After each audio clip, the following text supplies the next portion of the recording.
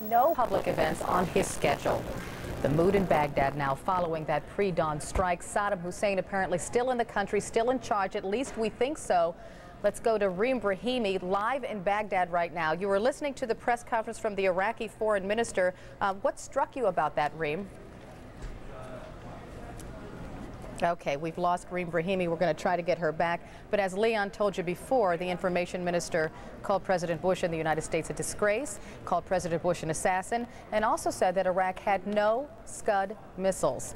Let's go live now to Kuwait, where Bill Hemmer is standing by live. Air raid sirens have been sounding all morning long. What's the mood like there now, Bill? Yeah, Carol, listen, quite tense at the moment here, a bit frantic at times, but things have settled down the past 30 minutes or so. Just to bring you up to date, CNN is now being told that military officials do believe an incoming Iraqi missile had been intercepted by 3 Patriot missiles launched in the northern Kuwaiti desert. We're told that Iraqi missile did have an impact, but no casualties reported, possibly falling into the Kuwaiti desert. There's a lot of it out here in this tiny country. The all clear has been given. That word from Ryan Chilcote, embedded with the 101st Airborne Division. Here in Kuwait City, it was about 35 minutes ago, Carol, we heard a loud explosion, a boom going off just to the right of our location in Kuwait City, downtown Kuwait. What it was, still uncertain right now, but immediately after that explosion was heard, we heard yet again those sirens going off, as they have now for the past 90 minutes intermittently here in Kuwait City. Yet again, though, just to be clear, the all clear has been sounded for us. Not the situation, though, in the desert where we find Dr. Sanjay Gupta. He is embedded with the U.S. Marines, a location known as Camp Iwo Jima. By telephone, here is Sanjay by wearing a gas mask. So at this point, we know the all clear has not been given there. Sanjay, what do you know? That's right, Bill. No all clear here by any means. We are in the middle of our 4th call now. We've been here for almost half an hour. We do have our gas masks on, our Kevlar, and our helmets. This is the 4th one in as many hours. The first bunker call, the first real bunker call that these Marines had ever seen, that took place at about 10:30 this morning. We've had 3 subsequent bunker calls. At the beginning of this bunker call, we did hear thuds sort of all around us. Because we're in the bunker, it is very hard to tell exactly from where those sounds are coming, although they appear to be north and south of us. There was also sirens alarming, and they are still intermittently alarming. When we first came in, we were not at our masks. About 15 to 20 minutes into this bunker call, we were all told to put our masks on. That is where we stand. We're literally quite hunkered down and quite anticipatory about what might happen next. Bill? Yes, Sanjay, listen, we've been hearing from you for the past several hours. What are you hearing from the Marines as to why it's been a stop-go, a start-go process out there in the desert? Well, there does appear to be a lot of confusion and a lot of stopping and going here. The situation seems very fluid, very dynamic right now. We've heard thuds now, loud thuds, closer than before for the first time just recently, and that appears to certainly have ratcheted up the tension a little bit in this particular camp. I can't tell you why it stopped go. Certainly when we're given the all clear, we get out of here and the mood seems to lift, but as soon as we hear those sirens go off again, as soon as we hear that bunker, bunker, bunker, everyone's right back inside. Bill? All right, Sanjay, thank you. Quickly here before we leave Kuwait City, Darren Kagan's with me here, and we've been talking a lot about how the Kuwaitis have been reacting throughout this entire affair. We do know it may come as a surprise to many at home that a number of Kuwaitis and also foreign nationals who work and live here showed up for work today. Yeah. But ever since that first siren went off about an hour and a half ago, a lot of those people reversed their decision. Very different. I think it was the last hour that I was here with you telling you about my experience. I was going out trying to follow the story, picking up where Sanjay was, we were going after perhaps a place where perhaps that first rocket or missile was fired. We didn't get very far from our base here for CNN when we did start hearing those sirens go off. As you go into town, you can hear the sirens a lot more clearly than we can hear where we are. And we want to show folks what it was like. First of all, if we can go ahead and roll that tape. This is an area very close to the port here in Kuwait City, the Shuwaik port. Let's listen into the sirens.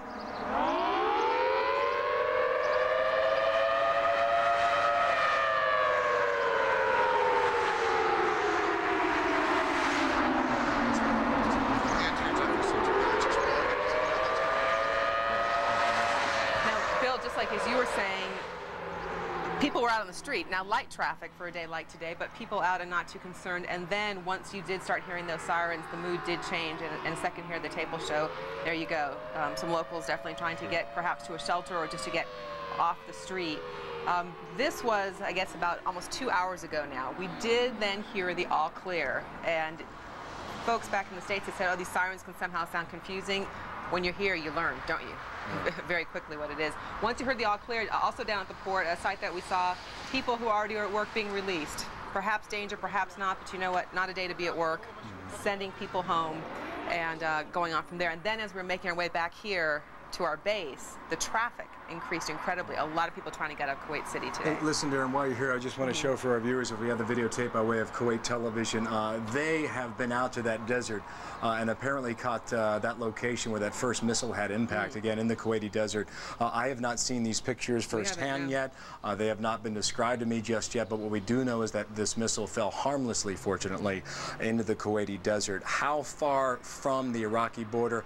Not quite clear yet, but as often we talk about, you know, the strategy on many sides among any member of any military on this planet is to fire and recalibrate at a time, that when you see how far you've gone, how much more you have to adjust that. Some of this is an exact science and some of it is not. That is. Thank you, Darren. We're going to get back to Darren and Carol at the CNN Center yet again for more. Hey, guys, back to you. All right, thanks, Bill. We have Reem Brahimi back live with us now from Baghdad. Reem, the Iraqi Information Minister just held a press conference on Al Jazeera television. Did he mention at all Saddam Hussein? Indeed, he did, Carol. He mentioned Saddam Hussein in this context. He said that the U.S. administration had attacked Baghdad with 40 missiles and had publicized this through the media. He said that the U.S. administration claimed that the target was President Saddam Hussein, and the rulers of the United States now become daring, said Minister Sahaf. Now, he said this shows the media that, in fact, the U.S. administration admits itself that it is an administration of assassins, a gang that kill people, but they failed. Now, the minister also said that the president's speech that was shown on Iraqi TV about 3 hours after the beginning of the bombings here in Baghdad, he said that speech was a response to the U.S. allegations or U.S. saying that it was targeting President Saddam Hussein.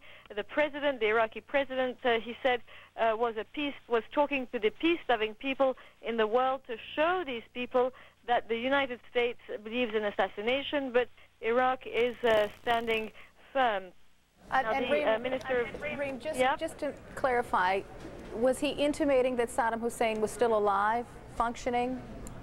Indeed, Carol. He was actually saying not only that President Saddam Hussein confirming that he's still alive, but also saying that he expressly spoke on Iraqi TV and addressed not only the Iraqi people, but the people of the world in order to respond to what the U.S. was saying, that it had targeted a building where President Saddam Hussein was, and to prove that he was basically still around. Did he mention casualties, damage from this missile attack?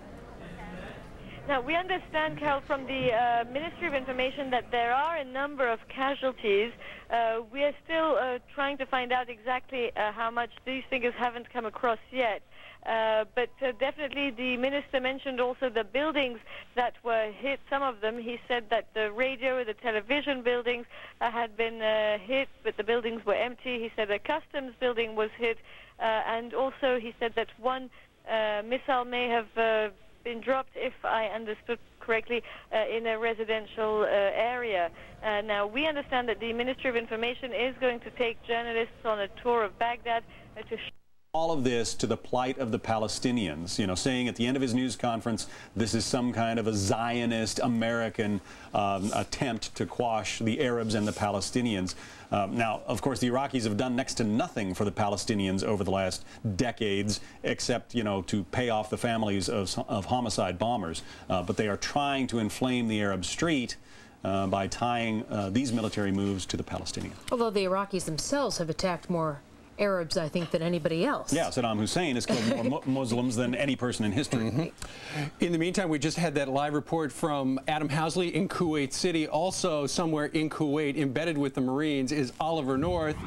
And Oliver has had his gas mask on. Currently, it's off. And Ollie, we're receiving word from the Pentagon that there's a possibility that a small aircraft crashed not too far from where you're at within the last hour or two. Do you know anything about that yet? Steve, there have been a lot of unconfirmed reports. What we can confirm is that, first of all, and most importantly, everyone here is safe. Every U.S. Marine and Marine Air Group 39 here at this base, all of the other allies who are co-located with us, there was no indication of a chemical attack, though we did indeed put on all of our equipment several times. And I'm here to report that this old man has gotten a whole lot faster putting this stuff on.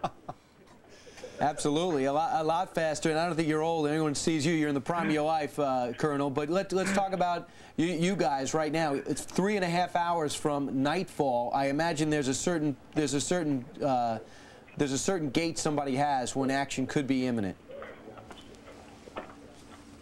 Well, I will tell you this, and we're not allowed to talk about upcoming operations, but I will tell you that this little drill here today has made a whole bunch of Marines mad as hornets, and anybody who makes Marines mad as hornets had better stand by. Let me leave it at that. Over.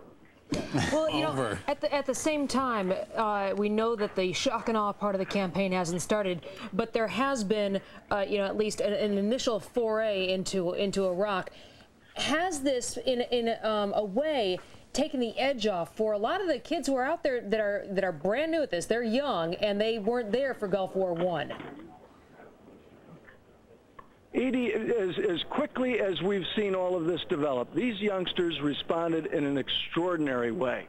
I mean, I've been, you know, around Marines for the better part of my life, and I watched these youngsters. By the time we hit our third drill, and it was a matter of maybe 4 hours here today, these youngsters were pros. They know what the sound of enemy incoming sounds like. They now know what the sound of an outgoing Patriot sounds like. They now know how quickly they can put on their gear, and they've gotten better at it every time. And so when you hear about hitting targets of opportunity like the leadership or what they call command, control, and communications nodes, as was done last night, it gives them a reassurance that it's not only on their shoulders, but there's a whole lot of Americans out there on their side, and that's a mighty good feeling. All right. Thank you very much, Colonel Ollie North. Those Marines, for the first time, maybe are experiencing what it's like to be in the middle of a real-life drill when missiles are coming in. Same thing with the Kuwaiti Hotel, which is functioning as our bureau over there.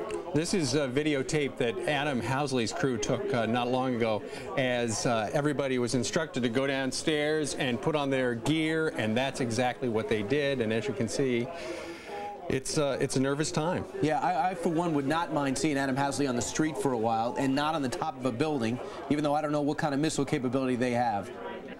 In the meantime, they were burning the midnight oil. There's Adam right there. Over at the White House, James Rosen is live at the White House with the very latest. Good morning to you, James. Morning, Steve, Edie, Brian, and John. By launching this long-awaited military attack against the regime of Iraqi President Saddam Hussein, President Bush has begun the boldest gamble of his presidency and one of the most ambitious American initiatives since the end of World War II.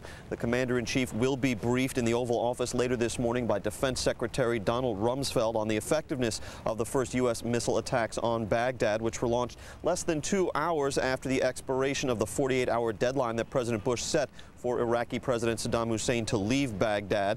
Prime Minister Tony Blair of Britain, America's staunchest ally in the diplomatic run-up to this war and the largest contributor of troops to the imminent ground invasion besides the United States, was notified of the imminent attack at around 7 p.m. Eastern Time, just a short while after President Bush himself decided on the attack. In his own remarks to the nation last night, President Bush tried to prepare Americans for a long and bloody conflict. A campaign on the harsh terrain of a nation as large as California could be longer and more difficult than some predict. And helping Iraqis achieve a united, stable, and free country will require our sustained commitment. From around the world, official reaction to the beginning of the war. French President Jacques Chirac, the greatest opponent of the use of force to disarm Saddam Hussein, says today France regrets this action taken without the approval of the United Nations. He warned of the possibility of a humanitarian catastrophe and the certainty of serious consequences for the future. Chirac also spoke about joining with our allies and the whole international community to deal together with the challenges that await us. Pakistan, meanwhile, continues to straddle the fence that it occupied during the diplomatic run-up to this war. That country's foreign minister saying today his country, quote, deplores the initiation of military action against Iraq, but also added, we regret that President Saddam Hussein did not consider all options to save the Iraqi people from death and destruction. That is a quote from Pakistan's foreign minister. The president of Turkey, Ahmet Caesar, says today he considers the launch of war a unilateral action by the United States that is, and I quote, not right. And finally, of course, there is America's own anti-war contingent, which showed itself in part yesterday by marching on Donald Rumsfeld's home in Northwest Washington. The crowd chanting slogans like "Show your face" and "You have blood on your hands" as they held aloft blood-stained baby-sized coffins. As for President Bush, he'll be receiving frequent briefings on the progress of military operations at the Oval Office. He is also scheduled to meet this evening with the President of Cameroon, one of the nations that sits on the United Nations Security Council. Reporting live from the White House, James Rosen, Fox News. Back to you guys in New York. And let's hope the President of the United States thanks Cameroon for all their help over at the Security Council. Absolutely, by throwing up their hands. What about Turkey? Now their cabinet approved receiving the aid, cutting the deal, allowing 60,000 troops. Even the bulk of their parliament approved it with the 19 abstentions. They decided they couldn't do it. Now they come out and absolutely destroy the military operation, call it unilateral. That's a little strange, a little abrupt. An interesting thing that happens, though, in a situation like this, Brian, is a lot of these governments will be saying one thing privately to the White House and yet publicly saying something very different so that their own populations don't get all inflamed. That's part of what's going on here. And all you have to do is look at the vote total of the number of nations that are working with us. 30 have said, okay, you can go ahead and announce that we're on board. 15 are. What's been happening there? Well, first of all, I'm sorry to come to you looking like Batman or Robin, but we're talking a lot today about gas masks and the very real risk in Kuwait.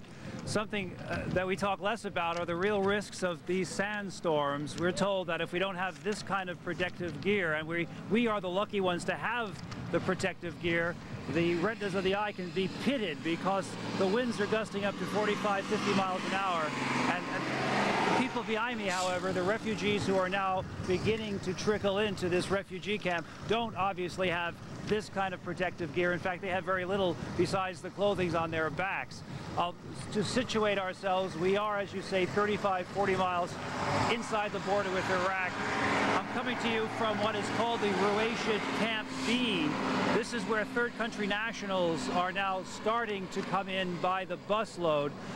Through the course of the morning, we have seen 4 or 5 busloads of Sudanese, third country nationals, Sudanese workers with their families, including their children, and the Red Crescent Society has set up about 24 tents behind me, and in each one of those tents there is a Sudanese family. Now, we were told earlier today by the Red Crescent and by UNHCR, which takes the lead agency here, that there will be up to 5,000 families. At least this camp can hold about 5,000 families, somewhere between 20, 25, 30,000 when this camp is ready. But you can see that it is really in the rudimentary stages.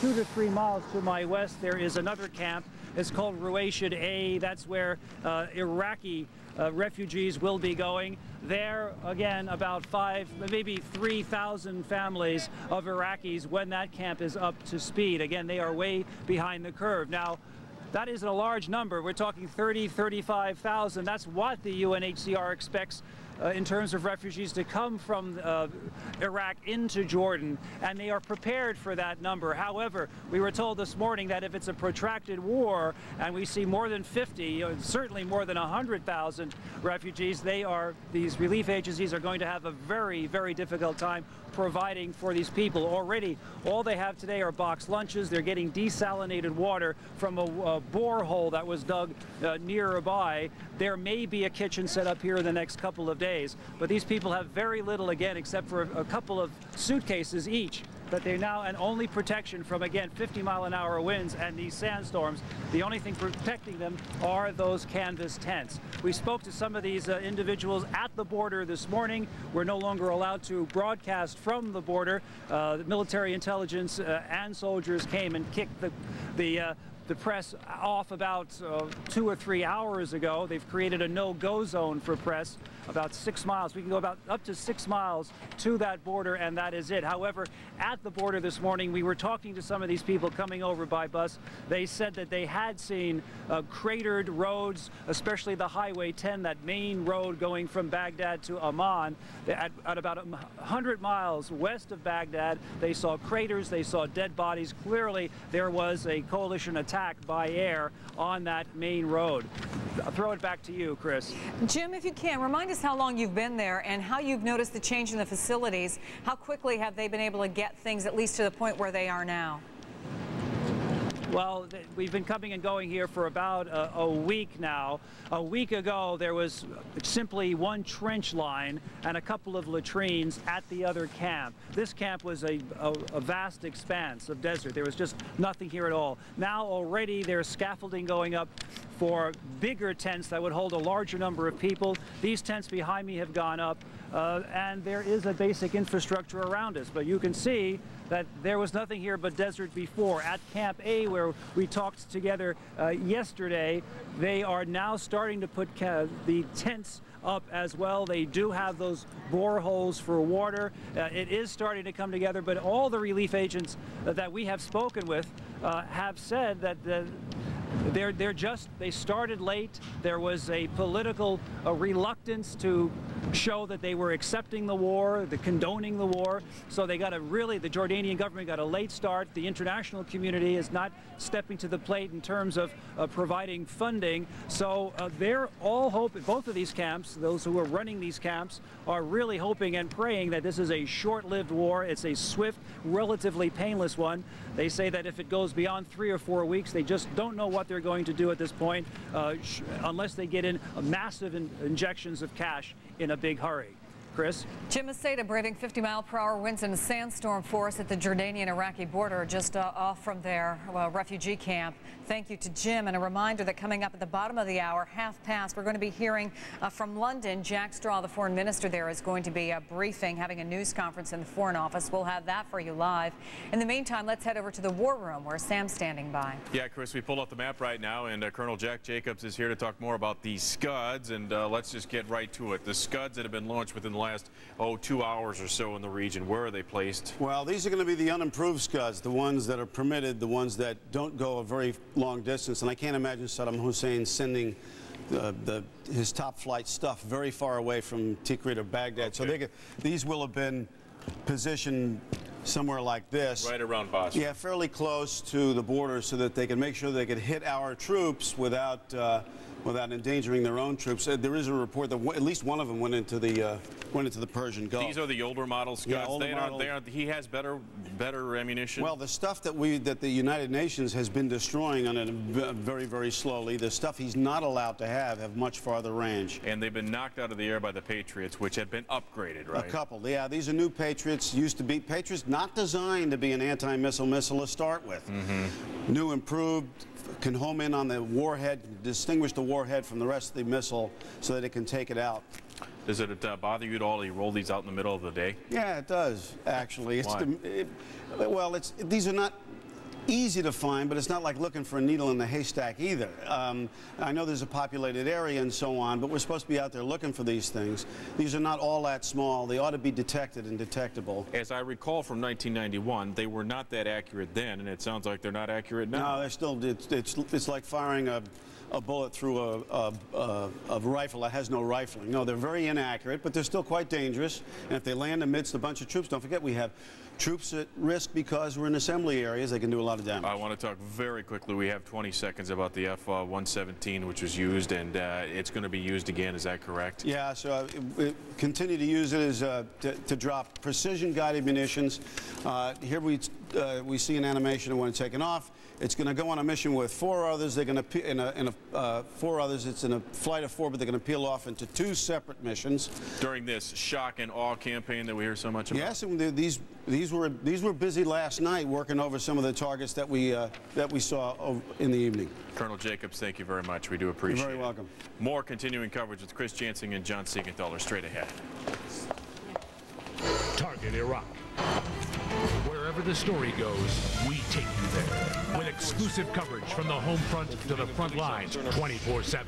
Anti-aircraft artillery fire in the air. MSNBC, fast, accurate reporting from around the globe. This specific plane is just about to fly up over Iraq. With more than 100 reporters in more than a dozen countries. The news here from northern Iraq, here in Kuwait. For the people of Tel Aviv, exclusive experts. It will be a period of enormous peril to the Iraqi Republican Guard. The latest technology, the #1 internet news site, the most experienced Washington insiders with balanced reporting and insight on what's really happening in the nation's capital. Never have I heard a more romantic notion of what will come out of this war with Iraq. With due respect to your party, I think you got to stop acting like the Dixie Chicks. The United Nations finds itself sitting on the sidelines again in a major world conflict. One of the most respected independent voices in America. And the only network with Gulf War veteran journalist Peter Arnett live from Baghdad. This is a war to the finish. Teamed with 95 Newsweek correspondents and 275 reporters from the Washington Post, all backed by the #1 name in news. NBC's David Bloom is in Kuwait. Washington Bureau Chief Tim Russert. The country is galvanized around the president. First, fast, accurate. That's why now more than ever, wherever the story goes, we take you there. MSNBC.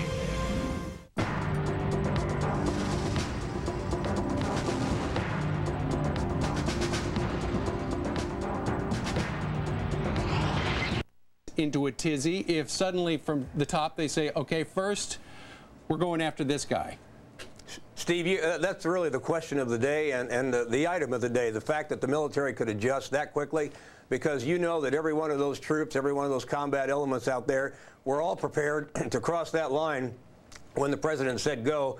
And there, in the matter of just a couple hours, you hold them all back while you do these surgical precision strikes. It takes an enormous amount of coordination to get the correct word and the correct planning all the way down to lower levels. It shows the capacity of General Franks and his staff to adjust to things, and they may indeed have to make more adjustments even once this fighting kicks off.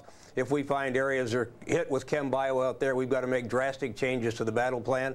It really speaks well to General Franks and his whole command to be able to adjust as they did. At the same time, Bill, those forces down there on the Iraq-Kuwaiti border where Oliver North and some of our other people are, they've got to be chomping at the bit to go in now that they're getting shot at. They are, John. I know the feeling myself very, very well. You're absolutely right. You want to get out there and you want to go, and particularly when you hear somebody doing something to you, you really want to be doing something back to them. So there's a lot of emotion out there on those front lines right now. Well, then, Bill, why hold off? A lot of people wonder this morning as they wake up. You know, we've gone in, we've already taken some action. If the military is ready, as everyone says that they are, why not go in? Why not have the shock and awe campaign begin?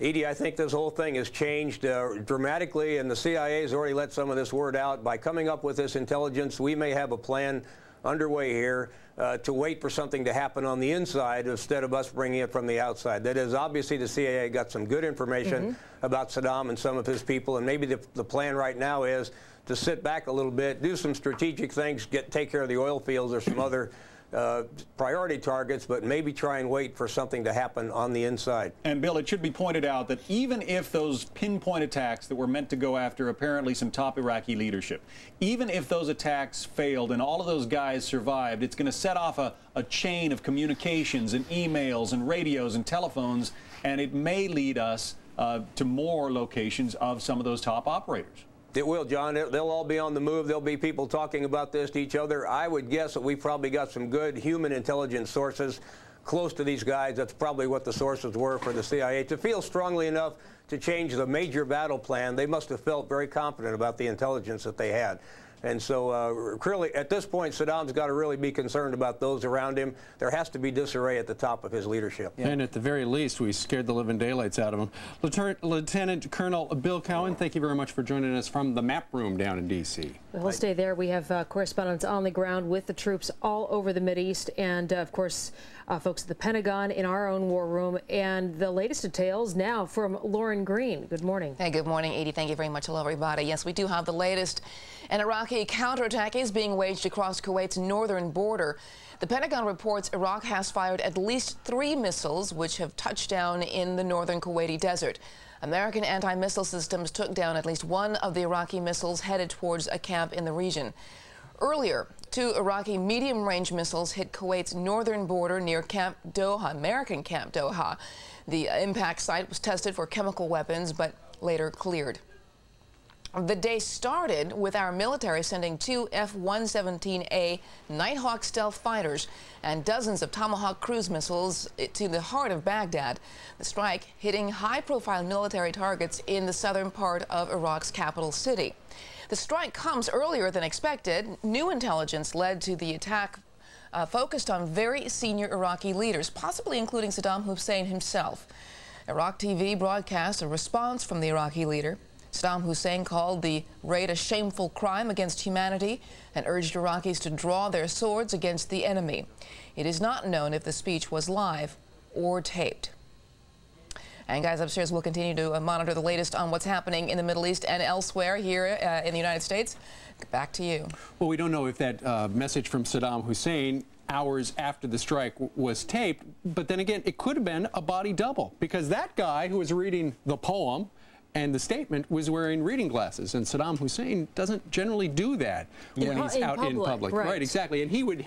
says that the radio and TV building were hit, but nobody was in the building at the time. But we do know from sources in Baghdad that all in all, 14 people were injured and 1 person was killed in those attacks last night. All right, and Reem, one last time now, for that radio TV building, do we know whether or not that building has been knocked and totally taken out of commission? Is the radio and TV operation actually working there in Baghdad?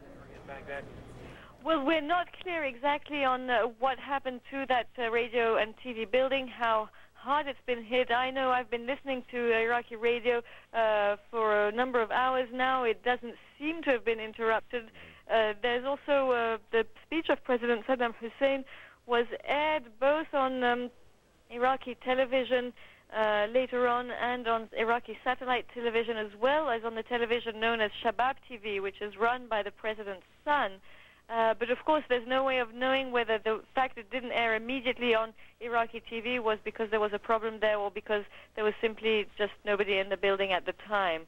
We'll check on that and update you as soon as we have more on that. Back to you. Understood, and thank you, Reem. Make sure you get back to us as soon as you hear something more about that. Thank you very much. Reem Brahimi in Baghdad.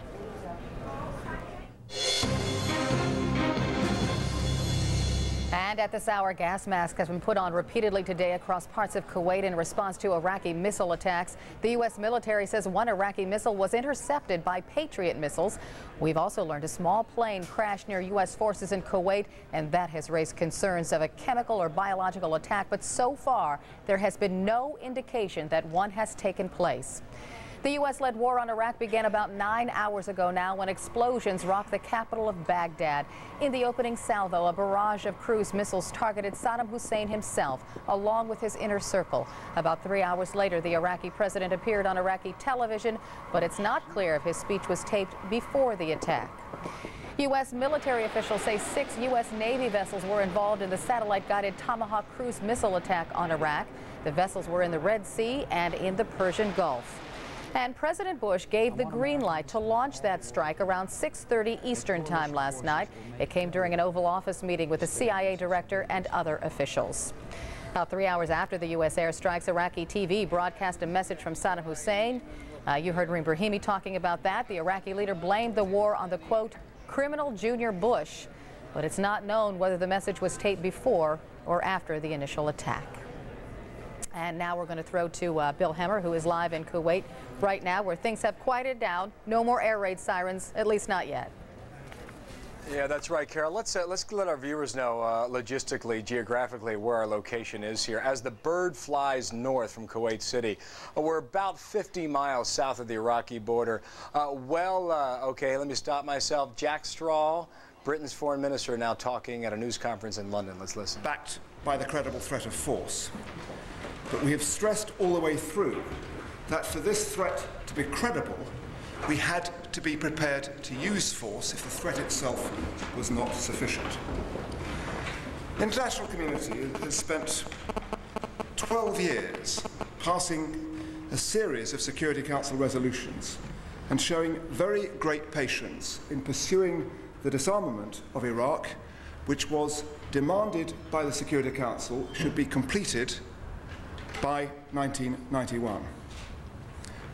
Over 4 months ago, the United Nations Security Council gave Saddam Hussein his, quotes, final opportunity to disarm through cooperation. He has rejected that opportunity by once again responding with the familiar pattern of concealment, deceit, and delay. There was a further meeting of the Security Council yesterday to receive a further report from Dr. Blix. I quote directly and verbatim from his report. He said, 3.5 months of work carried out in Iraq by UNMAVIC have not brought the assurances needed about the absence of weapons of mass destruction and other proscribed items in Iraq. And he went on to say,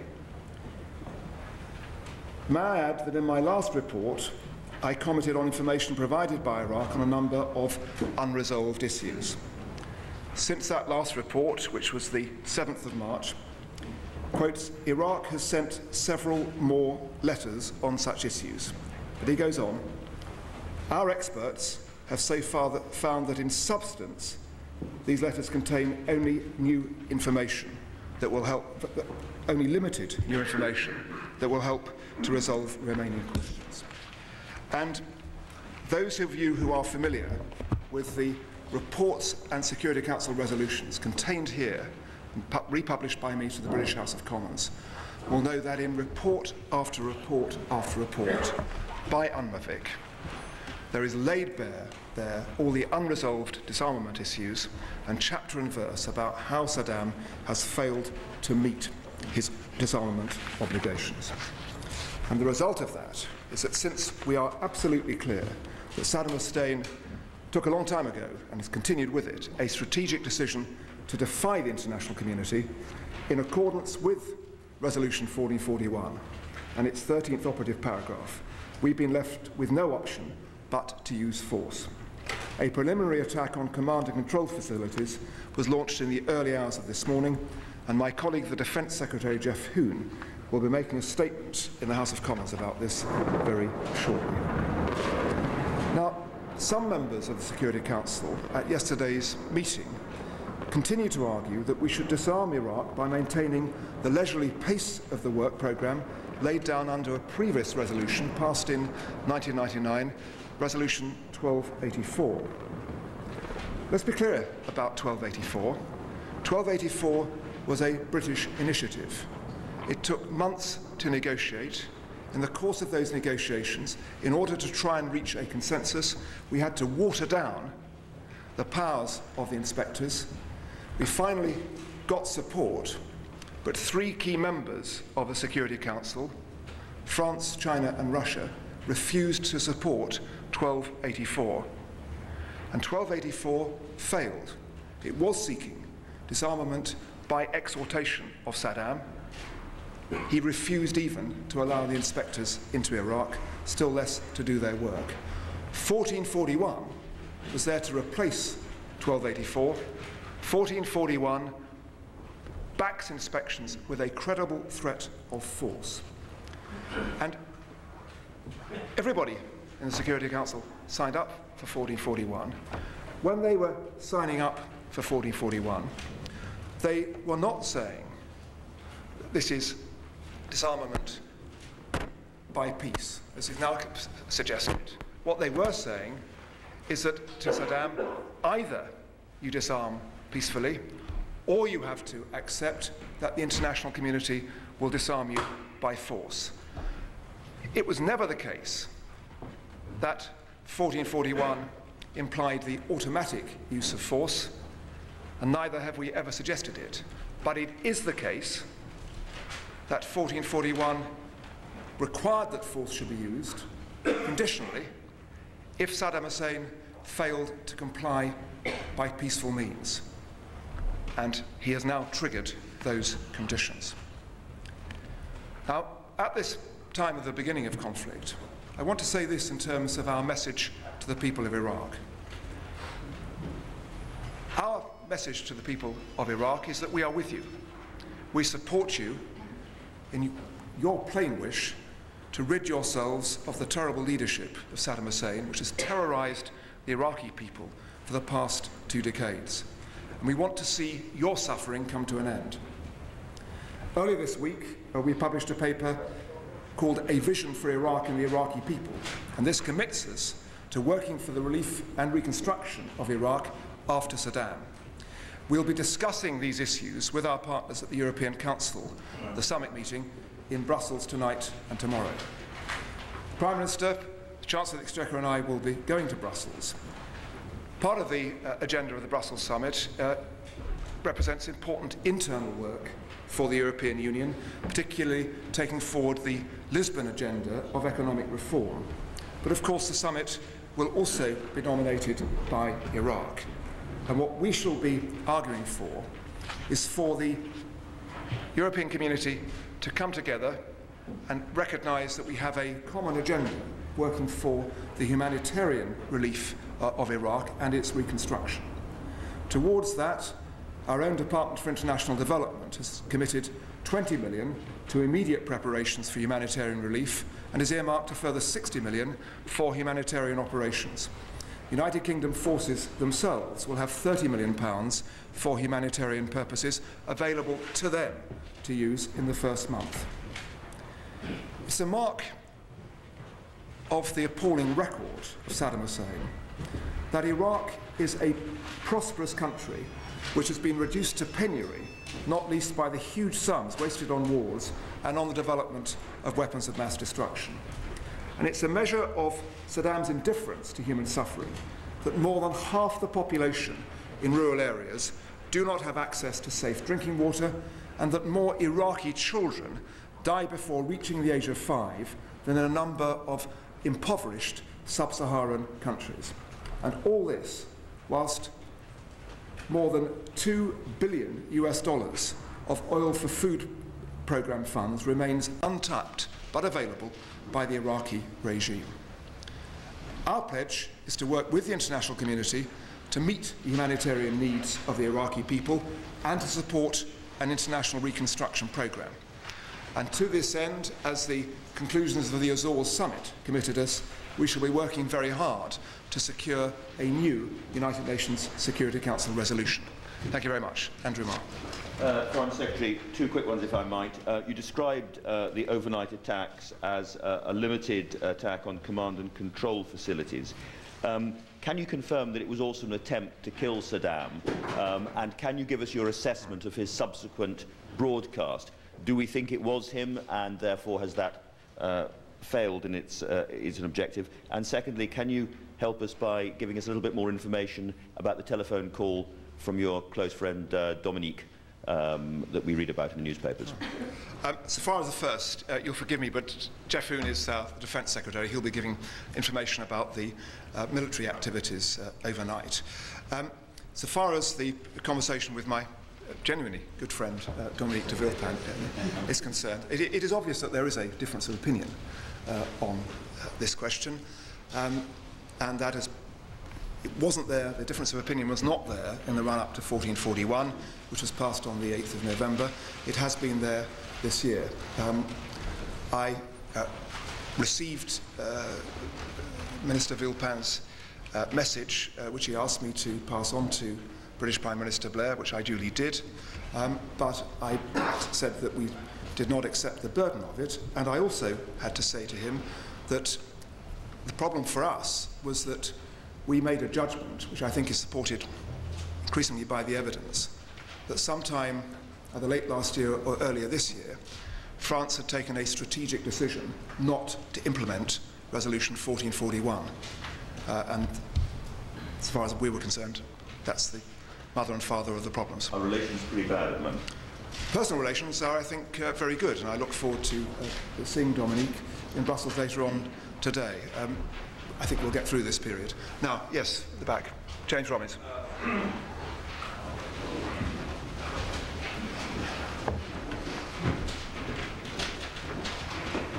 James Robinson from the BBC. Foreign Secretary, given the scale of newly expressed international opposition to this war, how confident can you be of getting the authorizations you vitally need from the Security Council to legitimize aspects of military occupation of Iraq, particularly the process leading to the transfer to an interim civilian administration eventually, and also crucially, of course, to get access to the oil for food program in the absence of an Iraqi government once military occupation is in place? How confident can you really be of getting the Security Council behind you, as you must? Are you as confident as you were of getting a second resolution, or slightly less confident? If you read the transcripts of the comments that were made yesterday in the Security Council, it's very clear that, regardless of their opinions on the use of military force against Iraq, there is a widespread understanding in the international community and in the Security Council about the humanitarian and reconstruction needs which are there already as a result of Saddam's impoverishment and will be still more necessary once Saddam has been removed.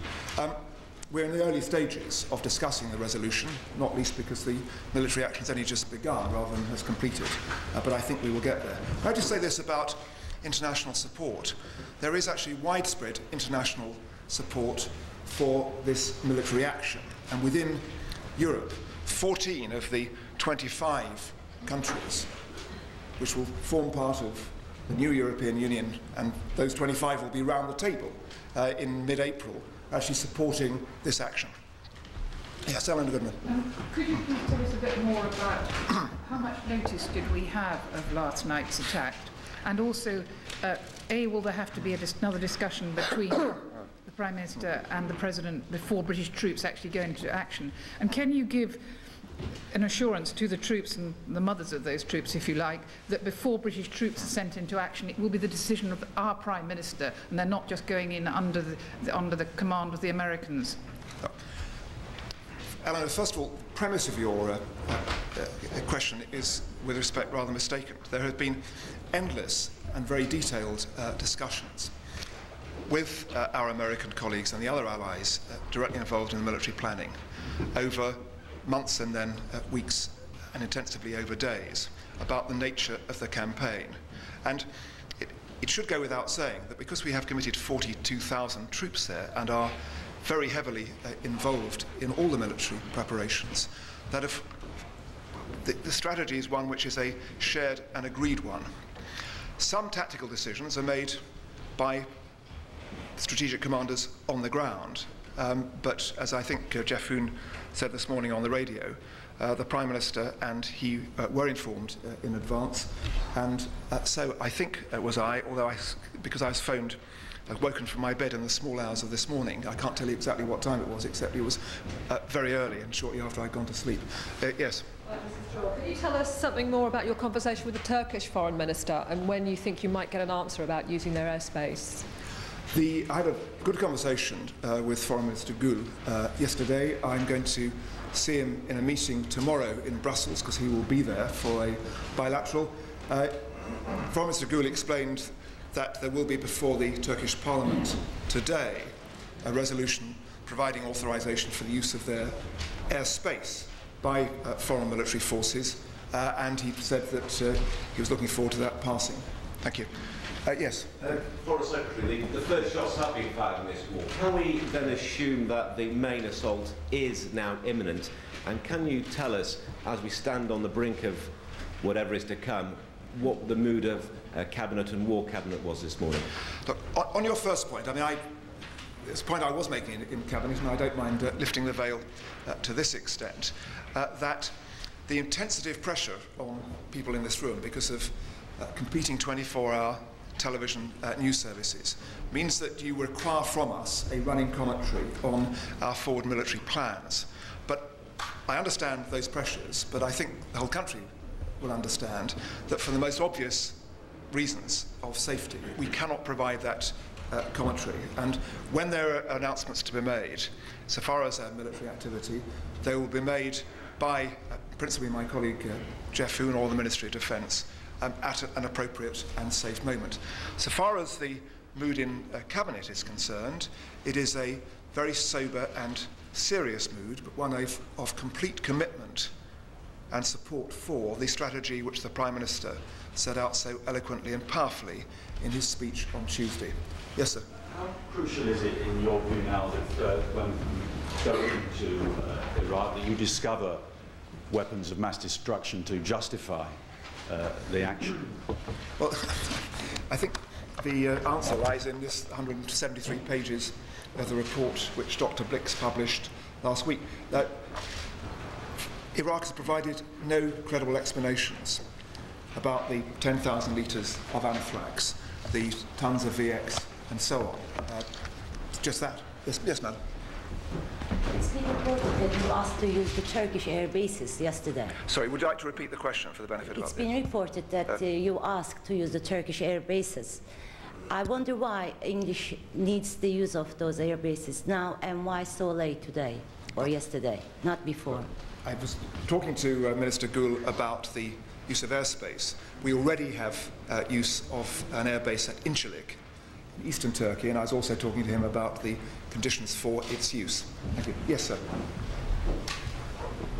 William Worsley, BBC. As you head for Brussels, Foreign Secretary, would you like to say what are the longer-term implications from a British government point of view of this split in Europe and the French and German determination in particular to have a common foreign policy, perhaps with majority voting, a single foreign minister and so on, in view of the split not only over use of force in Iraq but also over relations with the United States? And secondly, do you accept that in view of the dismay and concern around the world, the conduct of the military operation in the coming days and the humanitarian operation will be crucial for whether or not you will have convinced the world of the justice of your actions this time?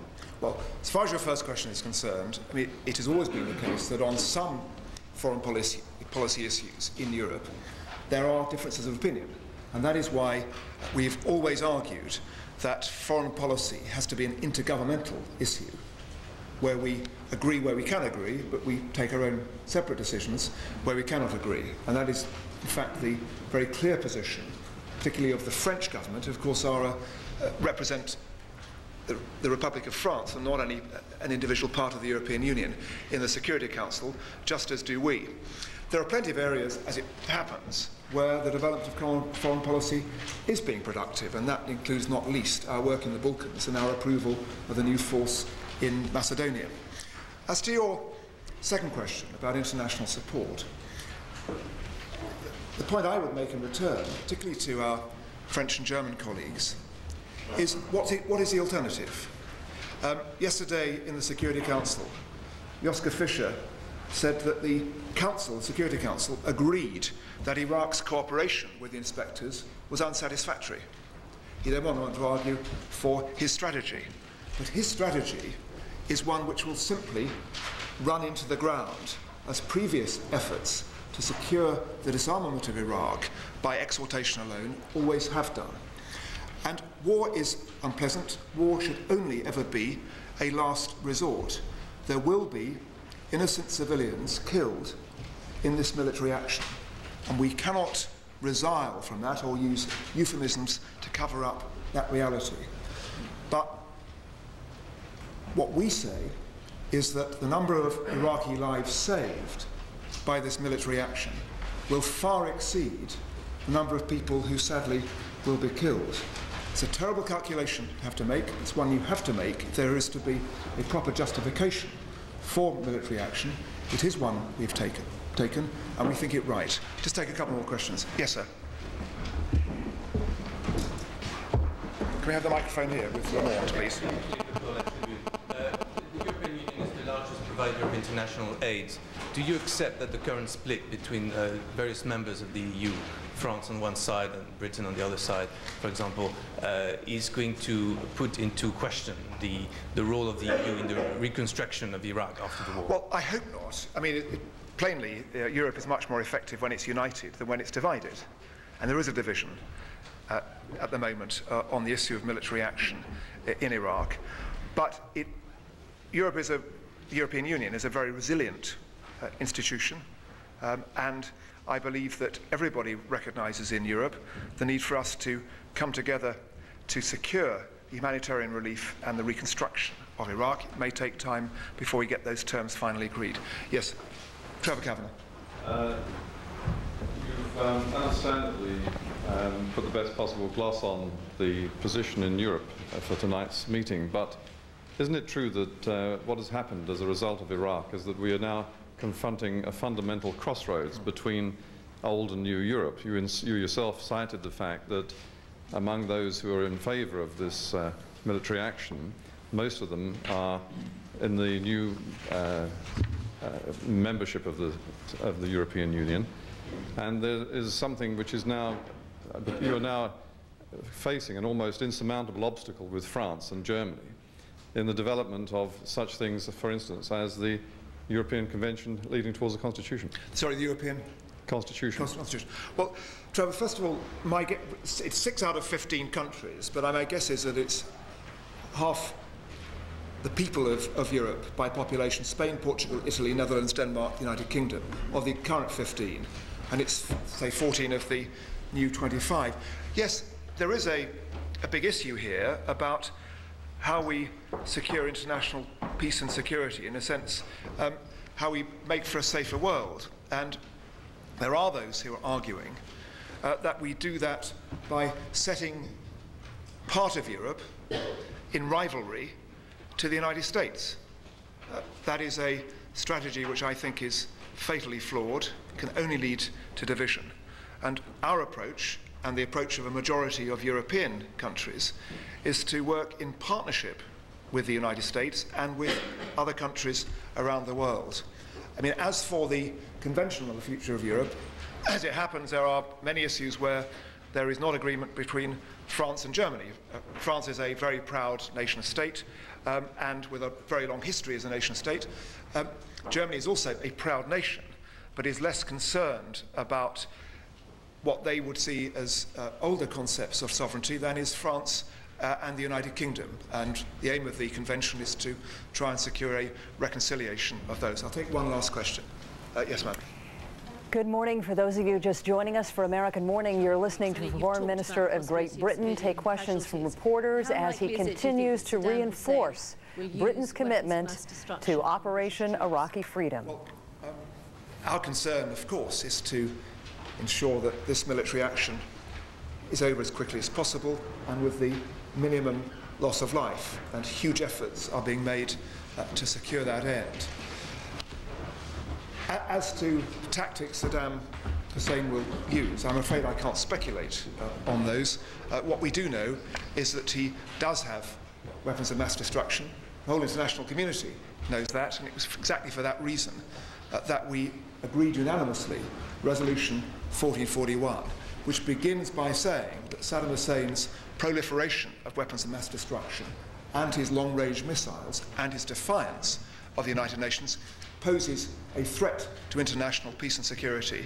And it ends by saying that if Saddam refuses to comply peacefully, then serious consequences will follow. And every single thing that we are doing is fully in compliance with Resolution 1441. What we are doing is putting that resolution into effect, not avoiding it. Thank you very much indeed.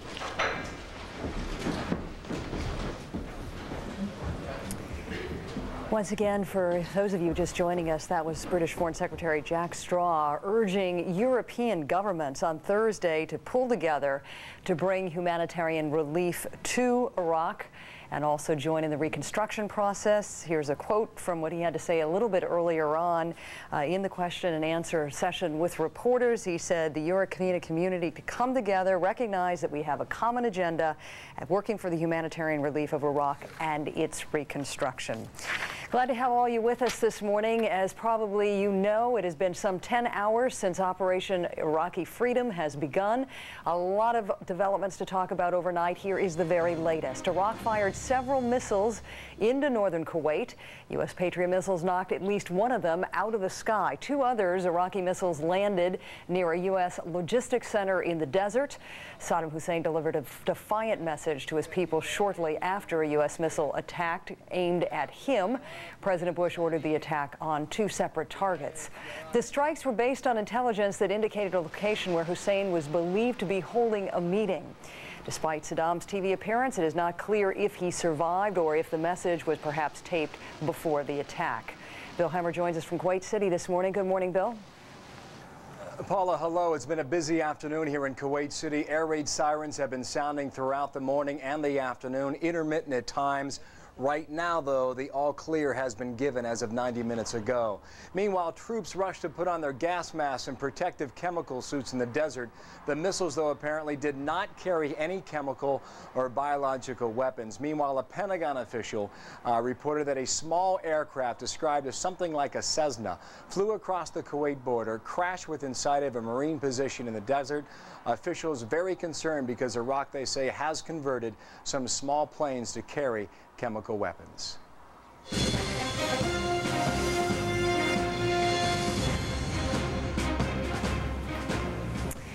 It is just about 3 in the afternoon in Baghdad, where you see peaceful streets, what appears to be a beautiful day, but the scene defies reality. There is an enormous force standing at the ready. Saddam Hussein has already been in the crosshairs. Bill.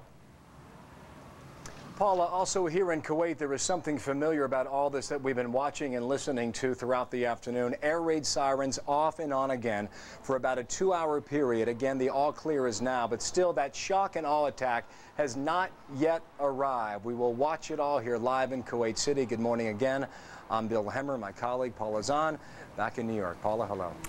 Good morning, Bill. We're going to be with you throughout the morning. Coming up, our coverage will include reports from Baghdad and Reem Brahimi, Dr. Sanjay Gupta in Kuwait, and Kevin Seitz in northern Iraq. We're going to start off in Baghdad this morning, where, as we just mentioned, it's about 4 minutes past 3 p.m. there. Reem Brahimi joins us on the telephone from the Iraqi capital. Reem, good morning. Good morning to you, Paula. A very calm day indeed after this night and early morning of military action or bombing of the Iraqi capital. A few people were able to sneak out, and just a few cars were emerged during the early hours of the afternoon. And now there's even less so. There were a group of kids even playing football, but it seems they only stayed out for half an hour and then went back. Now, we're hearing from hospital sources here in Baghdad, Paula, that 14 people have been injured and 1 person was killed in the night's airstrikes. The early morning airstrikes started shortly before the sun was up at about 5:30 a.m. There was a thud, and then air raid sirens could be heard. Then we heard a lot of anti-aircraft. There was a lull for a few minutes, and then an intense round of anti-aircraft fire. You could even see orange tracer fire in the sky, although it was a very hazy sky due to a sandstorm and dust the day before. Now, half an hour after that first all-clear signal, President Saddam Hussein was shown on Iraqi TV addressing not only the Iraqi people, but also what he called friends of allied countries, calling on them to observe what he said was President Bush's ignoring their efforts to avert war. He also said that this was a battle waged by the United States against Arabs and Muslims, as well as the rest of humanity. Now, the Minister of Information, Paula, spoke to reporters a short while ago. He told reporters that the U.S. claimed they had bombed the Baghdad with 40 missiles in order to target President Saddam Hussein. He said that the rulers of the United States have now become daring. They admit themselves now, said the minister, that they are assassins.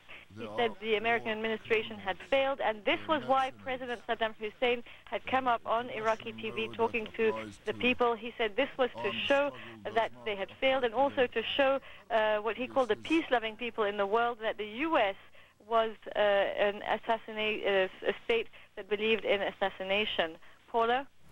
Reem Brahimi will be checking in with you throughout the morning. Thanks so much. Bill? Paula, about 90 minutes ago in downtown Kuwait City, off to the right of my location here, we heard a loud explosion in the middle of the afternoon. Still not clear what that was, if it had any connection at all with the military conflict that appears underway in many circles. Quickly after that explosion was sounded, we heard yet another siren about incoming danger, but since that time we have been in a situation where the all clear has been sounded. A similar scene has occurred throughout the afternoon in the northern Kuwaiti desert. desert. Missiles fired on behalf of the Iraqis have landed in the Kuwaiti desert. We are told, though, no reports of injuries or fatalities. Dr. Sanjay Gupta is with the U.S. Marines. He's at a location called Camp Iwo Jima. He now joins us for more on his perspective in and out of the bunkers throughout the afternoon. Sanjay, what's happening now? Yeah, good morning, Bill. It's been a crazed morning, no question. About 10:30 local time was the first time we saw anything, and what we saw at that time was a very quickly moving object in the sky. It looked like a missile. It was fast and it was loud, about 300 feet in the air. It appeared to be traveling from north to south, and then we were all told to bunker, bunker, bunker, and gas, gas, gas. That basically means to get into the bunkers and put on your gas mask. We certainly did that right away. Shortly after that, we heard a boom coming from the south. Again, from the south, somewhere between us and Kuwait City. That's what we had heard at that point. Since then, we've been able to confirm that more than one missile had left. It appeared grayish-green in nature with 3 yellow stripes around it. We've had 3, as you mentioned, 3 bunker calls since then. At times, we've heard calls coming over the PA system like missiles inbound, and we've heard thuds all around us at given times as well. For the time, as you mentioned, Bill, the NBC, nuclear, biological, chemical teams have been investigating the sites. There doesn't seem to be any evidence of chemical munitions. There also doesn't seem to be any evidence of casualties or other injuries whatsoever. We have seen a medevac helicopter take off about 300 meters from here. That helicopter has not yet returned. Bill? Sanjay, you're a doctor yourself, and you've been with these Marines for several days. You know all about the detection systems now in place in the desert. Why is it that they told you to get in the bunker, put on your gas mask? Getting reports in other locations, they put on their chemical suits as well. Why is it with these detection systems, would the alarm go out to do that if there was nothing detected in the end? What I understand, Bill, is that why we're doing that is based on the reasonable threat of these sorts of things. There was a small plane, apparently, that we've been hearing actually crossed the border and crashed. Could that plane have been carrying chemicals? Didn't know, but I think the precaution certainly was the people closest to that went to MOP 4, which means the full chemical gear. Us ourselves, a little further away, went to the bunkers with our gas masks on. We were there for almost an hour in those gas masks, but I think that was based on the threat as opposed to any kind of confirmation of any kind of chemical agents being used. Again, we haven't heard that any of the chemical agents have been confirmed, but certainly a lot of people are very anxious about it and nervous, so I think that's why these bunker calls keep happening over and over again. Bill? One can understand. Dr. Sanjay Gupta, thanks. You take care with the U.S. Marines at Camp Iwo Jima, northern Kuwait.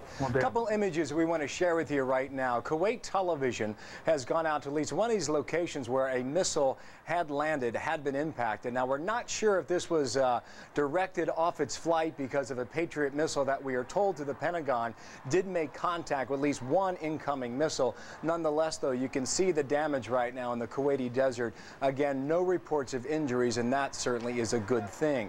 Meanwhile, about 3 hours ago, let's share some sounds and some sights that took place in downtown Kuwait City. Have a listen to this now.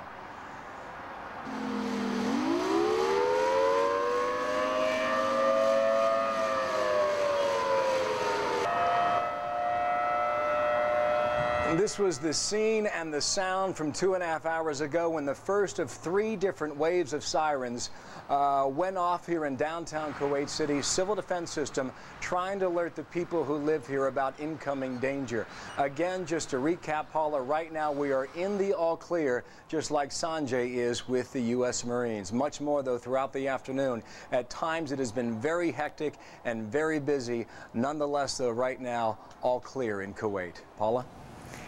Thanks so much, Bill. We're just beginning to get some information in from the Red Cross about the effectiveness of the attack. We have now been told that the Red Cross is reporting that at least 14 people were wounded in that attack last night in Baghdad. 1 person was killed, and the Jordanian Information Ministry is now saying that it was indeed a Jordanian citizen who was killed in the strike. Rula Amin now joins us along the Jordanian border of Iraq. Good morning, Rula. Good morning, Paula. We just learned that a Jordanian citizen, Ahmed Yusuf al-Bast, is the first Jordanian casualty in this war. According to security here, Jordanian security, he was killed when a fuel depot station on the road between Amman and Baghdad was hit by a missile. This is we're here at the Jordanian-Iraqi border, and it's about 170 miles away from here. Now, if I step aside from the shot, you're going to see these 2 arches and these are the entrance and the exit to the Jordanian-Iraqi border. On a regular day, this is a very busy border crossing, but not today. Very few cars going in, more cars going out, full with Jordanian students who have decided to leave, as well as Sudanese refugees, Sudanese families who have been in Iraq for years and now they decided to leave, coming here.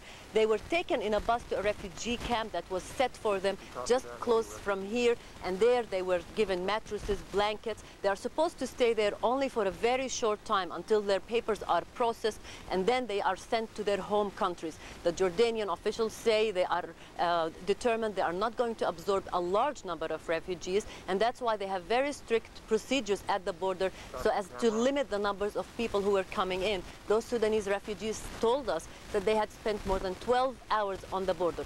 We also know that very few Iraqis have been able to come in, although there are preparations to set up a refugee camp here to receive any Iraqi who will be able to get in. Paula? Rulameen reporting from along the Jordanian-Iraqi border. Back to Bill now in Kuwait City. Bill?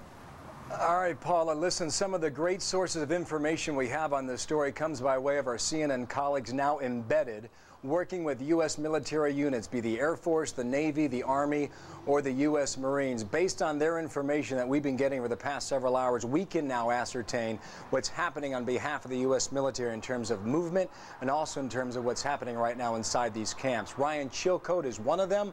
He's with the 101st Airborne Division, now stationed in the northern Kuwaiti desert. Ryan, by way of telephone, what do you have for us? Well, Bill, the first wake-up call for the 101st, just after noon local time, a little less than 3 hours ago, I was standing next to a group of soldiers when the Scud siren went off. There are 3 alarms that the U.S. military uses to indicate threat to the troops, and one of them is called the Scud siren. Well, that went off. We all immediately donned our masks. It was the first time any of the soldiers have heard it for real. We had heard rehearsals, but this was for real. All donned our masks and headed for the bunker as quickly as we could. 5 minutes later, we were cleared with another alarm. That means all clear, took off our masks, and a man came up to us, a soldier with a radio, and told us that there had been a Scud attack. Well, I can now tell you that the military no longer believes that that was a Scud. They believe that that was a surface-to-surface missile called the Ababil 100. 40 minutes after that, another alarm went off. The same deal, deja vu all over again. We donned our masks, ran back to the bunker. Again, we were told it was a Scud. It turns out now, according to the military, it wasn't a Scud. It was another Ababil 100, another surface-to-surface missile, apparently intercepted by Patriot missiles, but some of the missile did make it to the ground, did impact near here. Bill? Ryan, quickly, just to make a distinction between a Scud and the missile you're describing, Scuds have greater range than some of these other missiles. Is that the situation, as you understand it, with this particular type? To be honest, Bill, I don't know what the distinction between a Scud and a regular surface-to-surface missile is. All I know is that the intelligence officer with the 3rd Brigade that I'm with said we do not normally call the Ababil 100s, those SSMs, surface-to-surface missiles, Scuds. Exactly why, I don't know. Hopefully our analysts can answer that in the coming minutes. Great. CNN's Ryan Chilcote with the 101st Airborne Division. You take care out there again with the U.S. Army in the desert. One quick note here, Paula. We've been told by CNN analysts and military planners here in Kuwait City that you can expect about a 90% chance of some sort of missile, be it a Scud or otherwise, impacting here in Kuwait City. And although that may sound like a very high number, a great probability at 90%, they also say the chances of a direct hit right now are very, very small. Many of these missiles fired on behalf of the Iraqis do not have great accuracy. Back to you now in New York. Bill, I do think you need to remind viewers, though, that no one at CNN is taking unnecessary chances. Yeah, that's very true. I tell you, I have never seen a company that takes better care or is more conscientious of its own employees being out here. I can tell you, Paula, we've been trained, we've been equipped, we have procedures in place. In the event that we need to take cover, we will not hesitate. We will not take any chances on this story.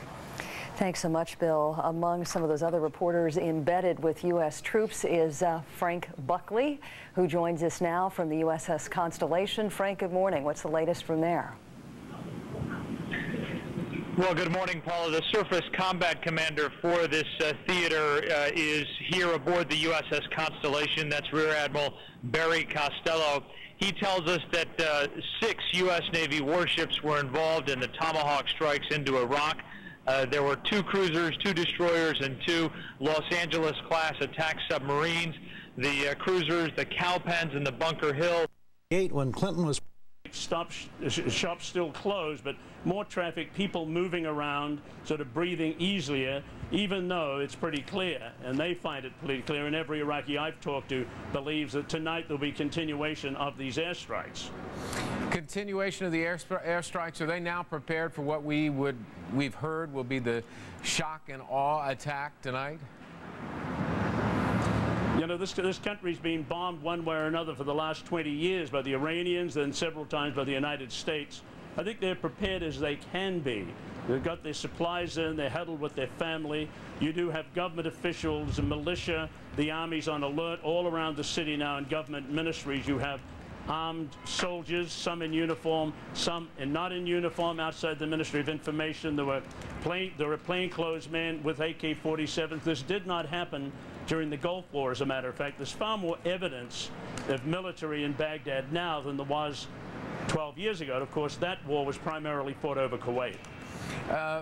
Peter, just give me a reaction to this sort of what we've heard about this attack being called the an opportunity for, that happened last night, as opposed to sort of the massive attack that we expected.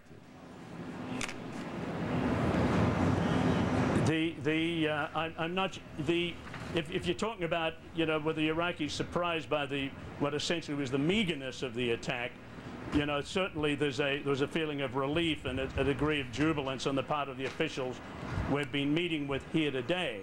On the other hand, I don't think anyone has any doubts that the U.S. is capable of a much more dramatic, overwhelming attack, and they believe also, along with the rest of us, that will come pretty soon. All right, Peter Arnett in Baghdad. Peter, thank you very much. Now here's Chris. Well, Iraq fired missiles across the Kuwait border at U.S. troops earlier today, causing some divisions to don gas masks. Our own David Bloom is with the 3rd Infantry Division near the Kuwaiti-Iraqi border and joins us now live. And David, what can you tell us about what happened where you are? Well, Chris, and we talked to you a couple hours ago, so you know firsthand what happened. I mean, essentially what happened was we heard 2 large whooshes about 2 hours ago. The soldiers are now telling us that that could have been the Patriot missile batteries firing at the Iraqi Scuds or the Iraqi Al-Samud missiles.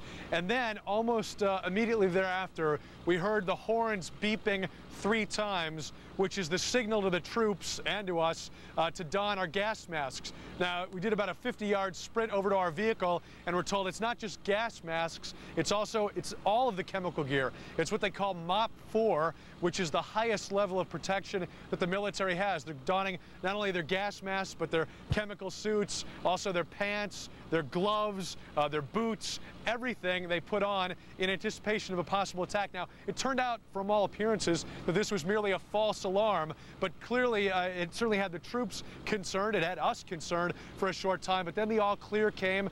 We were told it's okay to take off your gas masks. It's very hot inside of all of that gear. People took them off, folded them back up, placed them even closer to themselves than they were before.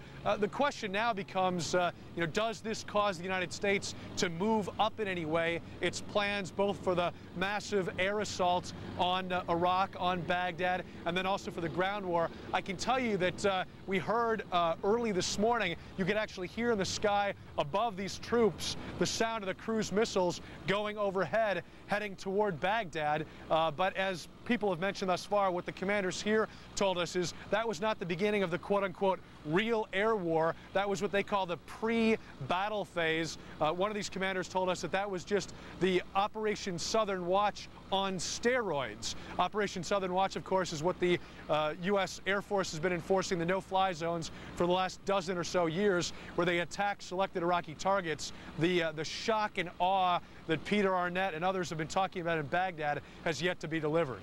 David, that shock and awe land and air assault that is expected, what happens between now and then for the folks you're with? It's just waiting and anticipating? Yeah, they're already in what they call the attack position. I mean, we are literally right on the Kuwaiti-Iraqi border. So they are poised and ready to move out when they get that order from the president. It's not clear yet how quickly any air strikes would be followed by the ground war. You'll recall that in the first-person Gulf War, it was 38, 39 days. No one expects it to be that long at all. It could be a few days, it could be a few hours. We just don't know. But they're certainly poised and ready to go as soon as they get those orders. Thanks very much, NBC's David Bloom. In the attack position with the 3rd Infantry Division right there on the Kuwaiti-Iraqi border. David, thank you very much. John? And Chris, we got some more information from the Pentagon. Apparently, defense officials say that the wreckage of this Cessna-type aircraft that Carl Rochelle talked about a little while ago is being examined now to determine whether or not it was carrying any chemical weapons. Officials also say that the reports on the missiles remain a bit sketchy. These are either the Al-Samud or the Scud missiles. The one that was intercepted by the Patriot did not appear to have any chemicals on it. In the words of one, there was no goo. In the meantime, we turn to the White House, and NBC's Jessica Yellen is standing by with more information from the White House. Good morning, Jessica. Good morning to you, John. This is what we know already about the president's activities today. According to a senior administration official, the president had a 6 a.m. briefing by Dr. Condoleezza Rice. He arrived at the Oval Office just before 7 a.m. With news of the updates on overnight developments in the war. When asked about whether or not the man who appeared in that videotape, the man claiming to be Saddam Hussein, whether that in fact is Saddam Hussein, the White House officials there saying that they have drawn no conclusions about who that was. Again, there has been some speculation that perhaps the man with the glasses and the beret is a Saddam Hussein lookalike, others saying it could be him. Now, the president plans to keep informed throughout the day of ongoing activities overseas. He is deeply concerned about international support for this war. We understand, he says, many people are in support of the war. Many nations have expressed their support. The president making phone calls throughout the day yesterday to some of those nations allied with the president. None of those nations specified, but again, he will continue to be on the phone today, we understand. And of course, he will stay inside the White House today, we understand, under extraordinarily tight security for very obvious reasons. The president taking care of his own safety, just as the Department of Homeland Security is taking extra precautions to protect the homeland as the nation starts this war. John? Yeah, there are new security precautions around the White House as well, aren't there? There is a blockade in front of the White House. You cannot get onto the sidewalk as a pedestrian or in a car in front of the White House on Pennsylvania Avenue. To approach, you even need to show a pass or have an appointment to get inside. So very tight security here, and we understand in areas throughout Washington, D.C. All right, Jessica Yellen. Jessica, thank you very much. And we're joined now with the latest developments and what we may expect to see in the next few hours of war. MSNBC military analyst, retired Army General Norman Schwarzkopf. General Schwarzkopf, welcome. Thanks for being with us. Good morning. First of all, let's start with the story about Saddam Hussein, whether or not this attack actually got Saddam. What's your guess at this point? Well, I'd say it's still an open question, because what they showed was a videotape of Saddam discussing, giving, and it was a generality. It wasn't specifically aimed at what happened last night. So I don't think that the information is in yet. There'll be a BDA go in, they'll fly over, see what it looks like from the air, take a lot of pictures, and then probably come up with a better conclusion of what they've been able to accomplish or didn't accomplish. The Iraqis firing missiles at U.S. troops in Kuwait. Give me your sense of why the attack really hasn't started yet. Their missile attack, is that what you're talking about? Well, their missile attack on U.S. forces. I guess some people in this country watch that and say, well, why isn't the U.S. pounding Iraq right now? Well, I don't think, you take an isolated incident like their firing of the missiles and use that as an excuse to throw your whole plan out of the window. Central Command has a very, very specific plan with very, very specific timing. It's their judgment as to when to launch it, but there's no point in running around willy-nilly now and just throwing the plan out the window and moving forward. Do you think they may be holding up the plan because they're still not sure whether Saddam Hussein might have been killed? No, I don't think so. I don't think so at all. I think that things are going to unfold exactly. Last night was just a target of opportunity that they took advantage of. But as far as the overall campaign plan, that's yet to start. You know, at least 4 of these 2,000-pound bunker buster bombs were apparently used in this first strike against leadership targets, as were the dozens of cruise missiles that were launched from the Gulf and from the Red Sea. Why are these the weapons of choice?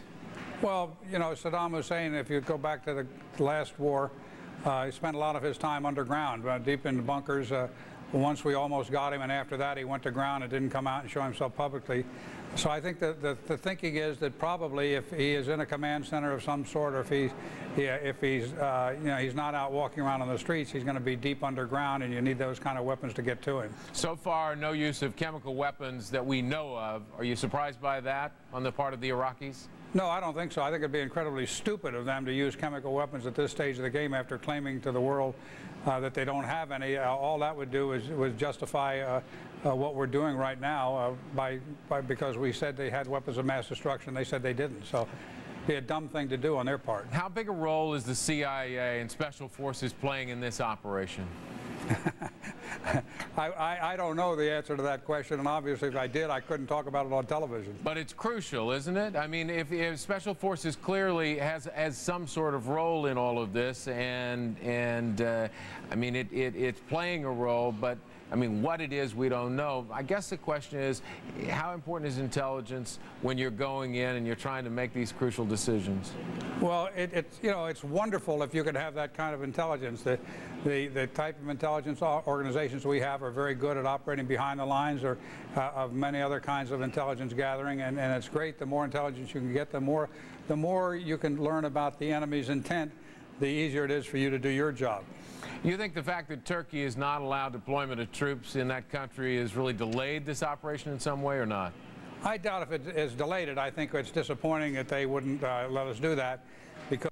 Hey, Donald, you're responsible for the deaths of thousands of innocent people. Donald, come get this casket. How are you going to sleep at night, Donald, knowing that you're killing innocent people in a war that is unnecessary, unjust, illegal, that goes against the entire world opinion? Donald, come out and take the coffin. Come out. Come out. Come out.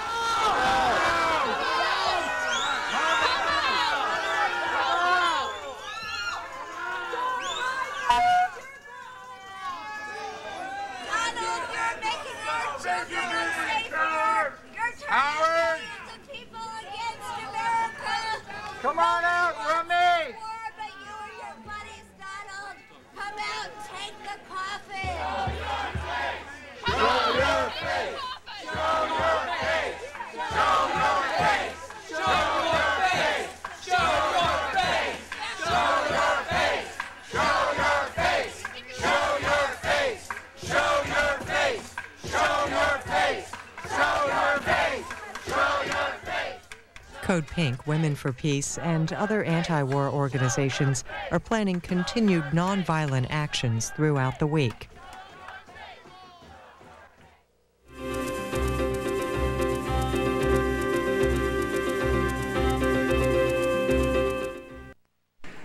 Is a significant accomplishment. Very, very tough target, you know, to go after missiles because they go up in the air and then they come down.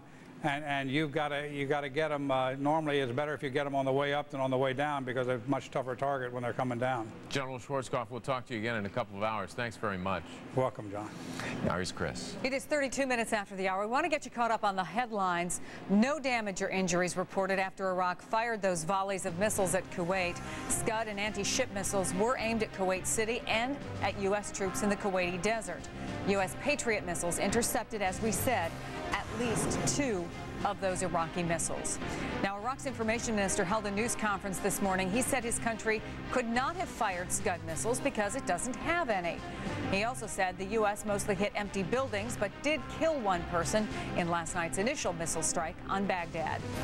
And the U.S. Central Command says more Iraqi soldiers are surrendering. That report coming from commanders in the field, although at this point they don't have any exact numbers.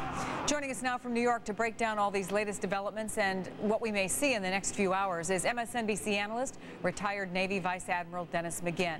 Good to see you. Thanks very much for joining us. Good morning, Chris. You know, let me start with the first question that John asked the general, because a lot of attention focused today on the fact that this war did not start the way it was intended to, that after George Tenet went to the White House and said, we think we've got a beat on Saddam Hussein and his inner circle, the decision was made to drop that huge bunker buster bomb. What do you think is going on now? What do you make of this videotape supposedly of Saddam Hussein?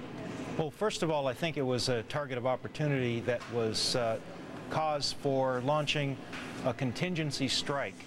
We probably had plans in place to take down command and control, communications, air defense nodes, and some of those strikes may have been rerouted as this intelligence came in about the potential for a leadership target. We understand that Jeff Hoon, the defense minister of England, is now speaking at the House of Commons. If you can stay with us for a minute, Vice Admiral, we just want to get a sense of what he's saying, because he is going to talk about the military operations. The House will be aware of reports of a number of Iraqi missile attacks against Kuwait. These incidents are being investigated by personnel with appropriate skills and the necessary protection. There are no reported casualties so far, but I'm afraid there is nothing more I can confirm to the House at this stage. I would like to draw the attention of the House to two particular points. First, that coalition forces will take every possible care to minimize civilian casualties or damage to civilian infrastructure. And whilst the coalition will use modern weapons which are more accurate than ever, we can never, unfortunately, entirely exclude the possibility of civilian casualties, tragic though these always are. However, people should treat with caution Iraq's claims of civilian casualties. The Iraqi people are not our enemies, and we are determined to do all we can to help them build the better future they deserve.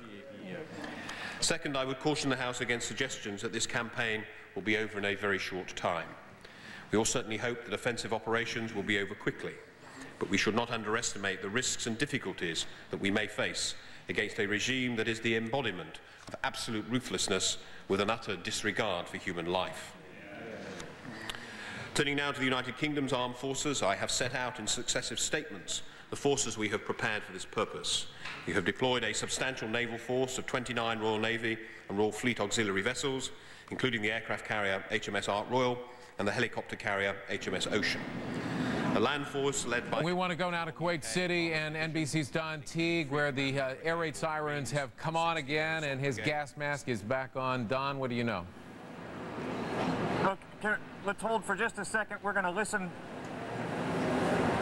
Did that sound like a rocket of some sort? I don't know. I heard what you heard. Okay. Well, let me tell you, John, what just happened here. The air raid sirens were going until about 30 seconds before you tossed to us. They stopped right as you came to us. We all put our masks on, and then we were just hearing what sounds like some sort of missile. It could have been a incoming, it could have been outgoing. We've heard the Patriots launched from here today.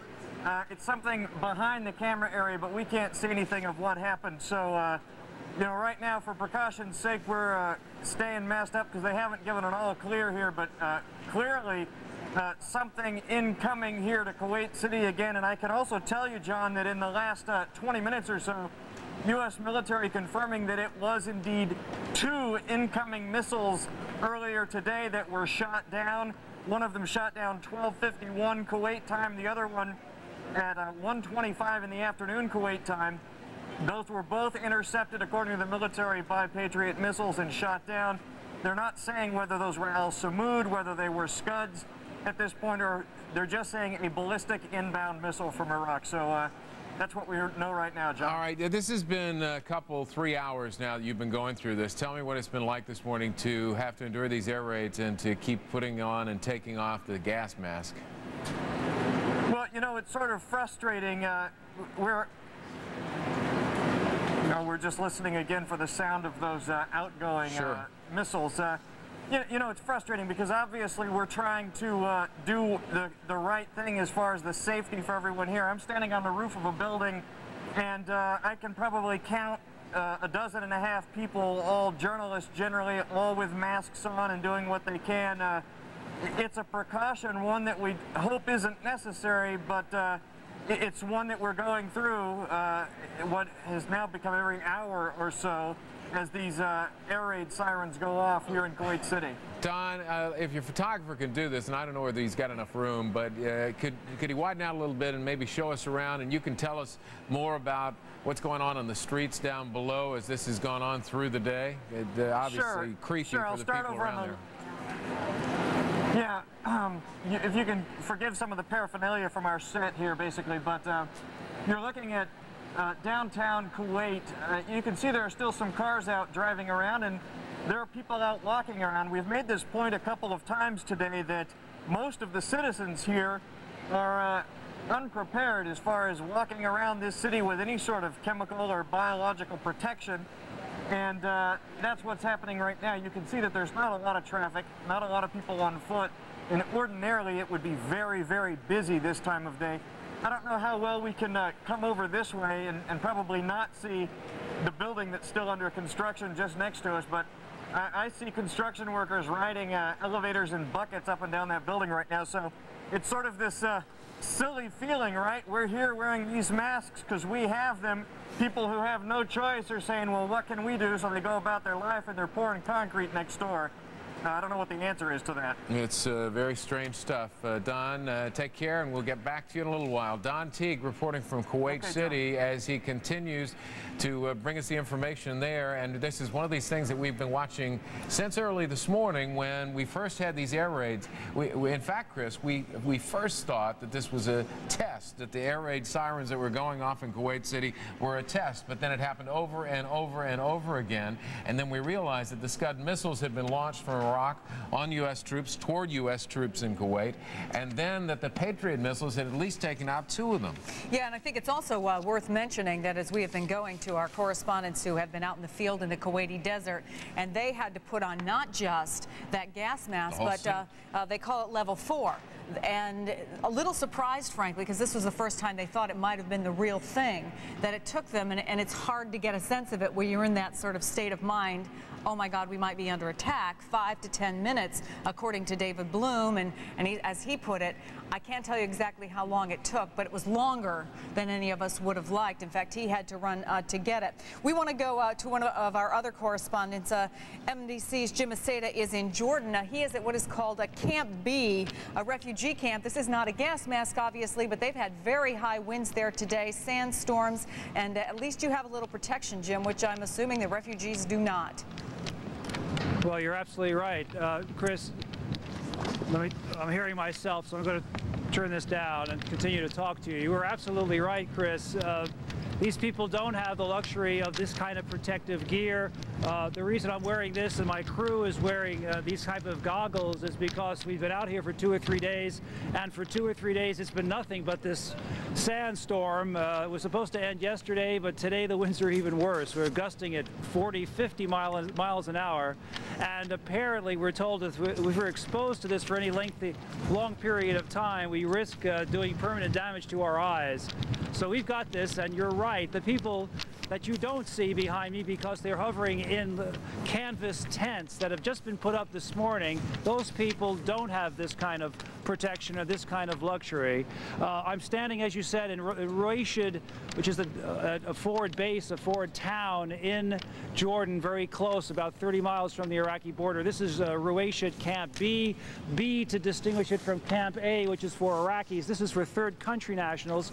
And this is the first wave of refugees fleeing Iraq that arrived here this morning in about 4 or 5 bus loads. I would say no more than 100 to 150 Sudanese. These are difficult.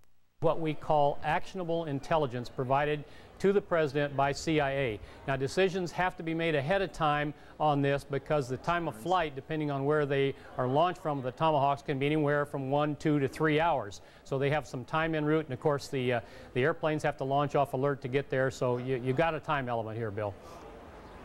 All right, Don, thanks. Don Shepard, our military analyst who will ride again throughout this military conflict with us. General, thanks to you.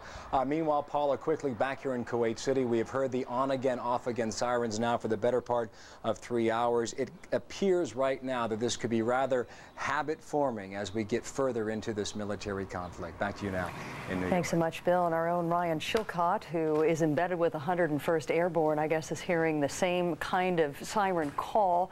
The motto of the 101st Airborne, ready to move, ready to fight. Ryan, what's the latest from there?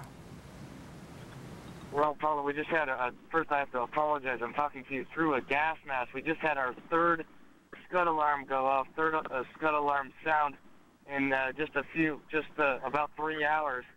It just sounded about, I guess, 2-3 minutes ago. We're all now in our gas masks, the soldiers, the journalists that are traveling with the 101st Airborne, and we're awaiting further instructions whether we can take our masks off.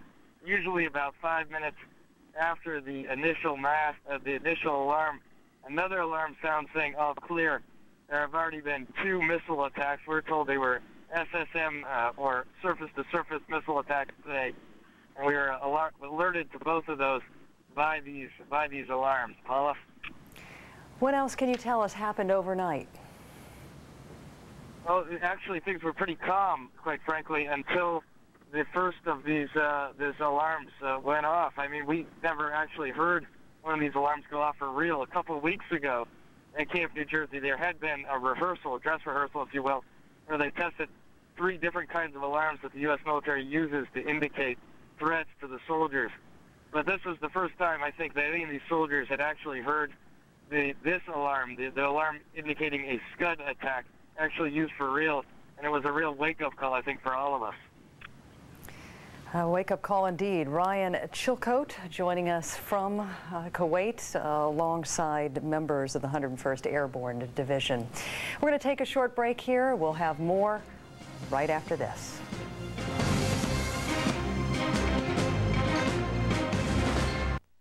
Secondly, military sources confirmed no evidence whatsoever of chemical or biological agents being involved in any of these missile attacks. Another element of this and the whole umbrella of attacks from Iraq onto coalition forces in Kuwait, an aircraft of unknown type, possibly a Cessna, crossed over from Iraq into northern Kuwait, crashed near the posting of the 1st Marine Expeditionary Force. That crash, we are unclear if that aircraft was manned or unmanned, a drone or piloted. No evidence whatsoever so far that it contained any type of chemical or nerve agent to be sprayed or in any way dispersed around coalition forces. It crashed near the Marines. An investigation is ongoing there. But as far as these missile systems are concerned, all prescribed, number 1. Number 2, those that were fired and engaged, that's all very good news for coalition forces because it shows the success of anti-missile systems. If it was a Scud, that's one type of success, but if it was one of these lower trajectory surface-to-surface missiles, that's even better news because that is the first time the U.S. military had been successfully capable of engaging that type of missile fired at any type of coalition forces. Back to you in New York. All right, Major Garrett, with the very latest. We had planned to take you to our correspondent in Kuwait City, but right now he's had to leave his post. As you can hear, the air raid sirens are blaring in Kuwait City. As Major just reported a moment ago, the Iraqis have already lobbed a couple of missiles over. At least one could be a Scud, so they're not taking any chances. By the way, the cameraman is not up there. That is just on a tripod. Our crew is down below where it is absolutely much safer. Well, there is, of course, war in Iraq, but our troops are also hunting down al-Qaeda just to the north. Geraldo Rivera, live in southern Afghanistan, joins us. Good morning, Geraldo. Edie, Stephen, Brian, 15 minutes after the air raid on Baghdad last night, the United States launched its largest operation here in Afghanistan in over a year, called Valiant Strike. It was an operation that is aimed at al-Qaeda remnants and hostile Taliban leftovers. Many believe that the operation was linked. The reasoning being that there's been a lot of threats that if the United States were to attack Iraq, the terrorists would rear their ugly head once more. The feeling also being that the United States, whose mission is coalition forces dominated by the United States, the mission being to deny sanctuary and to disrupt terrorist activities. It is quite possible, although not confirmed by the Pentagon or any high-ranking officials here on the ground, that these two operations were linked, that Operation Valiant Strike was specifically designed to suppress the very thought of a terrorist coming at the United States in retaliation for the attacks on Baghdad and the regime of Saddam Hussein. But it was a massive operation involving one of the most elite units of the United States Armed Forces, the 1st Brigade of the 82nd Airborne Division. Last night at about 9 o'clock Eastern Time, the men mustered on the field in Kandahar. They were addressed first by the chaplain of the brigade, and then by Charles Flynn, the battalion lieutenant colonel, and then by John Campbell. John being Colonel Campbell being the hard-nosed, combat-hardened commander of the 1st Brigade of the 82nd Airborne Division. This is Task Force Devil, and they have been, they received some intercepts from Special Forces that indicated that 3 villages, one of which I'm standing in right now, might harbor some of these terrorists. Now, with an operation this size, you could speculate that they must have thought that the targets were what they call high-value targets, HVTs. So far, I can say we haven't found Osama bin Laden or his sons or anything like that, although in one of the villages we did find some financial documents, or they did, the troopers did, that had the name on some huge accounts that had really totally inconsistent with the poverty-stricken village, but yet these documents were found in there. Right now, we have hit another village behind me. There's a video phone. The picture is going to be a little rough, but you can see some of the locals there. They're being questioned by the troopers. If you pan further over, Carl, you'll see there are the troopers from the 82nd. And Specialist Wilbur, why don't you show us what they found in this bag, right in this building right here. So these are farmers. You know, they say they have no weapons, and yet look what they just found. This is something that they found within the last 20 minutes. These are sniper rounds. Obviously, these they're from the the East Bloc days, but they're in very good shape. These are deadly rounds that, if they have the weapon that goes with it, obviously could pose a tremendous threat to the coalition forces. So they are questioning the locals, trying to find out if there's any substance to the report from the Special Forces operators who had that radio intercept as to whether or not there are remnants of al-Qaeda roaming here, possibly even some HVTs. But the mere fact, Steve, Edie, and Brian, that this operation, the largest in a year, larger than Operation Mongoose, larger than Operation Viper, both of which were very successful, also mounted by the 82nd Airborne, the fact that Operation Valiant Spirit is so large and came simultaneous with the attacks on Baghdad cannot, I think, in my opinion at least, be a coincidence. Back to you guys in New York. All right, Geraldo Rivera live in Afghanistan. There is so much going on this morning. Yeah, there's so many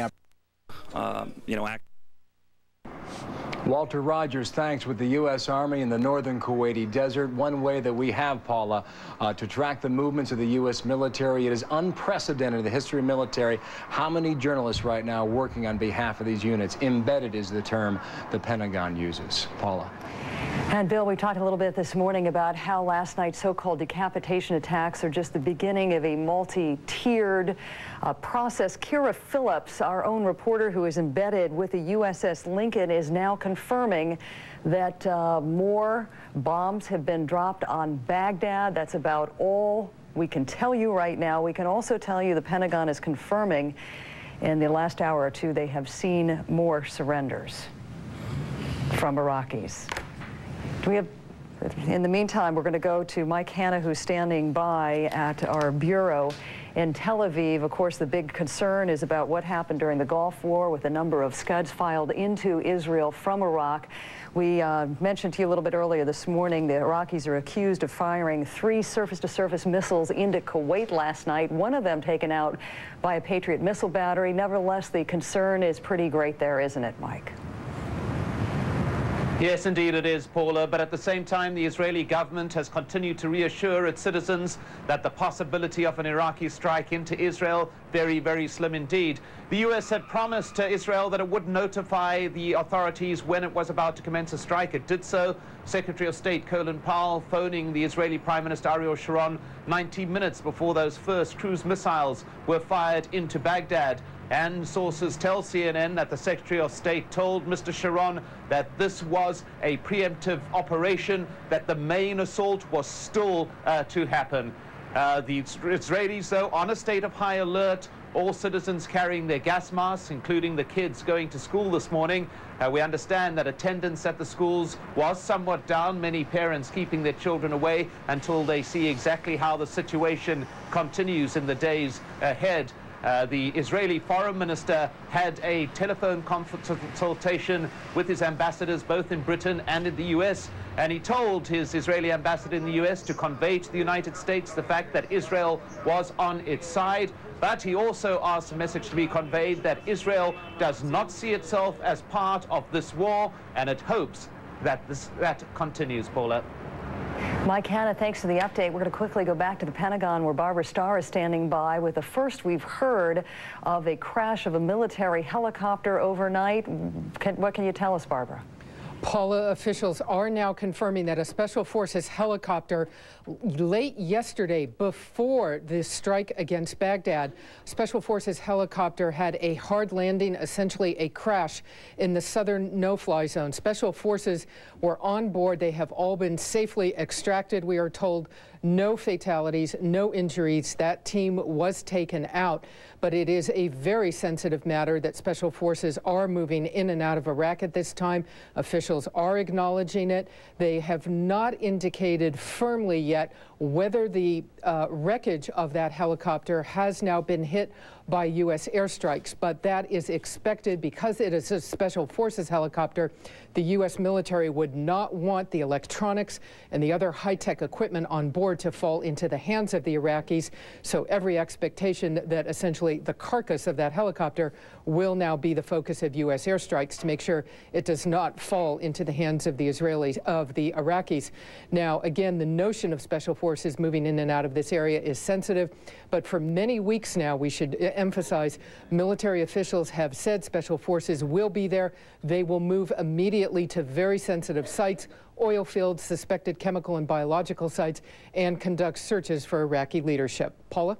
Because of, Barbara, the concern over the Iraqis maybe gaining control of some of the technology in this helicopter, I know in our last hit you explained to us that the Pentagon had confirmed that some U.S. Special Forces were moving north from the southern part of Iraq. How might this affect their movement?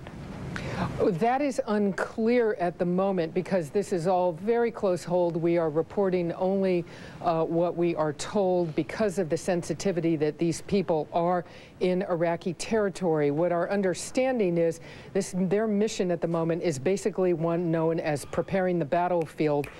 They are going to pave the way for some of the operations that we expect to see unfolding in the next 24 to 48 hours.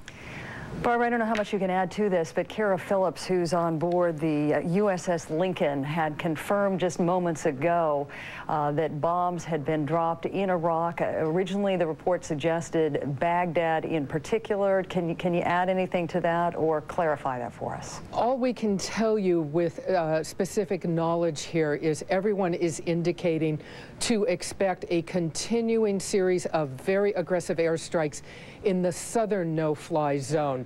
That is to be expected. What they want to do there is basically take out, destroy as much of the Iraqi air defenses and communications in the southern no-fly zone in the next several hours. Of course, the reason being, once U.S. ground forces begin to move north across the demilitarized zone, they want to make sure they've taken out as much of the Iraqi threat as possible.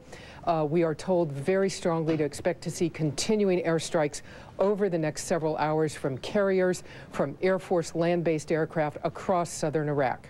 Barbara, quickly in closing, we can now confirm that 17 Iraqis who surrendered to U.S. forces are now in the custody of Kuwaiti police. I understand the Pentagon is confirming even more have surrendered in the last hour or so. Indeed, Paula, U.S. military officials are saying that there have been more surrenders. They characterize them as very small numbers at this point, but they say it's another indication that they believe in these early hours there will be significant amount of the Iraqi military that will give up and not fight, but it remains to be seen how all of that unfolds. All right, we are going to look to you to further clarify those reports coming from the USS Lincoln of more bombs being dropped on Iraq. As soon as you got that, let us know. In the meantime, let's go back to Bill, who joins us from Kuwait City. Any more sounding of sirens there? Yeah, they have fallen silent right now, Paul. And again, about 15 minutes ago, we were given the all-clear signal here in Kuwait City. For our viewers who might be just joining us, an awful lot to keep track of right now. In a nutshell, the Pentagon and military sources here in Kuwait confirmed with CNN that several Iraqi missiles were launched into Kuwait a bit earlier today. We're told that at least 3 Patriot missiles were fired in return, at least knocking one down out of the sky. No injuries reported, no fatalities reported either. Also, the Pentagon is telling us a small plane without a pilot was flown toward a Marine position as well. It crashed just short of that Marine position. We're told not much more information given there. Throughout the afternoon here in Kuwait, we have heard those air raid sirens come and go. Right now, they have gone. The all clear continues. Much more live here in Kuwait City in a moment here on American Morning.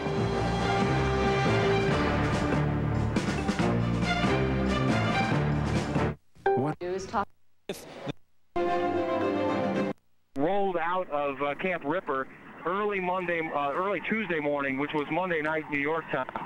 We headed into the Kuwaiti desert further north, close to the Iraqi border. We spent the night in the desert. The next day, we did some operations very close to enemy territory.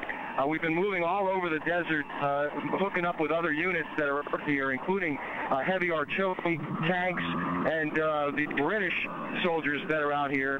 And today, continuing with ongoing operations in the northern Kuwaiti desert. There is activity out here. 3 times today we had Scuds fired over our heads. All we know, and you may know more than I do, but we heard that one struck at or near Camp Commando and one struck at or near Camp New Jersey, and that 2 other Scuds were blown out of the sky by Patriot missiles. We have not heard about any casualties as a result of those Scud attacks, but we were told to mop up. In other words, put on our chem suits, which we're already on, but then to put on our gas masks, put on our boots, and at one point we had to sit inside our light armored vehicle for close to an hour. Very, very hot conditions, as you might imagine. Each time a Scud was fired, we heard lightning, lightning, lightning, and we all had to put on our masks very quickly and seek cover. That's happened 3 times today. We are continuing to roll across the desert in our LAV. There's a lot of activity out here, and again, we can't get into too many specifics, but suffice to say that things are definitely happening. Well, we can update some of the information you have. There were missile attacks launched from Iraq, but as far as we have been able to confirm, only one of them appears to be a Scud or Scud type missile, one of the missiles that would be banned under the UN resolutions. The others, they believe, were these Chinese sunburn missiles, and a very low flying, different kind of trajectory than we normally see with the Scuds. So at this point, the information that we're able to confirm does not indicate that those were all Scuds, or even definitively that the first one was a Scud, although they say that just from watching the trajectory and how far it could move, that they do believe firmly that it was one of the type of missiles that was banned under the UN resolutions for Iraq to have. And Rick, just one other quick question for you. We know you can't talk too much about the operation. You said there was some fire. The good guys won. Everybody's safe, right, on your side? That's correct. Yes, everybody's safe here. It was very loud there for a while. We were firing from our vehicle, and you may have been able to hear it. It's a very loud 25-millimeter weapon that fires these grenade-like projectiles, and it was pretty loud. We fired multiple times and did strike a target. All right, Rick Leventhal live with the Marines in the Kuwaiti desert. Thank you very much.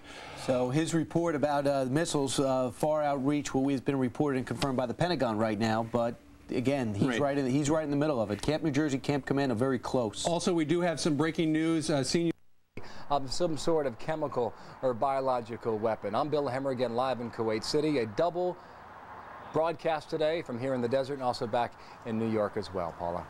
Thanks, Bill. Good morning to you all. We appreciate your joining us this morning. We start off this morning by catching up with one of our reporters, Kira Phillips, who is embedded on the USS Constellation. Kira, we had heard reports coming from you just 15-20 minutes ago of a confirmation that something has been dropped on Iraq. Can you clarify that for us this morning? Yes, I sure am. Actually, I'm going to ask Brian to head over here so you'll be able to see the F-14 Tomcat getting ready to launch off the USS Abraham Lincoln here. It's all a part of Operation Iraqi Freedom. Yes, that is right. I have been reporting that bombs have been dropped in Iraq, and it was by an F-14 similar to this one that you're seeing right now that's just about to launch. I cannot confirm where exactly those bombs dropped, but I can tell you, one moment.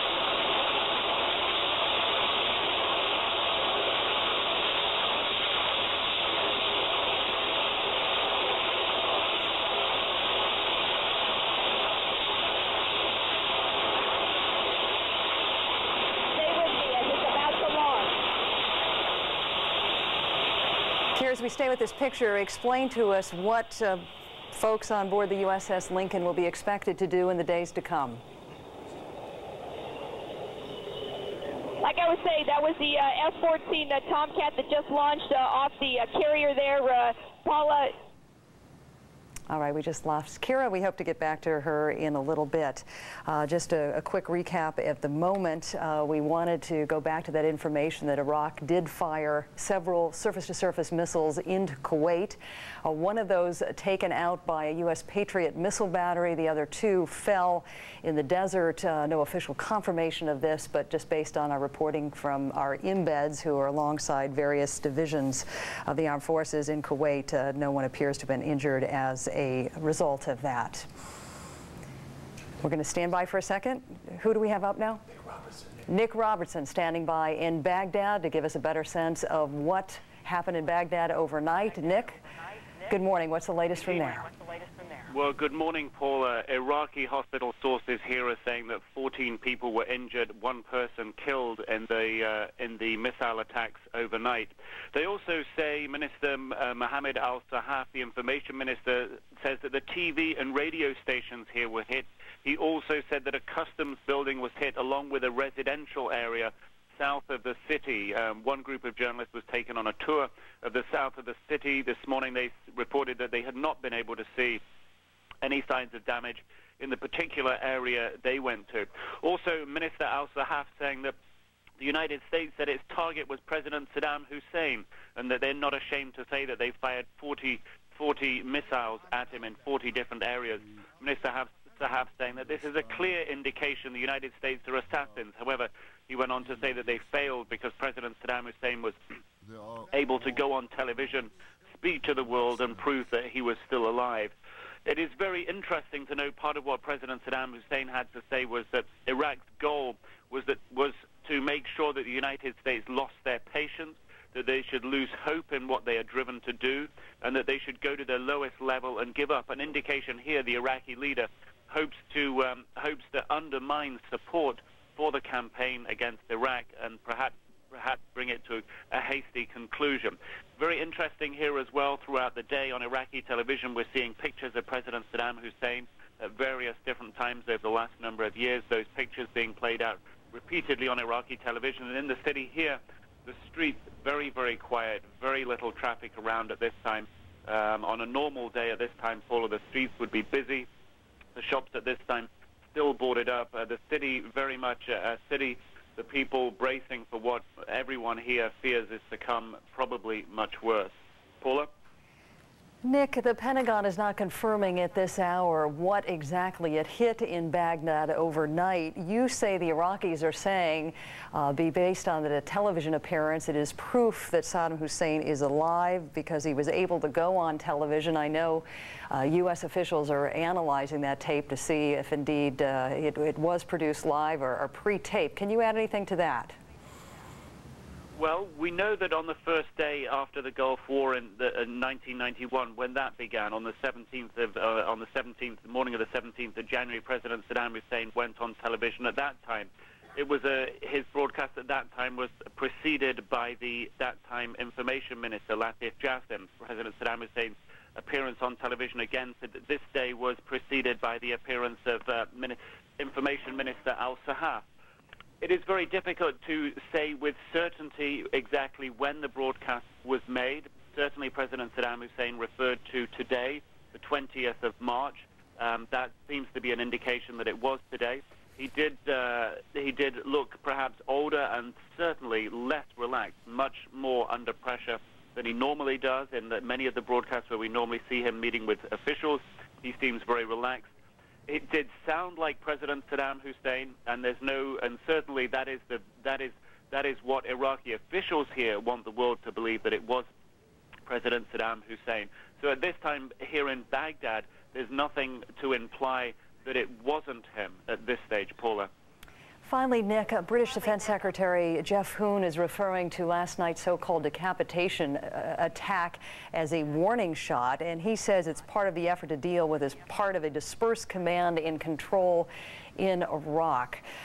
Give us a sense of what the U.S. military is up against, along with the British here, in trying to locate key members of the Iraqi military, in addition to the political leadership of Saddam Hussein. It's likely to be a very, very difficult job, particularly President Saddam Hussein. His security and whereabouts are better guarded than anyone else in this country. Locations of meetings are always secret. They are played out on Iraqi television, but it's never clear when those meetings take place. Very difficult to get up-to-date intelligence information there. What Iraqi officials have been telling us is that what they believe has been going on in the last number of weeks is an intense psychological warfare campaign against them. The talk of a shock and awe bombing that's supposed to, the implication that Iraq should give in before, that its soldiers should put down their weapons. All of it is it appears to be part of a psychological campaign, and this targeting of the Iraqi leader and thereby putting pressure on him to appear on television, as the Deputy Prime Minister did yesterday when rumors circulated that he was dead or had defected. Again, it all puts pressure on Iraq's leadership here to perhaps perform in the way that the West wants them to do, to be forced into a position where they have to respond and show that they are in good condition. And if the shock and awe tactics of an intensive campaign of bombing are to be effective, the prelude to that seems logical to be an intensive period of psychological pressure. It's likely to make shock and awe have a much greater impact. Paula? Nick Robertson joining us from the Iraqi capital this morning. As we go back to Bill, once again, about the only thing we can confirm in absence of a Pentagon briefing right now is what the Red Cross is telling us, that 14 people were injured last night in Baghdad as a result of this initial strike. One killed, the Jordanian Foreign Ministry confirming it indeed was a Jordanian citizen. Bill? Yeah, and Paul, as you point out, there's a lot we do not know right now, but what we do know is that this attack did take place prior to that 48-hour ultimatum's expiration, about 90 minutes, in fact, maybe 2 hours before that ultimatum deadline was reached. Now the questions are why, and there are strong theories out there right now, and there is some reporting that gives us now a better indication about possibly some of the intelligence the U.S. military or the CIA may have had at the time. David Ensor is working his sources in Washington. Our national security correspondent now can fill us in on what he's learning as to why it went when it did. David, hello. Hello, Bill. Well, first of all, let me just say that U.S. intelligence officials are expressing some guarded optimism this morning that they may have killed some of the senior leadership of the Iraqi government. Now, that may not include, they say, Saddam Hussein. They believe the tape that was run on Iraqi television probably was indeed the Iraqi leader himself. That's obviously being looked at very closely. The leader, Saddam Hussein, did use today's date in his discourse. He didn't look as unruffled as usual. So the presumption is that he is probably still alive. But as I say, U.S. intelligence officials believe, they are optimistic, that in the strikes last night they did kill some of the Iraqi leadership. Now, what led to this, I'm told, is that Director of Central Intelligence George Tenet went in to see the president to tell him, as one official put it, we have intelligence which gives us some optimism that we have a fix on some of the top leadership, possibly including Saddam Hussein. And it was when the president was presented with that opportunity that he made the decision to move ahead with these early strikes prior to the overall full-scale invasion of Iraq that has been expected and presumably is still in the offing. One other thing I can tell you, there are reports in the newspapers this morning, in some of the papers, that there is intelligence, useful intelligence coming from some of the Iraqis who were ordered to leave, this are diplomats, ordered to leave certain countries in the last couple of weeks. They believe to be a threat and therefore have dropped the bombs. I can tell you right now, that's another F-18 that just came back from a mission in support of Operation Iraqi Freedom, landing here on the USS Abraham Lincoln. The tempo has been picking up since this morning, since the President of the United States came out and said that indeed the U.S. is at war with Iraq. It started out slowly. The missions you just saw a couple at a time. Now it's increasing. The tempo is picking up. But there is one thing I can tell you, Paula, is this is definitely just the beginning. As I've been spending time with the F-14 Tomcatters, getting to know other squadrons here on the USS Abraham Lincoln, the tempo will continue to pick up, and at any time we could see massive airstrikes, a lot more intense than what you are seeing right now. Of course, the element of surprise, a crucial asset in any type of a wartime operation, and that is what they're banking on right now. So what's happening right now is pretty slow and a pretty normal procedure for this type of operation. So we have a lot in store and no doubt a lot to tell you as the minutes tick on. Paula? Kara Phillips reporting from on board the USS Lincoln. And one of the more interesting facts we've learned this morning, the targeted so-called decapitation attacks last night were not what were originally planned. David Enzer reporting that the head of the CIA shared some information with the president last night, basically said that that particular opportunity had a very short shelf life. They had optimism that they had a fix where some of the top Iraqi political leadership was, including Saddam Hussein and some of the top military commanders. It is not clear at this hour of the 14 wounded last night that the Red Cross is confirming how many of those were members of Saddam Hussein's regime. The one confirmed fatality we can talk about has in fact just been confirmed by the Jordanian Foreign Ministry. It was a Jordanian citizen. We're going to take a short break here. Still to come, the war in northern Iraq. The Kurds have controlled territory there for years. But could the war cost them what they've gained? We're going to hear from Middle East expert Kenneth Pollack straight ahead.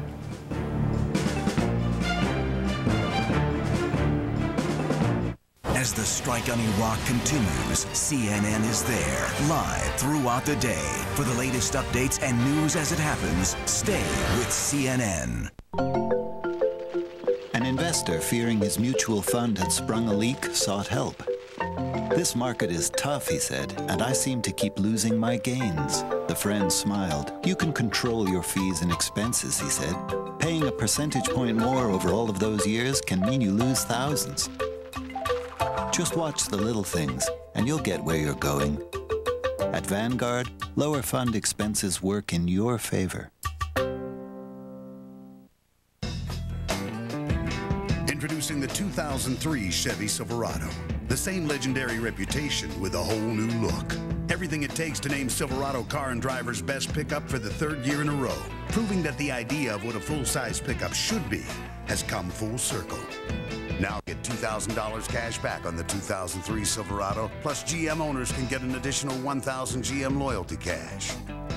Chevy drives Connecticut.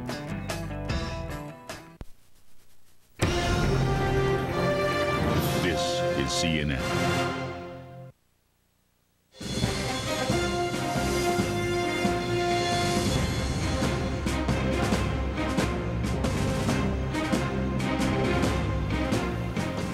Welcome back to our Strike on Iraq coverage. Joining us right now, Senator John McCain from Washington, D.C. Good morning, Senator. First off, your reaction to the so-called decapitation attack last night in Baghdad. Well, obviously, the CIA and other agencies had information that Saddam Hussein was at a location, and this was an opportunity to remove the leadership of Iraq, which, as you know, is a very tight and closed circle, and I think it was worth the risk. I think it also indicates the United States' commitment to shortening this war and minimizing casualties by changing their entire strategy to take care of this sort of target of opportunity. And so apparently it didn't succeed, but I think it was certainly a risk worth taking. Yeah, we're trying to make sense of that now, Senator McCain, because we are hearing from David Ensor, our national security correspondent, that there is so-called, quote, guarded optimism that the attack may have killed several senior Iraqi leaders.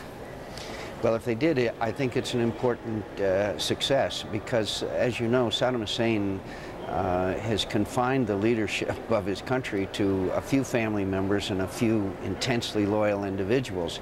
And if those people are taken out, then it would be incredibly disruptive to the chain of command, their ability to transmit orders, and would also maybe send a lesson to the others in positions of leadership that their best option is to get this conflict concluded as quickly as possible.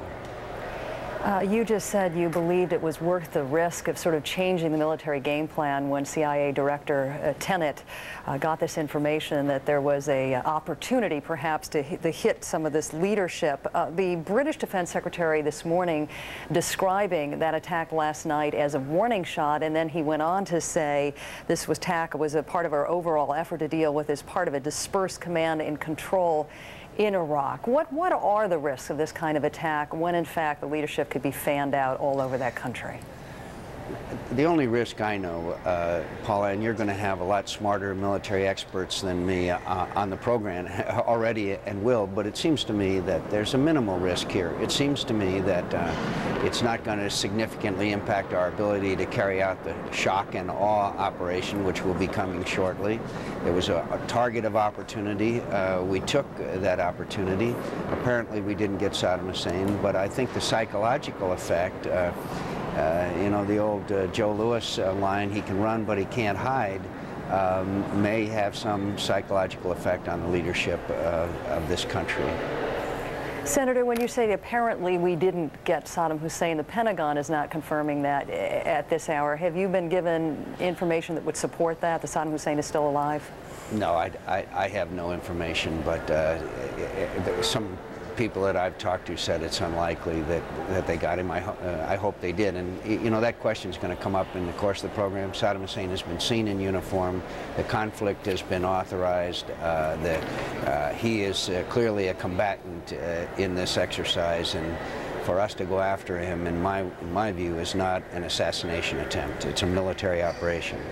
Nick Robertson, our reporter on the ground in Baghdad, is saying the Iraqi officials that are using that video we've just seen of Saddam Hussein's statement last night once the attacks got underway as proof that he is still alive, but apparently a lot of analysis is being done of that tape to see if it was pre-taped or exactly when it was done. There seems to be no doubt that that is not a double, that was indeed Saddam Hussein talking last night. Anything else you want to add to that?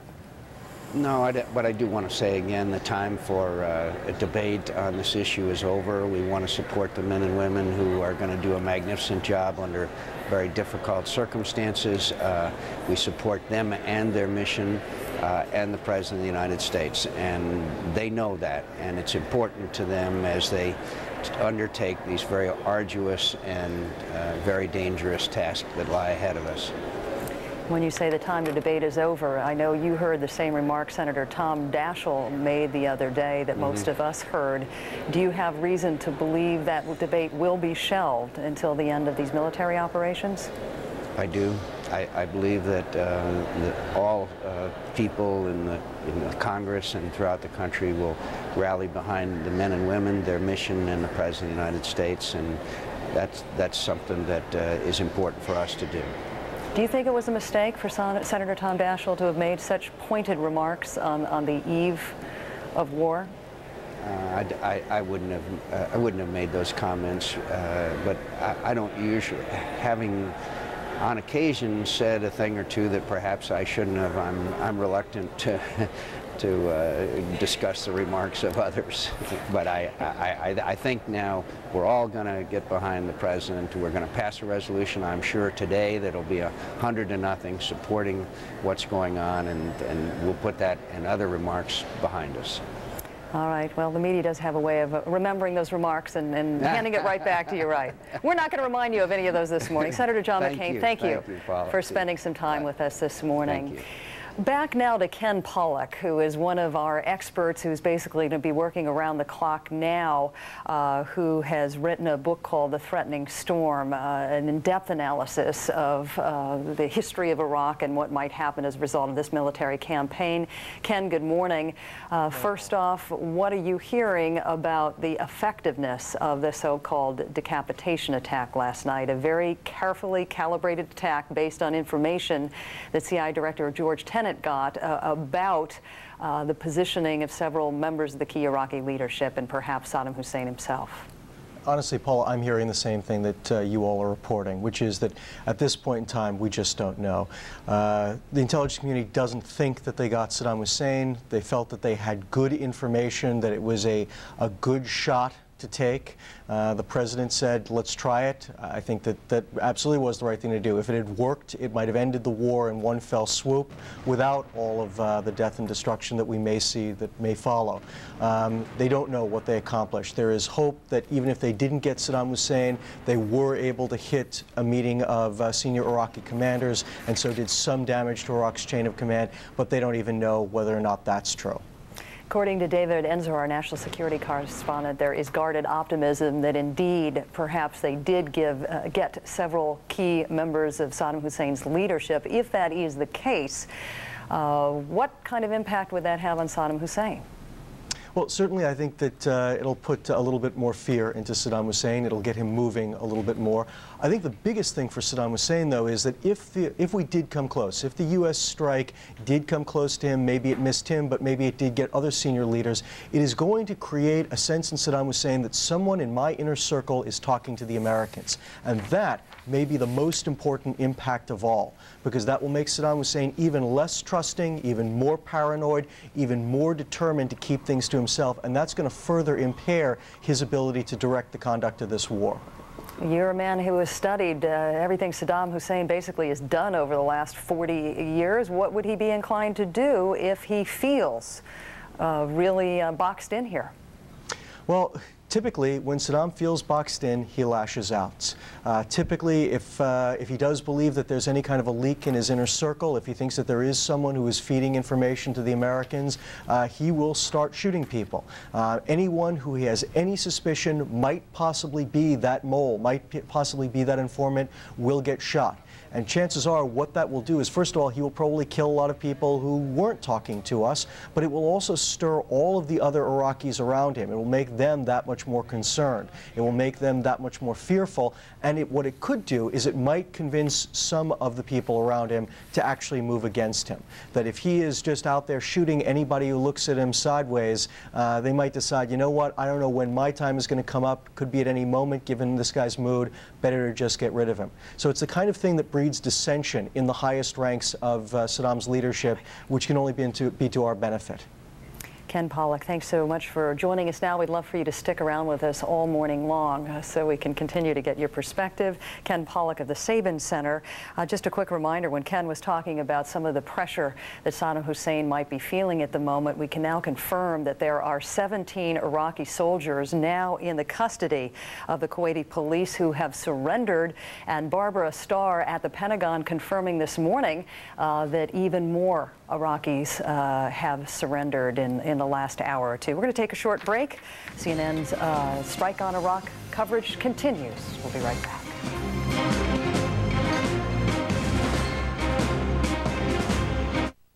It's not just a new way of listening to radio. It's a new way of looking at it. Introducing the Delphi XM satellite radio. Its advanced display can browse 100 XM channels by category, song, or artist. Its compact design connects easily to existing home or car stereos. And at under $200, it's a perfect gift. The Delphi XM Sky-Fi radio. The newest way to get XM satellite radio. For the road, for the home, for under $200. Do you know what unlimited means in the neighborhood? It means you can call your mother in Toledo for 2 minutes. And your mother in San Diego for 2 hours. And the pizza guy down the street right now. And every call is the same. Call anyone in the country, talk as long as you want, as often as you want, for one low monthly price. Rack 'em up, people. Get 50% off your first month in the neighborhood. Call 1-800-JOIN-MCI before May 1st.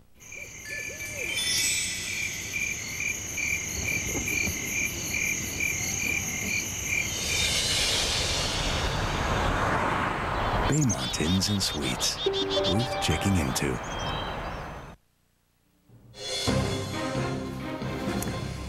Good morning. Thanks for joining us. Here are the latest developments at this hour. Airstrikes are being launched from at least one carrier in the Persian Gulf. 40 Tomahawk cruise missiles were fired last night at 2 separate targets in Iraq. The strikes were based on intelligence that indicated a location where Saddam Hussein was believed to be holding a meeting with his top leadership. Iraqi TV then aired a tape message. We actually don't know that. Actually aired a message from Saddam Hussein 3 hours after the attack. Officials are now telling us in the United States they believe it was a genuine broadcast, but they're going to be doing some testing to see if indeed it was broadcast live or taped. There is also some optimism at the Pentagon this morning that perhaps some Iraqi leaders were killed in that so-called decapitation attack last night. 14 people injured. One person killed, a Jordanian citizen. Let's go back to Kuwait now, where Bill Hemmer is standing by. Bill. Paula, hello again here in Kuwait City. Those air raid sirens have been sounding off and on throughout the morning. In fact, we had about a 3-hour span here where we heard them and then they died down, came back again, and died down again. At the moment, for the past hour and 50 minutes, we have had the all clear sign here in Kuwait City. We are told that Iraq has been firing missiles into Kuwait, northern part of this country, and because of that, many troops, many Marines rushed to put on their gas masks and protective chemical suits. However, we're told the missiles did not carry any biological or chemical weapons. Meanwhile, a Pentagon official reporting a small aircraft described as something similar to a Cessna flew across the Kuwaiti border from the north. It was aimed for a Marine position, apparently, but it did crash just short of that. Officials certainly concerned because Iraq, they say, has converted some small planes to carry chemical or biological weapons.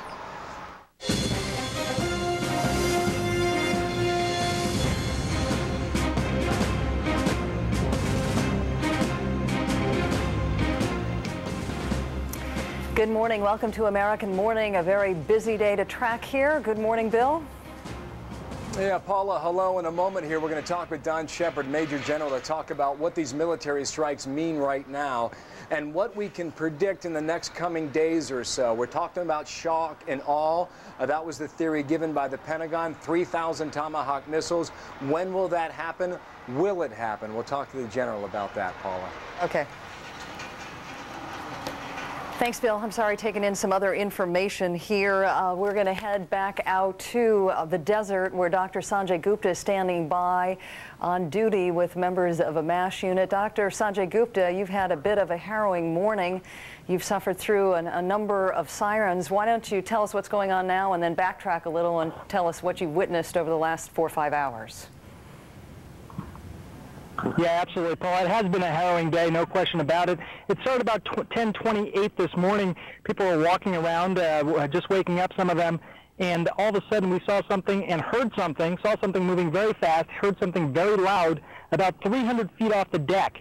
We got a little bit of a look at it. It was a grayish-green. It looked like a missile, had 3 yellow stripes on it, went right over our heads, Paul, moving very quickly. We're in the northern desert of Kuwait, as you mentioned. This thing traveled over our heads further south. Shortly after that, we heard a boom. That was south of us. We also heard bunker, bunker, bunker, gas, gas, gas. That was the call. That's the call that the Marines know so well, to put on all their instrumentation, their helmets and their Kevlar and their gas masks, and run into these bunkers over here. Since that at 10:28, there have been 5 of these such bunker calls, some of them lasting over an hour long with the gas masks on. Besides that one missile sighting, there have been no others, but the Marines have confirmed that more than one missile, possibly 3 missiles, were fired. One was probably knocked down by Patriot missiles. There were NBC teams actually dispatched to the scene. That stands for Nuclear, Biological, and Chemical Teams, and they have found no evidence of chemical munitions. Paula? I know you say forces there have been trained to go through this exercise time and time again. You have worked in many operating rooms around the country. You're a guy who's supposed to deal with emergencies and shock and all that, just on a personal level. What was the experience like? I tell you, I've never experienced anything like that, and certainly for the Marines here, I have one, Lieutenant Mike Bilello with me. They've had a lot of drills up until now, but this was the first real-life experience. Let me just backtrack for 1 second. Before the first bunker call today, you know, everyone heard about the attacks on Baghdad overnight. You guys have been sitting here in the desert for a long time, essentially waiting. How did the mood change this morning? The mindset as the time was ticking down was to expect that, but you never expect the first one, and I was, you know, inches from you when it happened. And the first one's always a shock, but you know, our training kicks in and we react, and I think you saw that. But that's part of being a Marine. It's part of our job, and it's to adapt the environment you're in and get your job done. Do you think people feel pretty protected? We're hearing, you know, people in New York are asking, are people feeling confident in the gear that you have and the training that you have? Missiles flying overhead? We're very confident in the gear we've been issued. It's been inspected. We've trained with it on several occasions. We put trust in the medical personnel we received here in support of us, and the meds we've been given. From a medical standpoint, Doc, I think we're pretty well protected. Shock and awe. That's a term that we keep hearing again. Have we seen it yet? I haven't seen it from here, but that doesn't mean anything. You know, you can't see very far over these berms or in the bunker. We spent a lot of time in the bunker today. But I'm sure the response will be just, as the President said, and we'll just wait on that. All right, Lieutenant Mike Bilello. Paul, 5 such bunker calls today, at times wearing the gas mask for up to an hour. People do feel very confident, though. That's the one thing that struck me. People feel very confident waiting in the bunkers with the gas masks on. People are understandably anxious, but I didn't sense a sense of overly being scared. Paula? Sanjay, before we let you go, we're going to try to bring Major General Don Shepard into the conversation, who joins us from Atlanta right now, formerly of the Air Force. General Shepard, fire away. Yeah, well, I remember in Vietnam, we used to get so many rocket and mortar attacks, we got complacent. I was just wondering from the lieutenant if he sees anybody get complacent yet as they've run in and out of these bunkers and really nothing has happened yet, Paula. Sanjay, I'll let that, you ask that question of Mr. Bilello. Yeah, Lieutenant Bilello, Major General Don Shepard is asking a question, which is that with so many bunker calls, do you think that there's a concern, or have people already started to become somewhat complacent with this? Do you think that's a risk? Good afternoon, sir. I would say that complacency will get Marines killed, and we're told that in training, so there are no complacent Marines here. Yeah. We're swift in every drill. Yeah, I think pretty clear answer there, Major General Shepard. Hey, great, and I pass on to him to stay that way all the way to Baghdad. Yeah, and he passes on to stay that way all the way to Baghdad. Again, Lieutenant Mike Bilello joining me here in the northern desert of Kuwait. Paula? Thanks so much, Sanjay. General Shepard, just a quick question to you. We saw Kira Phillips on board the USS Lincoln a little bit earlier this morning, and she talked about F-14s taking off and F-18s. Just give us a sense now that this first attack was launched overnight, what the mindset must be of the hundreds of thousands of men and women on duty now. Well, we're getting serious, but it hasn't kicked off yet, Paula. My guess is that the aircraft that you saw taking off the Lincoln there were hitting targets in the southern no-fly zone, further preparation of the battlefield for the Marines and the soldiers as they break through those berms. This is not the major portion of the attack. I think when that comes, there'll be no doubt in anyone's mind, Paula. General Shepard, thanks so much. Back to Bill now in Kuwait City. Good morning, Bill. Hello, Paula. Yet again here as we continue to analyze this military front to try and see what the strategy may be once it truly kicks off in the conflict with Iraq. There still is this wide open question, Paula, whether or not Turkey airspace could be used by U.S. fighter jets. It would be critical from a number of standpoints, chiefly being military planners will tell you the southern portion is taken care of when it comes to taking on Baghdad, but the northern part is still in question. There may be a vote today, we're told, in the Turkish parliament. Frederica Whitfield is watching all of that now from Ankara, the Turkish capital, and she can tell us what she is seeing and hearing thus far today. Frederica, hello. Hello, Bill. Well, the Turkish parliament is in session, and a vote could come at any moment today. At issue, those U.S. military flights over Turkey in order to carry out any northern front operations in Iraq. But unlike the initial, much more comprehensive plan that would have allowed U.S. military full access of Turkey, which was denied earlier this month, it's unclear whether there will be any financial incentives that would come to Turkey. And Turkey could certainly use it. They are $93 billion in debt. And initially, that first comprehensive package would have offered $30 billion, including $6 billion in direct U.S. aid in exchange for full access. Well, now Washington is saying we're not quite sure if we're going to offer anything. And if we do, it certainly isn't going to be anything close to the $30 billion. Even after what could be today's parliament vote, the U.S. still could come back with a special offer, asking for special passage of the 60,000 American troops and their special armored gear just to pass through the Turkish territories in order to make it to northern Iraq. It is expected that there just might be some financial incentives offered there. Bill? Frederica, thanks. Frederica Whitfield in Ankara. Clearly a windy day in Turkey. This is something we have not seen in the past day. That's been a good thing based on the sandstorm we experienced about 24 hours ago. Before we get back to General Shepard, John King at the White House now has some developments. John, what do you have for us at this hour? Well, Bill, the president in the Oval Office, we are told to expect two things today. One, an urgent round of military planning and a decision on when to give the go order for the major portion of the U.S. strike. And number two, some urgent telephone diplomacy as well. Some of it to allies. The British Prime Minister Tony Blair will be in daily contact with President Bush, we are told. We're also told this morning by a senior official that the president has been briefed and quite well understands the criticism from Paris, from Moscow, other key capitals around the world. But we are told Mr. Bush will be, quote, undeterred by that. He escalated by as much as 2 days, we are told, the planning yesterday by launching these strikes, trying to decapitate the Iraqi leadership. U.S. officials say the president this morning in his meetings with Secretary Rumsfeld and others will decide whether to stick with the initial plan, which we are told called for the major strikes not to begin for perhaps another 12 to 24 hours, or whether to escalate it even further. Bill?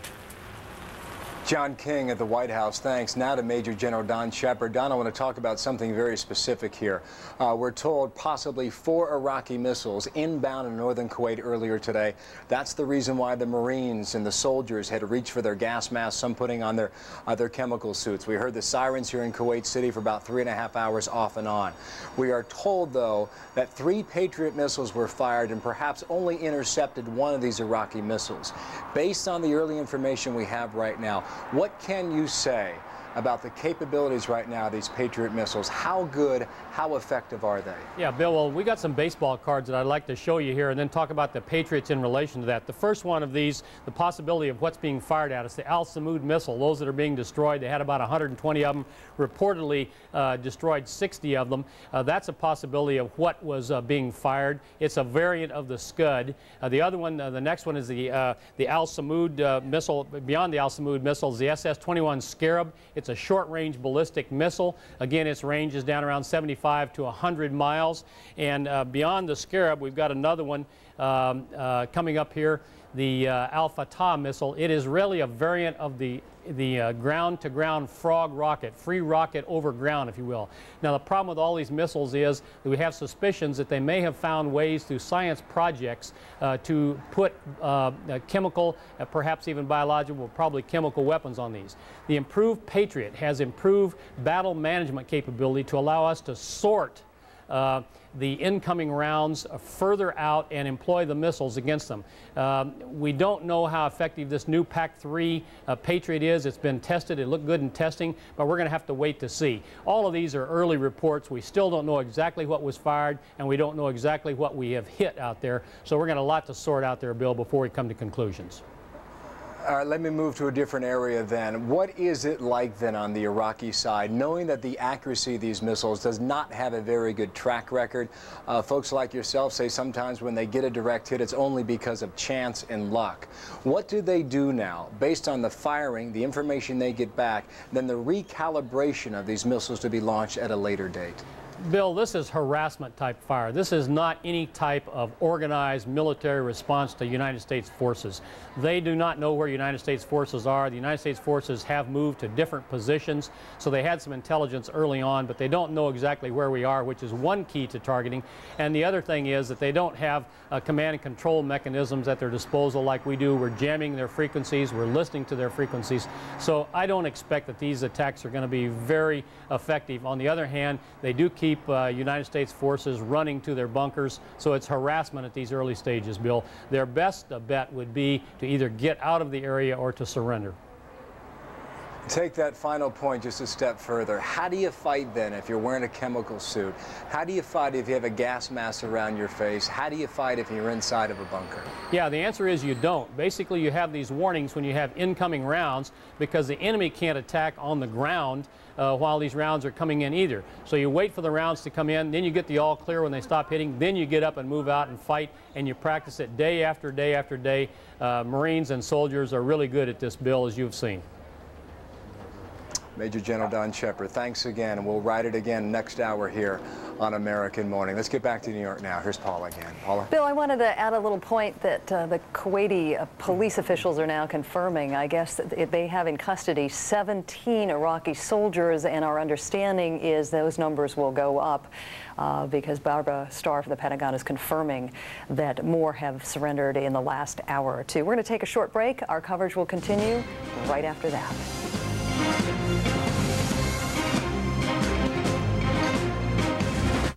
As the strike on Iraq continues, CNN is there. Every night, get a look ahead at the day's developments. When you need to know, stay with CNN. I have it, you have it, we all have it. It's called blood. And every 3 seconds, someone needs blood. Each year, 4 million people need blood transfusions.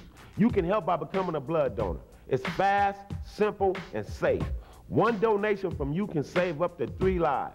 Be a lifesaver. Call 1-866-FROM-YOU. That's 1-866-376-6968. Toll free to find out where you can donate and save a life today. Get a job. Look, it's a giraffe. I don't see it.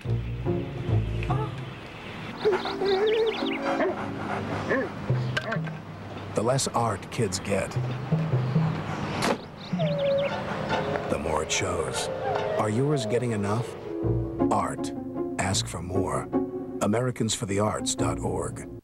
Attention all smokers. Now you can kick the habit in just 7 days. That's right, you can quit smoking easily in only 7 days guaranteed. Introducing the all-natural Smoke Away system, the herbal stop smoking program that works to help completely stamp out your nicotine cravings in just 1 week. Fed up with expensive patches, prescriptions, and gums that often don't work? For less than the price of all of them, you can stop smoking in 7 days guaranteed with Smoke Away. I like the fact that Smoke Away is all natural, and it really works. I did Smoke Away for 3 days, and I've been smoke-free ever since. Smoke Away has added years to my life. I know now I can enjoy my kids growing up and their kids growing up. Smoke Away's unique combination of all natural herbal ingredients work to completely and naturally eliminate your body's craving for nicotine without side effects. Pick up the phone and order your Smoke Away system now. To order Smoke Away, call 1-800-993-0609. That's 1-800-993-0609. So call 1-800-993-0609 and order now. This is CNN.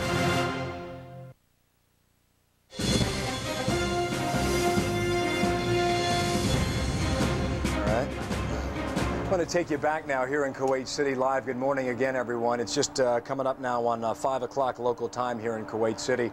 This morning when we woke up, we took a drive at about 35 miles west and north of Kuwait City. We got to the furthest point we could reach prior to hitting a military checkpoint where we returned back. What we saw along the way was quite striking. In the past 2 months and 3 visits here to Kuwait, I can tell you it was difficult to go a half mile on the highway outside of town and not see some sort of U.S. military or British military presence, be it a Humvee, a tank, an armored personnel carrier, what have you. Today, it was difficult to even spot them until we got to that checkpoint area. We sat there for the better part of half an hour, and what we witnessed and what we saw was a giant convoy, maybe 24 giant big rig trailers coming back, their loads empty on the rear, coming back from the north, headed south. What they were carrying, we don't know, but clearly a resupply mission is underway in the northern part of the desert. Could be food or water, could be ammo, could be light armed vehicles, could be armored personnel carriers, whatever the military right now has in terms of its strategy. I think it's quite important to point that out, only because it gives us the indication here in Kuwait that all these units, be it U.S. Army or U.S. Marines, now have reported to their units, are now moving north toward the Iraqi border, much like we reported now, Paula, in the past 2 days here in Kuwait, a clear sign that that military operation has moved even further up in the northern part of the desert. Paula. Bill, and in addition to that, at this hour, you have U.S. troops on the move in southern Iraq. Let's check back in with Barbara Starr, who joins us live from the Pentagon with more on that. Good morning, Barbara. Good morning, Paula. Well, a bit of an update from here on last night's strike on Baghdad. Officials telling us it was a complex of small buildings south of the city that they were mainly aiming at. 2 F-117 stealth fighters, each dropping 2 JDAMs, Joint Direct Attack Munition, 2,000-pound precision bombs with some deep penetration capability. After the F-117s dropped those 4 bombs, the Tomahawk cruise missiles were called in on what is described as cleanup duty against that target. Some 36 Tomahawk missiles, we are told, being called in on this series of strikes. Officials still trying to assess this morning exactly the results of last night's airstrikes. Now, we are told to continue to expect throughout today more airstrikes over southern Iraq, over the southern no-fly zone. The military, the U.S. military, will be moving in with land-based and Navy aircraft carrier-based aircraft, moving to clean up and strike some of the Iraqi air defense, artillery, missile sites in the southern no-fly zone, preparing the way for what is expected to be the ground invasion and the full air campaign sometime in the next 24 to 36 hours or so, we are told. Finally, on that Special Forces helicopter that we now know made a hard landing, or essentially a crash landing, in the southern no-fly zone yesterday before the mission against Baghdad. We are told everyone was recovered safely. 1 Special Forces soldier suffering some minor injuries, but the entire team was extracted. However, officials are saying Special Forces are now continuing to move throughout the southern no-fly zone. Part of the effort, Paula, to prepare the battlefield, move against key targets, and prepare the way for the next round. Paula? Barbara, you said the Pentagon right now is trying to assess the impact of the airstrikes. We had heard that they were guardedly optimistic that perhaps they did kill some members of Saddam Hussein's top leadership. Can you confirm that? No, I'm sorry, Paula. We can't confirm that here. Officials are not yet ready to say that. We do, however, expect a briefing from Defense Secretary Donald Rumsfeld, General Richard Myers, Chairman of the Joint Chiefs, sometime mid-morning, we are told. We expect they will tell us more about it. But, you know, officials are generally, military officials here are very cautious about making any assessment till several hours pass and they get the full picture. Even the British Defense Secretary, Jeff Hoon, is saying, told reporters that he doesn't think the strikes were as effective maybe as they had hoped. Senator John McCain, in an interview I did just about 45 minutes ago, suggested it is his belief that Saddam Hussein is still alive. Now, I know Pentagon is not confirming any of this stuff. Can you add anything to that? Well, we asked that question here early this morning of a senior defense official. Do you believe that Saddam Hussein is still alive? And we got, we don't know. Meanwhile, David Enzer, our national security correspondent, is saying that an analysis of that tape is being made. There was a tape message shortly after the strike begun by Saddam Hussein. It is their belief, indeed, it was Saddam Hussein, not a double. But I guess they're going to get back to us and let us know when, in fact, that message was taped. Barbara Starr, thanks so much. We'll be getting back to you often throughout the morning. Back to Bill now in Kuwait City. Bill? Hey, Paula, still awaiting a report by Kelly Wallace. She's working the story in Israel. There's been a lot of concern right now whether or not Iraq would launch missiles, perhaps Scuds or otherwise, targeting Israeli citizens, much like we saw back in January and February of 1991. Before we get to that report, though, CNN's Bob Franken, also another one of our many embeds here at CNN. He's with the U.S. Air Force, stationed somewhere in Kuwait, right near the Iraqi border. Exact location not known right now. Bob joins us now to tell us what he is seeing and hearing from his perspective. Bob, hello. Hello, Bill. The exact location is one of the pieces of information that we are not allowed to give out. You know the conditions of the embed, and that just is one of the ground rules here. But what I wanted to report is similar to the situation in Kuwait City. There have now been 4 code reds, they're called, which in military parlance means that an attack is imminent. All 4 of them have proven to be inconsequential in a period of 10 to 15 minutes. The code has changed. We're in a code green, meaning that there are really no requirements for you to wear anything. But as a matter of red. All right, Bob, did we lose you? Okay, Bob Franken again here. Sorry, getting some information in my ear. Bob, thanks for that report. Bob's with the U.S. Air Force. He mentioned 4 code reds. We have heard him here in Kuwait City as well. At this point, yet again, just to reiterate, Paula, the all clear has been given. We've been sitting in that mode for the better part of 90 minutes now. You raised some interesting issues with General Don Shepard about 15 minutes ago about the effectiveness of U.S. Patriot missile batteries. I think you suggested that one of the incoming missiles from Iraq, a surface-to-surface missile, was taken out. The 2 others believed to have fallen in the desert. Anything else you can tell us about that? Yeah, not a whole lot, but I can tell you, Paul, there was a lot of concern as to whether or not the Patriot missile is really that effective. You remember from the 1991 war when not a single Scud launcher was taken out, targeted on the ground in Iraq, and because of that, the Iraqis were able to continue firing these Scuds into Israel, into Saudi Arabia, into portions of Kuwait. Now, after the past 12 years, there's been a lot of technology put into these Patriots to make them better and more effective, and as Don Shepard pointed out, we're all waiting to see right now whether or not that technology has indeed been implemented and whether or not it works better than what we saw 12.5 years ago. Thanks, Bill. As we review what happened in 1991, it's important to remind all of you listening out there this morning that Iraq indeed fired 39 Scud missiles into into Israel. And today, Israeli citizens are being told not to leave home without a gas mask. Let's check in with Mike Hanna, our bureau chief, who's standing by in Tel Aviv this morning. Mike, good morning. Well, hello there, Paula. As you say, Israeli citizens have been instructed to carry their gas masks at all times, and indeed they have been doing so. Even the kids going to school this morning, going along to school carrying those gas masks, although a large number of parents did keep their children away from school, waiting to see exactly what transpires. The Israeli government was informed of the fact that the strike was about to happen in Baghdad. Secretary of State Colin Powell calling the Israeli Prime Minister Ariel Sharon some 90 minutes before that first cruise missile did go into Baghdad. And in the course of the day, Israeli Foreign Minister, in a video phone conference with his ambassadors both in the UK and in the US, sent a message to the US saying that Israel is fully supporting the US in its efforts, but, and this is an important fact, saying that Israel does not believe it is part of this war and expresses the hope that this remains the case. This referring to the fact that it did become a part of that last Gulf War when those 39 Scud missiles that you mentioned landed here. But at this stage, no sign whatsoever that there is any real threat, and the Israeli government has been saying repeatedly that the likelihood of an Iraqi strike into Israel this time round is very slim indeed, Paula. But if for some reason these Israelis are brought into the war, what is the understanding between the Israeli leadership and the U.S. leadership about what would be fair in retaliation? Well, this is another thing that has changed since the last Gulf War, and that is a change in leader.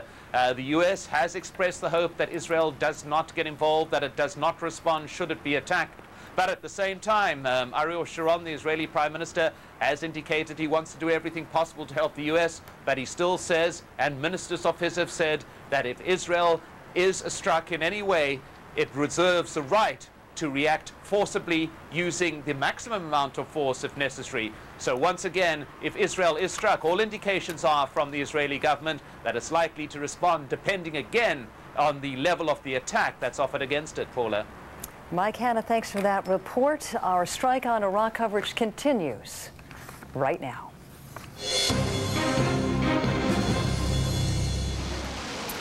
Good morning, welcome. I'm Paula Zahn in New York. It is some 12 hours since Operation Iraqi Freedom began. There are many developments to talk about this morning. Here is the very latest at this hour. U.S. warplanes are launching fresh strikes against Iraq this morning. And we're going to break away to hear Mohammed al-Douri, the Iraqi ambassador to the UN. Quoting President Bush, that he started the war, and they have to take in consideration that declaration, official statement by United States that that United States now in war with Iraq.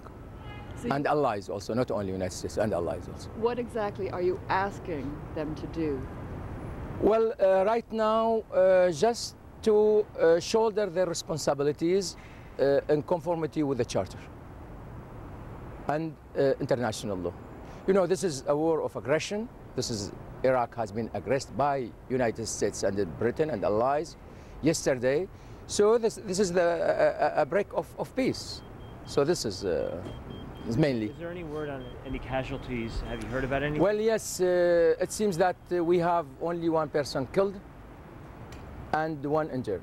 Yes, we have. We have. This is more than 42 long-range missiles. Part of them on Baghdad itself, and the other on the west side of the country. This is right now the situation. And, how are you feeling today? Me, you know, how you can imagine that? My family is there, my country is there, my people is there, and also other human beings there, yours also. So this is the war. So we have to be worried about this war, about every and each individual. We don't need this war. There is no need for this war. Absolutely. Are you taking any measures to protect your family? Where? There? How can I do? How can I do? No. What are your orders? What are you? You're talking to Baghdad. What are you to do? Well, I told you I am a diplomat, so I have to behave in United Nations. My work is in United Nations, exclusively in United Nations. Ambassador al-Douri, if the government changes. Well, this if we have to wait. This if I cannot answer the if. I want to see the reality. There is a war. We have to talk about this war and not any other things. Thank you very much. Thank you. Ambassador Mohammed al-Douri, the Iraqi ambassador to the UN, obviously making critical remarks of the Bush administration for engaging in this war, not going quite as far as Iraq's information minister went just hours ago. I wanted to share a little bit of that with you now. Just 9 hours after the strike, he said, quote, "Every centimeter of Iraq will be a living hell." He called U.S. President George Bush a disgrace and a criminal, and he said, quote, "I think George Bush and the Prime Minister of Britain should be targeted by their own people. They are cowards." End of quote. Let's check back in with Nick Robertson, who is standing by in Baghdad. Nick, this is the first official confirmation we've gotten from anybody about what was struck. Mohammed al-Douri saying parts of Baghdad in addition to western parts of the country. Can you add anything to that this morning? Well, we understand from Iraqi officials here that in the west of the country it was the Anbar province. Now, over the last few weeks, there have been a number of strikes in Anbar province by coalition forces patrolling the southern no-fly zone. Those have been taking out missile sites that have been, in the past, we're told, about 250 miles west of Baghdad towards the Jordanian border. We don't have further clarification on that. What we do know from the information minister this morning, Mohammed al-Sahab, He said that a television and radio station had been hit, that a customs building had been hit, and also a residential neighborhood on the southern side of Baghdad. And certainly looking at some of the pictures cameramen have taken today in Baghdad, looking at the locations of the impacts, difficult to see precisely what they were hitting, but certainly falling well within the bounds of the city, well within the built-up areas of the city, some quite large explosions going off on a couple of occasions, a lot of smoke coming up from those. But as far from what we have, from what journalists have been shown today in the city, no journalists, to our knowledge so far, have been taken to see sites that have actually been hit. However, journalists have been taken to hospitals here in Iraq. We are told by hospital sources here that there were 14 people injured, 1 person dead. That didn't quite tally with the figures Iraq's ambassador to the UN, Mohammed Al-Douri, mentioned, but that's what we're hearing from hospital sources here. And certainly the pictures coming that journalists have been able to take of injured people in the hospital indicate at least 1 child injured and 2 women, 1 with abdominal injuries, another with leg injuries. Those people being treated in hospital here in Baghdad. Paula? Nick, the other thing that Barbara Starr has just confirmed from the Pentagon is that it indeed was a complex of small buildings that were hit in Baghdad, first by JDAMs and then a so-called cleanup operation by Tomahawk cruise missiles. Can you give us any idea of what normally happened in that complex of buildings that seem to have been hit? At this time, Paula, until we're able to go to that building and know its precise location, it would be difficult for us to assess.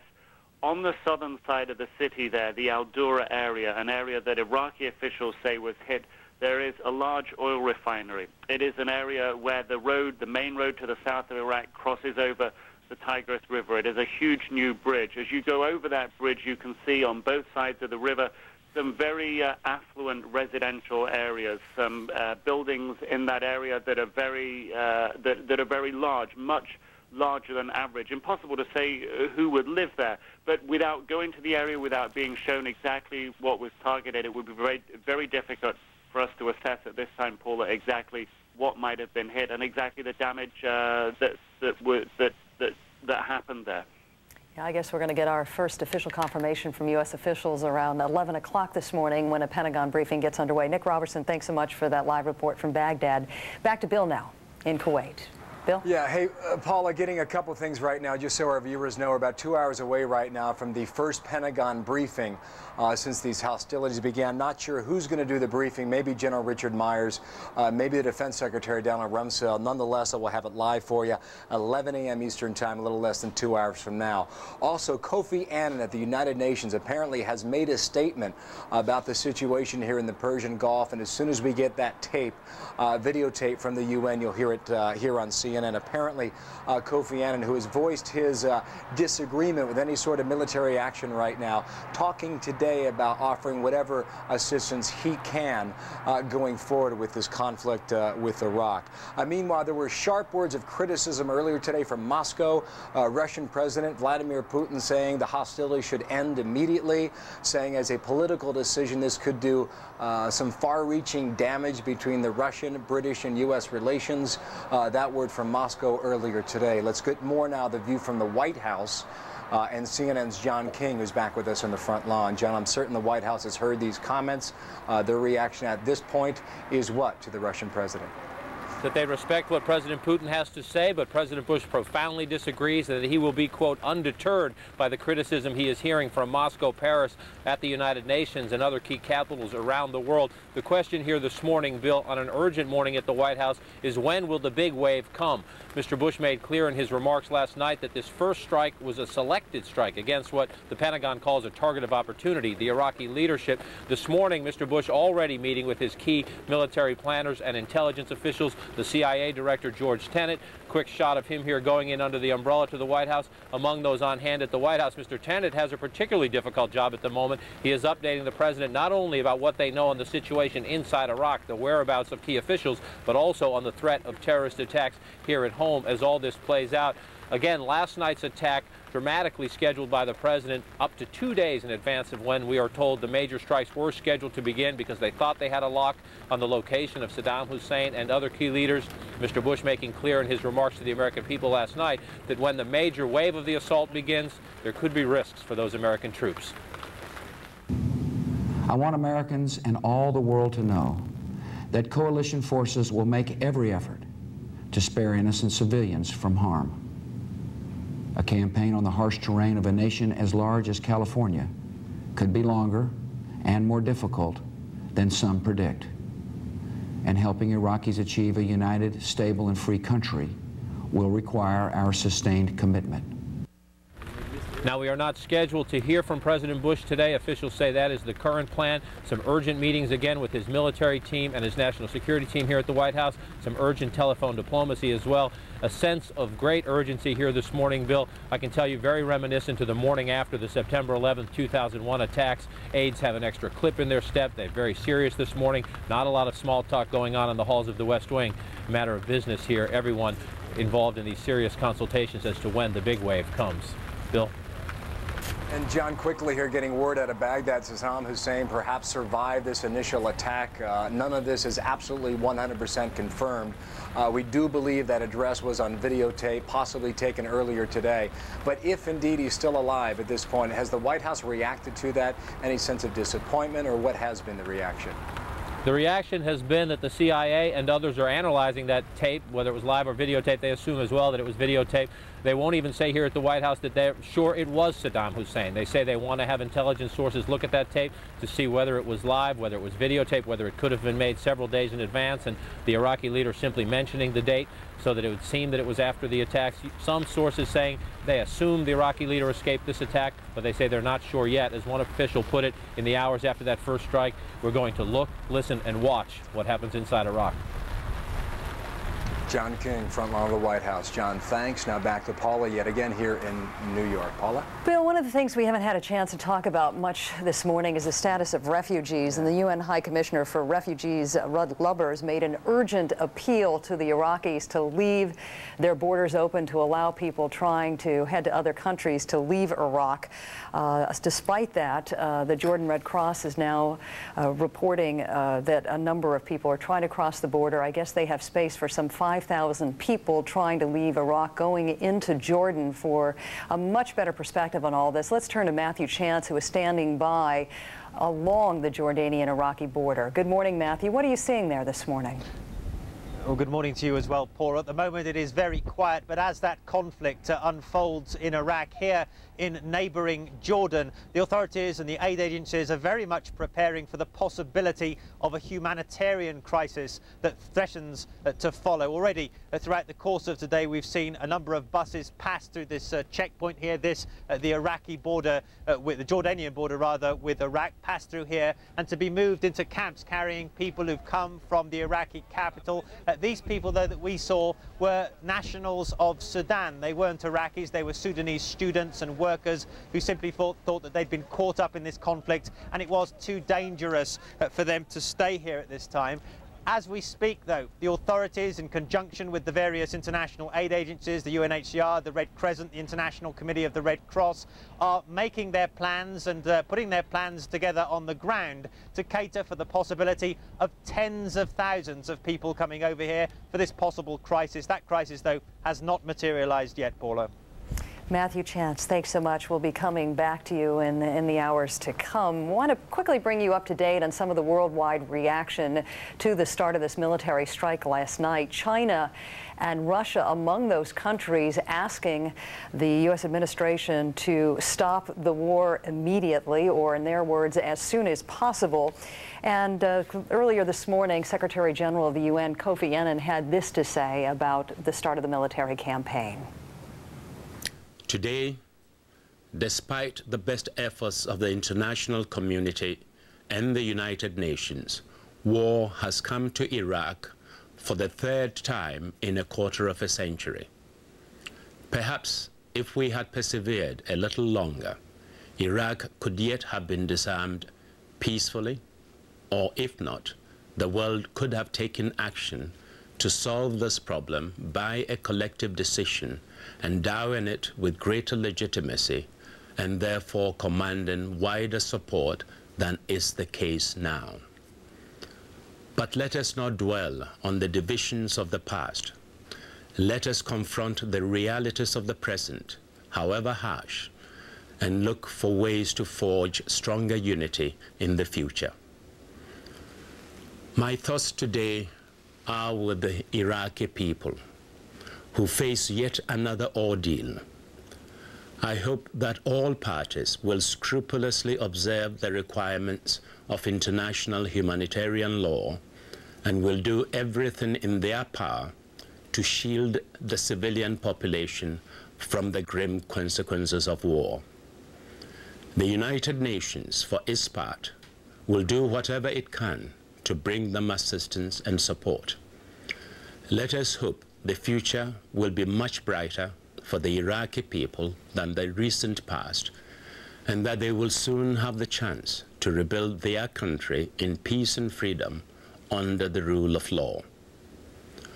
Over the past weeks, the peoples of the world have shown what great importance they attach to the legitimacy conveyed by the authority of the United Nations. They have made clear that in confronting uncertainty and danger, they want to see power harnessed to legitimacy. They want their leaders to come together in the United Nations to tackle the problems shared by all humanity. I will do my utmost to ensure that the United Nations rises to this challenge. There you have it, the Secretary General of the UN, Kofi Annan, making prepared remarks earlier this morning, talking about the need for stronger unity in the future in the United Nations at a time when there is so much discussion about what role the UN might play down the road after this military campaign. Once again, the worldwide reaction has come fast.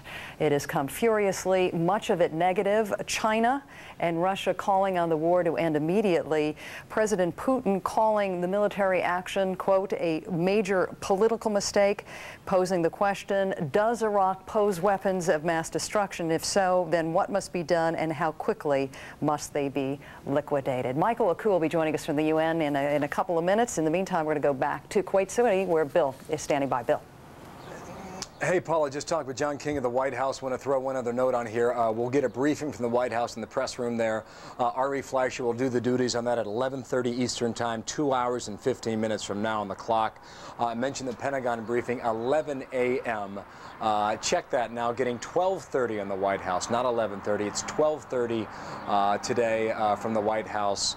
About 3 hours and 15 minutes from now. The Pentagon, meanwhile, confirming with Barbara Starr that it will be General Richard Myers and Donald Rumsfeld, the Defense Secretary, who will handle the question and answer portion, as well as statements from the Pentagon today, 11 a.m. Eastern Time there.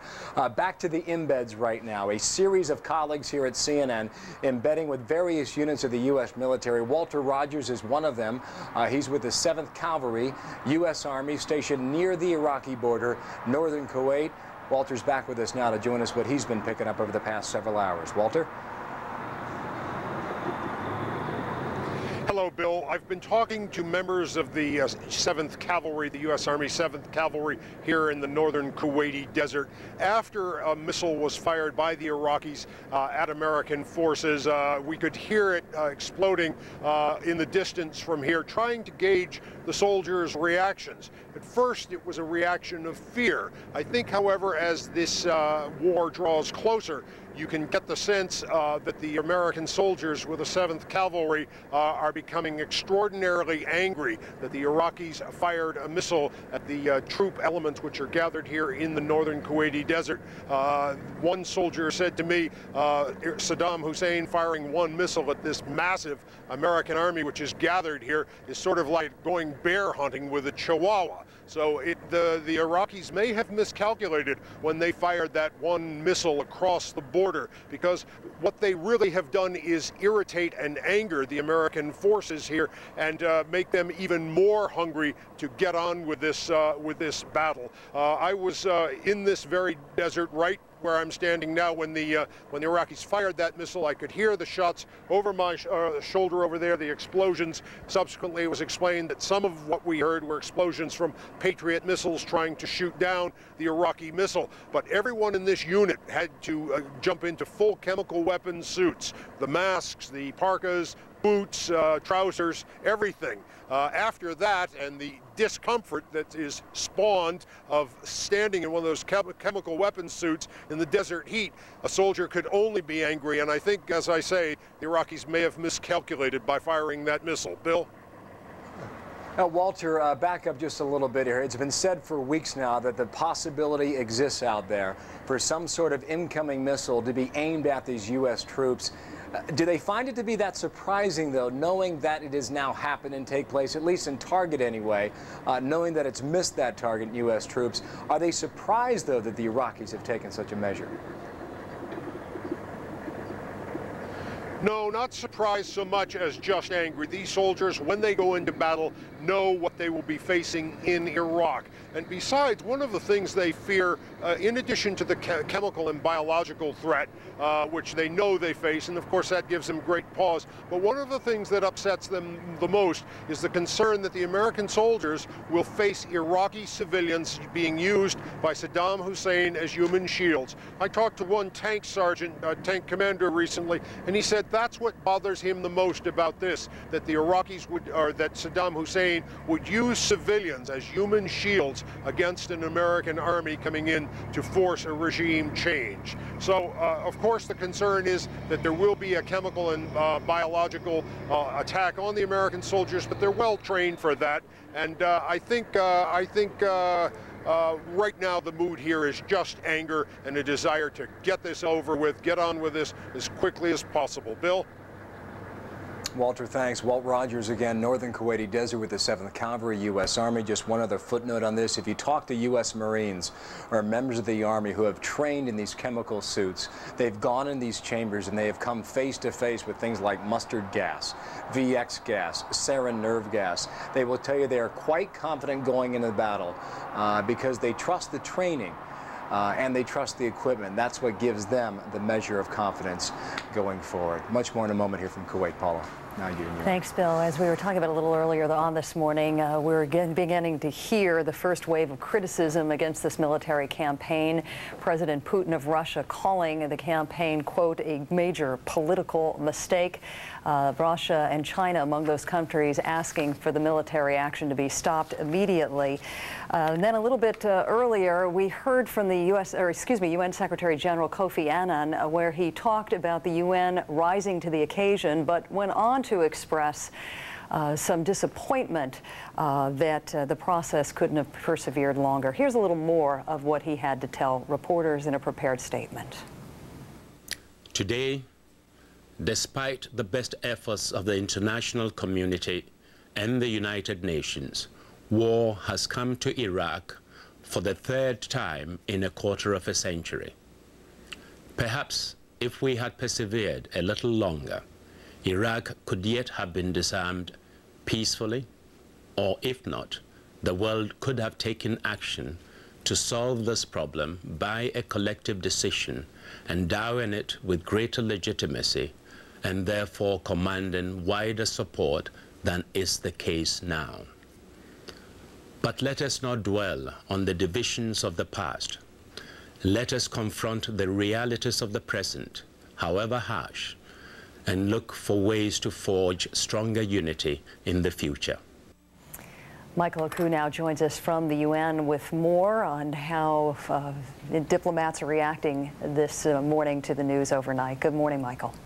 Good morning to you, Paula. Diplomats are going to be arriving here at the United Nations for Security Council meeting, ostensibly on other matters, Paula. They're going to be discussing the Central African Republic. But you can imagine that by 10 o'clock when they get here, there will be a great reaction to what has happened overnight, of course, in Iraq, this war starting in earnest. The Secretary General, Paula, went on to say that I hope all parties will scrupulously observe the requirements of international humanitarian law and will do everything in their power to shield the civilian population from the grim consequences of war. Clearly, the Secretary General had made a pitch to try to reach some sort of common ground and is now shifting now that war has started to start thinking about the Iraqi people, making that point quite emphatically several times during his first public address since the bombs started dropping. Now, Annan has written a letter to the president of the Security Council this month. That would be the ambassador from Guinea, essentially asking him to start having discussions about financing humanitarian efforts in Iraq. Clearly, that is his focus at this point. He has said that he needs some $123+ million to finance this. He is not happy with the amount of support that he has at this point, and he mentions the fact that international law really directs the occupying nation, this of course being in this case the United States, to bear the brunt of this. The United States, as far as we understand, Paula, is having some discussions about doing this. Diplomats say that the U.S. along with Great Britain may be in the process of drafting some sort of resolution that would change the oil for food program to give the United Nations specific and direct control of those finances so that that oil can be used specifically for humanitarian efforts, Paula, as well as for further reconstruction in Iraq after any kind of a war here. Paula? Let's move a little further down to the road to that reconstruction process. What is the role that is envisioned for the UN in that process? Well, the United Nations would take direct control of the finances and would start in some way trying to plan any kind of humanitarian assistance. We understand, of course, that, again, the United States is going to be playing a major role in this. They have said that they would like to play a major role. Other countries now coming forward, Paula, to assist the United Nations on this. Most of those humanitarian workers, by the way, Paula, at this point are no longer in Iraq. They're in a staging area in Cyprus. We understand that they will be there for quite some time until they are given the go-ahead, hopefully they say in a matter of weeks rather than months, to start doing actual work on the ground. Of course, that would involve food for the Iraqi people. It would involve rebuilding the infrastructure in the country and things along those lines. Paula? Michael Oku, thanks so much for the update. We head to our Washington bureau right now where Jean Meserve is on duty. She has collected some really interesting information about some kind of potential threat against a nuclear power plant outside of Phoenix, is it? Good morning, Jean. Paul, an administration official says that recent intelligence indicates that the Palo Verde nuclear power plant near Phoenix, Arizona, could be targeted by terrorists. But another government source emphasizes that the intelligence is uncorroborated and has not been deemed credible. But the source says at a time like this, you take any such threat seriously and act conservatively. Jim McDonnell of the Arizona Public Service Company would not comment on the intelligence information, but says National Guard troops were dispatched to protect the plant Tuesday afternoon. The National Guard was not deployed during 2 other periods of orange alert. He says, we take all of this very seriously and the plant is very well protected. A spokesman for the Department of Homeland Security says the department and the FBI have been working with state and local officials to address this threat information. Nuclear plants are part of the nation's critical infrastructure and have always been regarded as potential targets, but the Palo Verde plant is particularly important. With 3 reactor units, it is by far the nation's largest power plant, according to the Arizona Public Service Company. Located about 50 miles west of Phoenix, it generated more than 30 billion kilowatt hours of electricity in each of the past 3 years, providing power to Southern California, Arizona, Texas, New Mexico, Nevada, and Utah. It is important to note that there has been similar uncorroborated threat information in the past that has not resulted in any terrorist action. For instance, a threat against banks on the East Coast and another against bridges in California.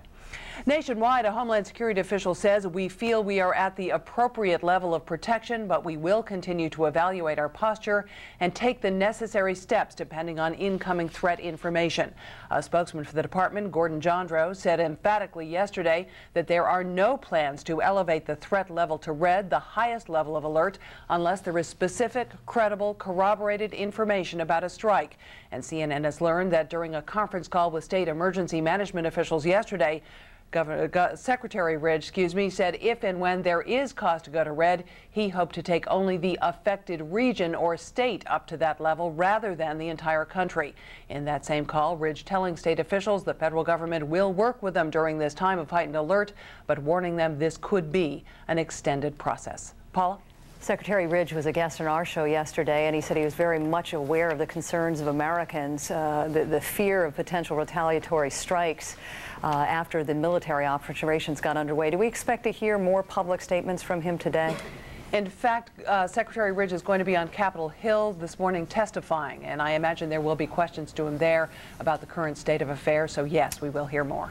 Jane Reserve, thanks so much for that update. And now on to the issue of the markets. The market's about to get open here in New York City about 4 minutes from now, a delayed opening because of 2 moments of silence that will be honored today. Christine Romans has a little bit more on that. Good morning. You know what now? At 9:32, we'll get the real opening of trading here today, and we've had 6 days of quite a rally on Wall Street. The Dow hasn't been up 6 days in a row, Paula, in about 2.5 years. So the market's expecting really the best case scenario for the war in Iraq, and so now traders sort of holding their breath, waiting to see what happens next militarily and see if that expectation follows through. You know, last time around in 1991, the Dow actually did quite well in the days following the strikes there. You had the Dow up some 4.9% in the first week or so, first day, and then continuing up in the 6 months and a year after, doing quite well. Watching oil prices here today as well,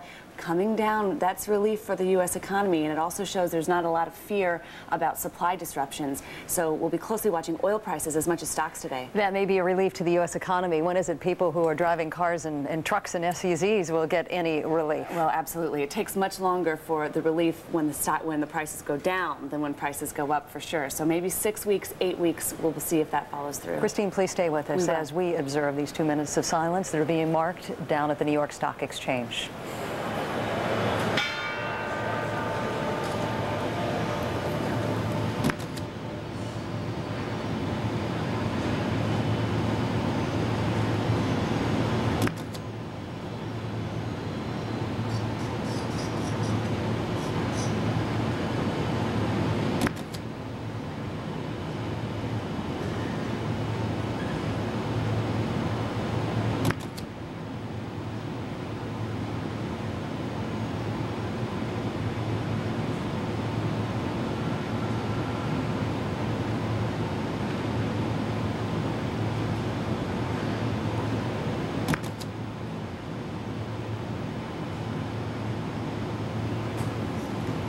We're going to stay with this picture as members of the New York Stock Exchange and the men and women that work there honor 2 minutes of silence to support U.S. troops.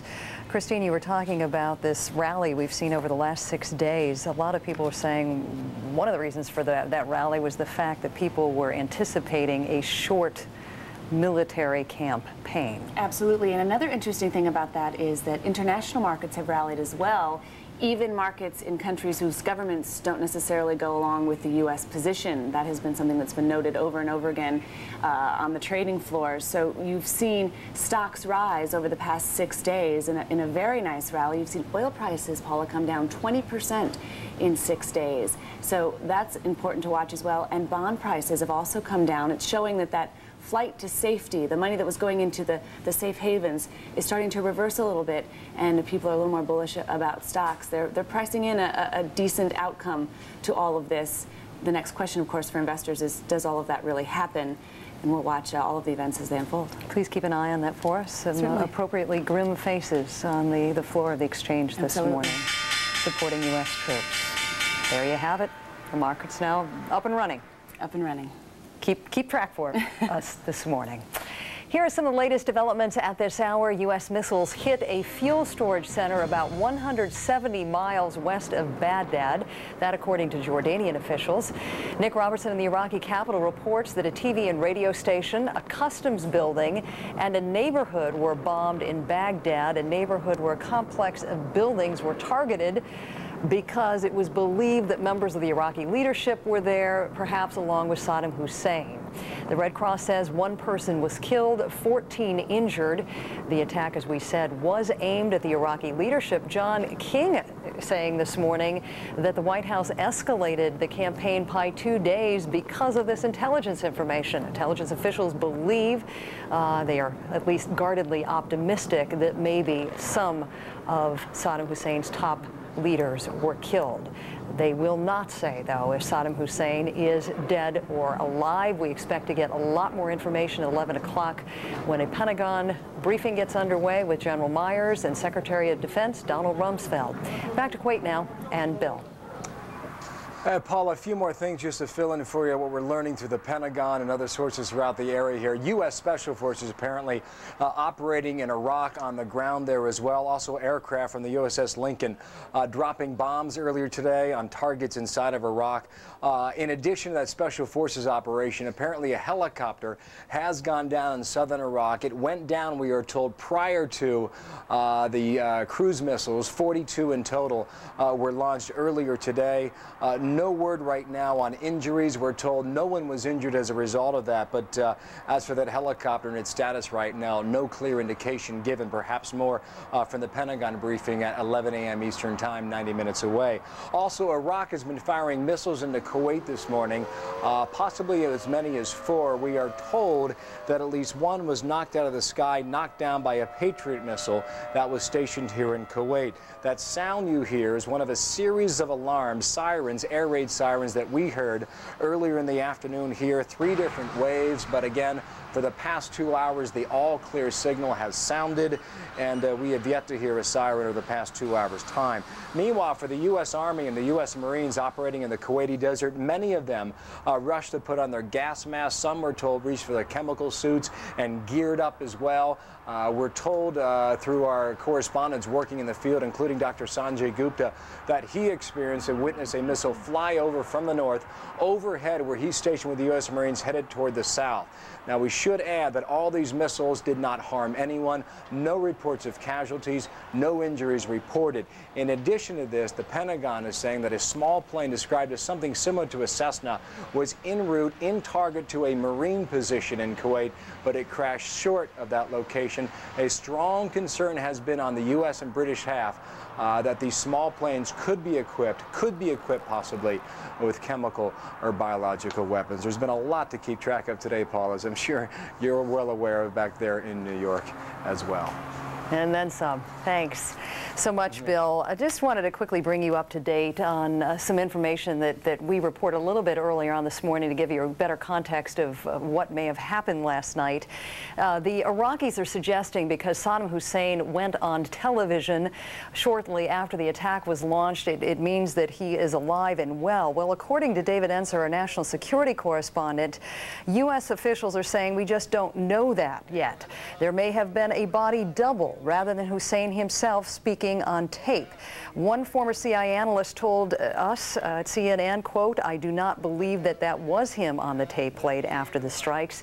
So a number of U.S. officials now are continuing to analyze that tape you're seeing right now that we have been playing since the early hours of the morning. Let's go to Nick Robertson, who is standing by on the telephone from the Iraqi capital. I know, Nick, in your last report, you said the Iraqi information minister said the fact that we saw Saddam Hussein on TV was proof that he was still alive. Are they still saying that?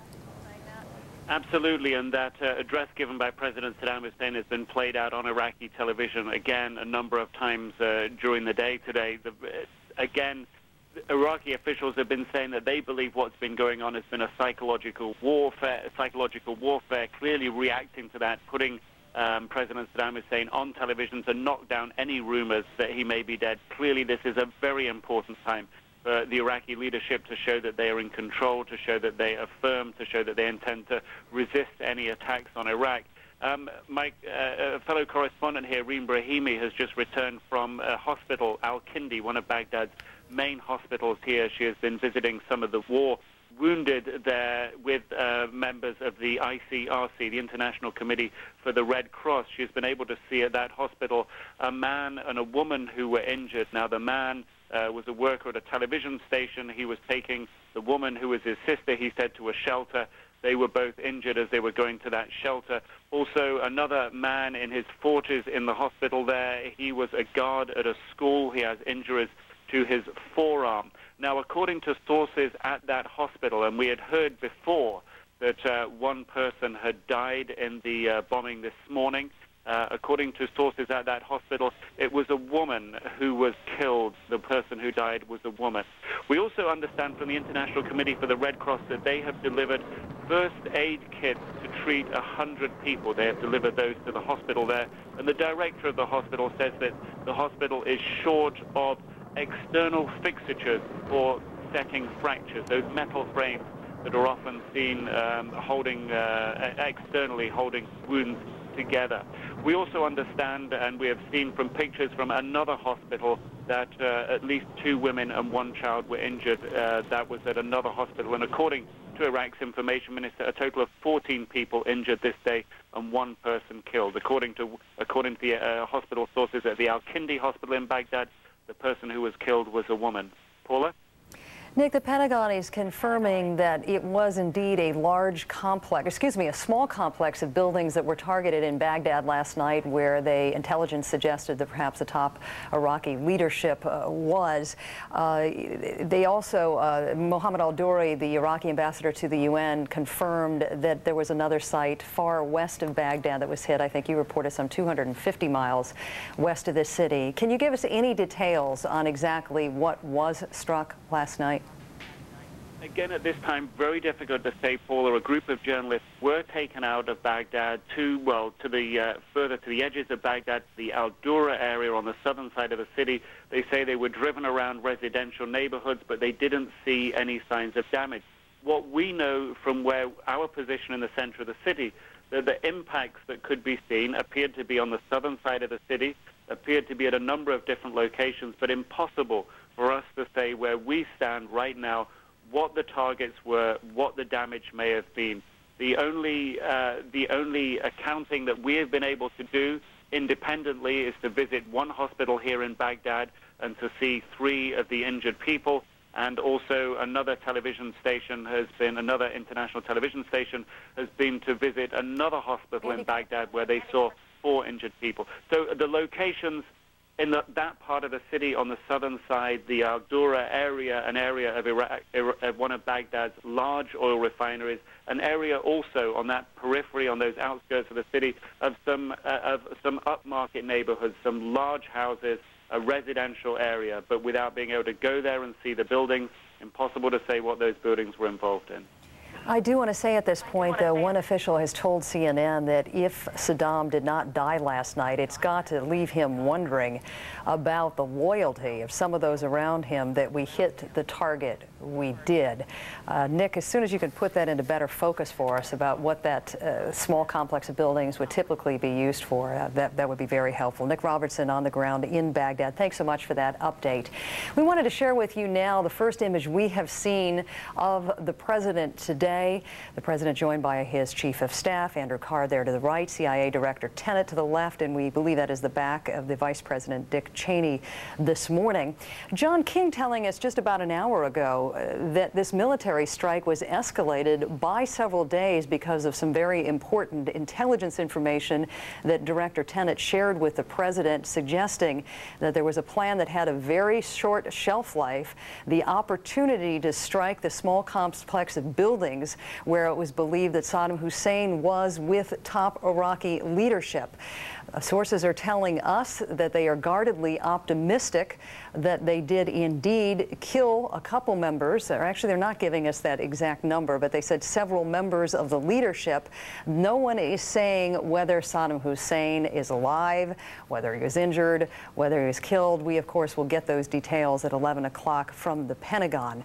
But once again, this was not the way we are told the military campaign was expected to unfold. It was just due to this information that CIA Director Tenet got his hands on that caused this so-called decapitation attack to be launched last night. Back to Bill now in Kuwait City. Bill? All right, Paula, thanks. Listen, I want to get back to, again, one of our in-bed reporters, Carl Penhall, is with the Army 5th Corps. He, too, is in an undisclosed location in the northern Kuwaiti desert. One can only assume that he is near the Iraqi border. Carl, what do you have for us this hour? Well, Bill, like many of my colleagues during the course of today, there have been repeated chemical attack alerts in the course of the day. In the spot where I am, we've had at least 5 alerts. That's involved us each time donning gas masks, along with the soldiers, of course. They too have been donning gas masks, scurrying away into tents. Each time the alert has lasted about 20-25 minutes. Commanders have said to us, though, that they haven't yet detected any presence of chemicals in the atmosphere. Additionally to that, Bill, preparations are continuing here at the camp where I'm based.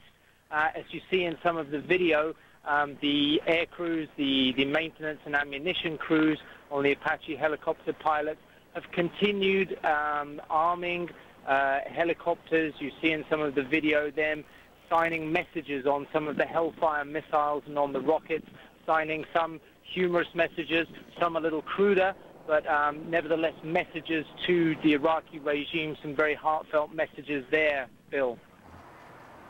Carl, thanks. Carl Penhall with the Army 5th Corps, one of many embedded reporters now with the U.S. military. Going to get to Major General Don Shepard in a moment here about what may happen in the early days of this strike, when it gets underway. John King at the White House said perhaps it comes in the next 12 to 24 hours, perhaps not. That's what we're all waiting to see and hear at this point. Paula, back to you now in New York. Thanks, Bill. There is so much curiosity about the tape many of us saw last night shortly after the military attack got underway in Baghdad and west of Baghdad. We're going to put up on the screen now split images, one of Saddam Hussein, that is to the right, where we know for sure it is Saddam Hussein, and the image to the left, which is what we saw on television last night. There is one former CIA analyst that told CNN that based on his many years of analysis of imagery of Saddam Hussein, he doesn't believe that is him on the left. Of course, Saddam Hussein is known to have a number of body doubles to stand in for him from time to time at public events. There are, from the Iraqi point of view, a compelling argument that he is still alive. They say that presence last night on television proves that, but U.S. officials say we just don't know that yet. David Enzer is standing by in Washington with more on the kind of analysis that is being done at this hour to determine if, in fact, that was Saddam Hussein last night. David, good morning. What have you learned?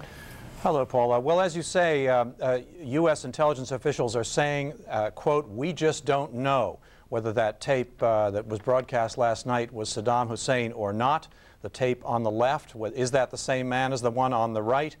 That's the question.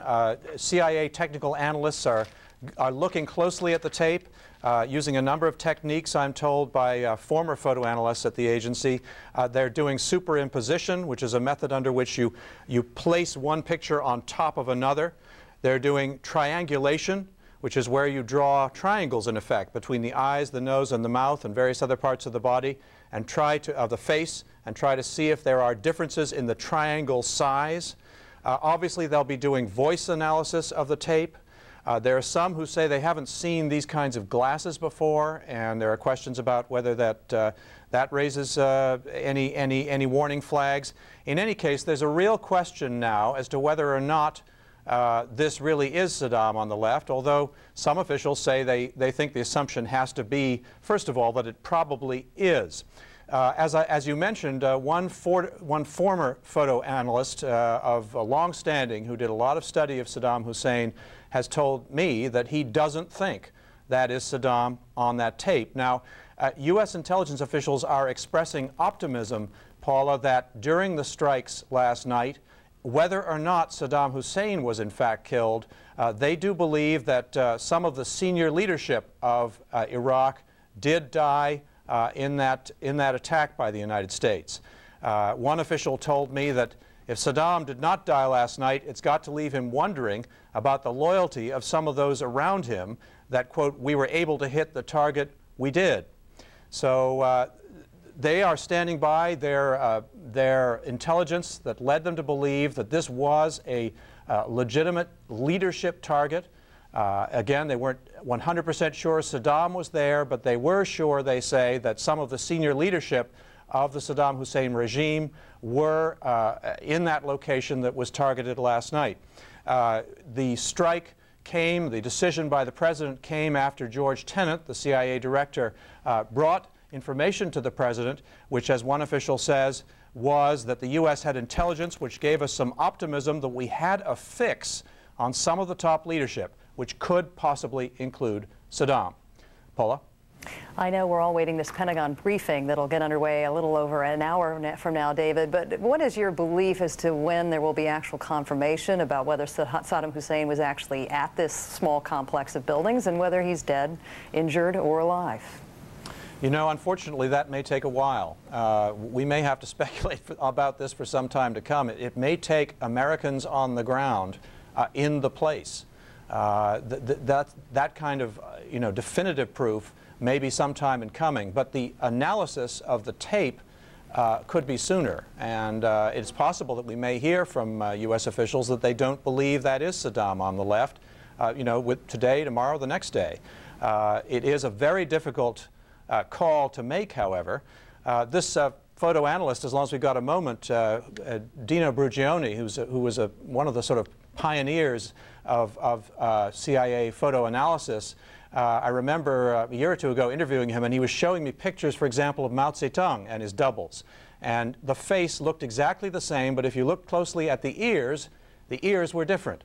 So it's a fine art, and there are experts at the CIA practicing it right now. Paula? Well, keep the details coming, because what you've reported has been absolutely fascinating. David, thanks so much. Back to Kuwait City now, and Bill. Paula, listen, following up on these Iraqi missiles fired into Kuwait earlier today, we are told that at least one Patriot missile battery did respond and knocked one of these missiles out of the sky. But for a much clearer idea as to what's happening with the Patriots, Lisa Rose Weaver is embedded with the Army 5th Corps. She is with the unit that has provided some of these Patriot defense missiles, and Lisa's with us right now by telephone. What can you tell us at this point about what you're seeing and hearing from the U.S. Army? Well, Bill, where I am, I'm with the Echo battery of the 52nd Air Defense Artillery Brigade. Earlier today, I did not see or hear the Scud missile and Patriot intercept activity that occurred now a few hours ago. However, the fact that it did happen meant that we here at Echo Brigade, Echo Battery rather, had to go into what is called MOC Level 2. We're wearing part of our chemical suits. That means we are wearing the trousers, the long-sleeved tunic top, as well as the boots. Everyone here is carrying their gas mask, as they always do, with or without the suit, carrying the gas mask at the hip, ready to get it on in the event that chemical or biological contaminants are found in the atmosphere. That has not happened today where we are, but obviously everybody on alert for that possibility. Now, earlier, before the Scud activity, the Patriot missiles here were positioned into place. Even before they lock on target, Bill, they have to be positioned in such a way so that they are ready to respond as quickly as possible. There's a process of orientation with satellite information so that they are then able to track incoming Scuds or other missiles as they may come. You may now be seeing a video of some screens inside a small trailer. That is where you would see information about an incoming Scud if they were indeed incoming. So fortunately, nothing like that has happened exactly where I am, but again, everyone here on alert. Bill? Lisa Rose Weaver, again embedded with the U.S. Army 5th Corps, watching the Patriot missile battery deployed here in Kuwait. Back with Major General Don Shepard. I want to pick up on our first point, if we could, Don, about the whole idea of chemical suits. What do we know right now about the potential for chemical agents being weaponized, put on top of a missile, and launched into Kuwait, hitting either U.S. troops or folks living here in Kuwait City?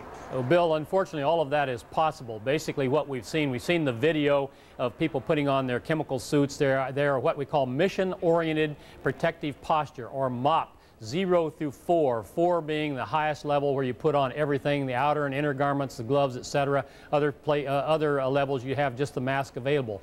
People running in and out of shelters. Now we have a baseball card that basically shows the type of gas that we would be concerned about, and it most likely is a VX type gas. The VX type gas is one of the nerve gases, the others being sarin and tabin.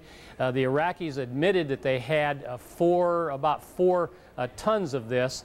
We think they have upwards of 800 tons of this stored somewhere. It can be delivered by aircraft, by missile, by artillery. All of those are possibilities, and so when you hear these alerts, you have to assume that all of that's possible and get into your shelters and into your gear until the all clear is given, Bill. Don, let's move forward. You had an excellent piece on CNN.com yesterday that I want to point out, make a few points here clear to our viewers and pick your brain about this. When this military action goes forward, you point out these airfields in western Iraq known as H2 and H3. Why are these places significant from a military standpoint? Yeah, well, first of all, they're named from the British days. Their outpost was Habaniya, and then they went about 100 kilometers west. They named that H1, another 100 kilometers H2. These are the areas from which Scud missiles were launched into Israel. It would only complicate the United States posture if Israel was in any way drawn into this conflict and responded. It would make our life miserable diplomatically. And so we would like to seize western Iraq and the H1, H2 airfields as soon as possible for forward operating bases, and also to assure that Scuds cannot be launched from that area, Bill. Yeah, knowing that no Scud launcher was taken out in the first Persian Gulf War, what does it say right now about how the U.S. military has tried to track down, zero in, and do a much better job this time as opposed to 12 and a half years ago? The U.S. military has been practicing this, and we have very good systems now that were not as good then. J-stars, we have kill box concepts and this type of thing that we practice and use in Afghanistan, but it is still very, very difficult to find a single truck or a single missile and prevent it in all of western Iraq. So it's still a difficult problem, but again, if we can seize western Iraq and kind of cleanse that area and back the forces off out of western Iraq, that's probably the best way to do it, Bill. Well, we're back to your article at CNN.com then. Which divisions do you believe go into Iraq first? And well, what's the strategy behind using one division as opposed to another one? Well, basically, if you look at what's in the Kuwait theater right now, you've got the 3rd Infantry Division with elements, probably a brigade of the 82nd Airborne. You've got the 101st Airborne. You've got the 1st Marine Expeditionary Force with the 1st Marine Division. You also have the British. And so what I would anticipate is certainly moving north out of there against the hard ground, the heavier forces of the 3rd Infantry Division, the 82nd Airborne. The 101st don't know what they're going to be assigned, whether they're going to move north or move to the northern flank that we've talked about so much. And the Marines and the British, I estimate that they will probably go up the Tigris-Euphrates Valley, secure the oil fields around Basra, and then move on north toward Baghdad. The whole idea is to encircle Baghdad with the defenses up there, Bill. Got it. You mentioned Baghdad. What are the Iraqis doing right now in order to defend that city? We've heard the term hornet's nest, and basically they have taken their outlying air defense systems and moved them into intense fortifications around Baghdad itself. In addition, they're drawing berms, they're drawing trenches, this type of thing, and they're also dispersing military assets within the civilian sectors of Baghdad. Now, there's 2 things about that. One, it can cause collateral damage with the political problems that goes with that if we strike them in populated areas. The good news is, once they disperse it out there, it's very difficult for them to mass it again to be effective militarily when United States and coalition forces come in. So there are pushes both ways about whether that causes problems and for which side. Baghdad is going to be heavily defended. The whole idea is to decapitate the leadership and get these forces to give up, surrender before we have to go in house-to-house fighting in downtown Baghdad, Bill. Thank you, Don. Major General Don Shepard with us here, a military analyst. You're going to hear a lot in the coming days and weeks about Baghdad and also the town of Tikrit. We will visit that at another time. Don, thanks again. Back to Paula now in New York. Paula. Thanks, Bill. Back to one of our in-beds, Gary Tuckman, who is alongside members of the U.S. Air Force in Kuwait, not far from a U.S. Patriot missile battery that we are told successfully shot down an Iraqi surface-to-surface missile. Gary, give us the very latest on what you're being told from officials there. Good morning. Good morning to you, Paul. And we've actually been brought out to a Patriot launcher missile site right now. There are several throughout the country of Kuwait. This one is at Camp Doha, which is where U.S. Army, Marines, and Air Force personnel are stationed. They are telling us that they did indeed fire a Patriot missile from this site here at Camp Doha and successfully hit the second Scud missile that was launched. Military officials here say there were 2 Scud missiles fired. There have been 4 Patriot missiles fired at them. 2 of those 4 did indeed, they say, hit the 2 missiles that were launched from Iraq. The people who are with us here, about 10 of them participated in the launching of the Patriot. They said after the success, which they found out about in 2 seconds, which is really unbelievable. That's all it took, 2 seconds for them to know that they successfully hit the Scud missile. They say they all gave each other high fives. Paula, back to you. Gary, this is the first time we've heard the distinction that these were indeed Scuds that came into Iraq. Of course, the Iraqis denying they have them today. But there was a characterization of a surface-to-surface missile earlier this morning. That's exactly what you're being told by the Air Force? The officials here, and this is an Army official who's telling us this, says they have confirmed 2 Scud missiles. Desk. Yeah, I'm going over there. As this incoming fire from Iraq came in. Paul, can you repeat the question? I didn't hear that question. Yes, Gary, and I'm going to take this out. What you said is the officials there are telling you that it took 4 Patriot missiles to be fired at some of the incoming missiles from Iraq.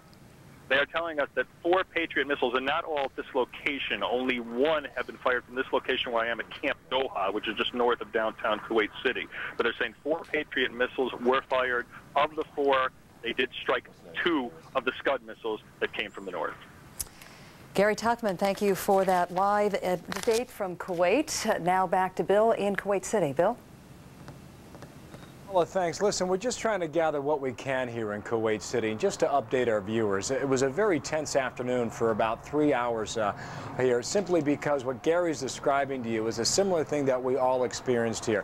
When these missiles were fired up into the air, the air raid sirens went out here in Kuwait City. We heard 3 different waves of them. And then after about an hour and 15 minutes, they died down. The all-clear signal was heard. A short time later, about 45 minutes after that, the sirens came back yet again, indicating danger was on the way. But then, as many of our colleagues took the better half of judgment and took their own precaution and took cover down the parking garage of our hotel here, the all-clear signal came again after that. We heard an extremely loud explosion here about 4 hours ago in downtown Kuwait City, but there's no verification at all as to what that may or may not have been, whether it had any connection at all to what we're experiencing right now regarding these Iraqi missiles. But nonetheless, it was loud. Many of us heard it and took great precaution trying to make sure that indeed we were safe at the time.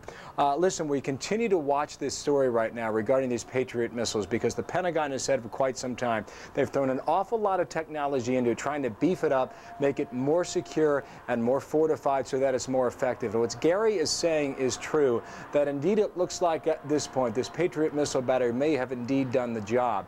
To get any sort of reaction with a 2-second time to figure out how your rate of success or failure is just absolute lightning speed. Now with nightfall here in Kuwait City, it's 6 o'clock on the nose, in fact, here in Kuwait, same time locally in Baghdad. The reason I point this out is because nightfall is starting to set in. The military will tell you unequivocally that they say they own the night. They own the darkness. They operate like no other military in the world when things get dark. It was largely thought that this strike, this shock and awe theory put out by the Pentagon, would begin at night. 3,000 Tomahawk missiles, maybe, but again, we continue to wait for that if indeed that starts. We heard from the White House and John King reporting earlier today, maybe that's in the next 12, maybe 24 hours, but again, at this point, we simply do not know. Quickly, while I have you here, I don't know if you have the videotape queued up or not, but we have some videotape we can show you just outside Kuwait City. Gary Tuchman was talking talking about this. It is a ditch, essentially, where one of these missiles has been knocked to the ground. It fell harmlessly in the Kuwaiti desert, and at this point has made a pretty good bunker, a pretty good hole in the desert. But again, no injuries, no fatalities, no one hurt as a result of that. Our coverage is going to continue here on CNN. I said 6 o'clock local time here. That makes it 10 a.m. Eastern time back in the States. Paula's going to stay with me.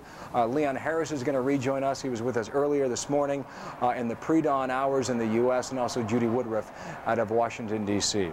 Our coverage continues here live on CNN right now. And good morning again for those of you just joining us. As Bill mentioned, we are now entering the 13th hour since the start of military action in Iraq. What we have learned from John King at the White House is that the pace of the military campaign was changed drastically last night, escalated by 2 days when the head of the CIA, George Tenet, took some intelligence information to the president suggesting that there was a very short window of opportunity to specifically target a small complex of buildings in Baghdad where it was believed that members of the top Iraqi leadership were meeting, perhaps even along with Saddam Hussein. We're going to spend some time this morning analyzing the tape that some of you may have seen of Saddam Hussein speaking shortly after the attacks got underway. No one is confirming whether that was indeed him speaking or whether it was a body double. A lot of analysis going on by national security experts to determine that. As Bill mentioned, Judy Woodruff is joining us from Washington this morning. Good morning, Judy. And Leon Harris from Atlanta at CNN Center. Good morning to you as well, Leon. We're going to get a quick check now of the war news with Leon. That's right. Good morning, Paul and Judy, folks at home. Let's begin right now with the check of the war news at this hour.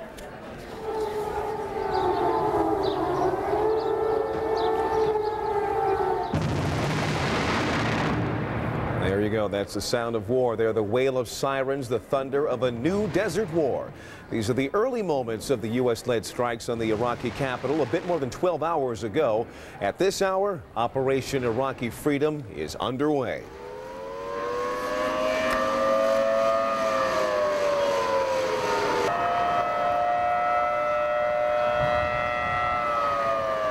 And there south of Baghdad, the all clear comes shortly after siren sound there in Kuwait.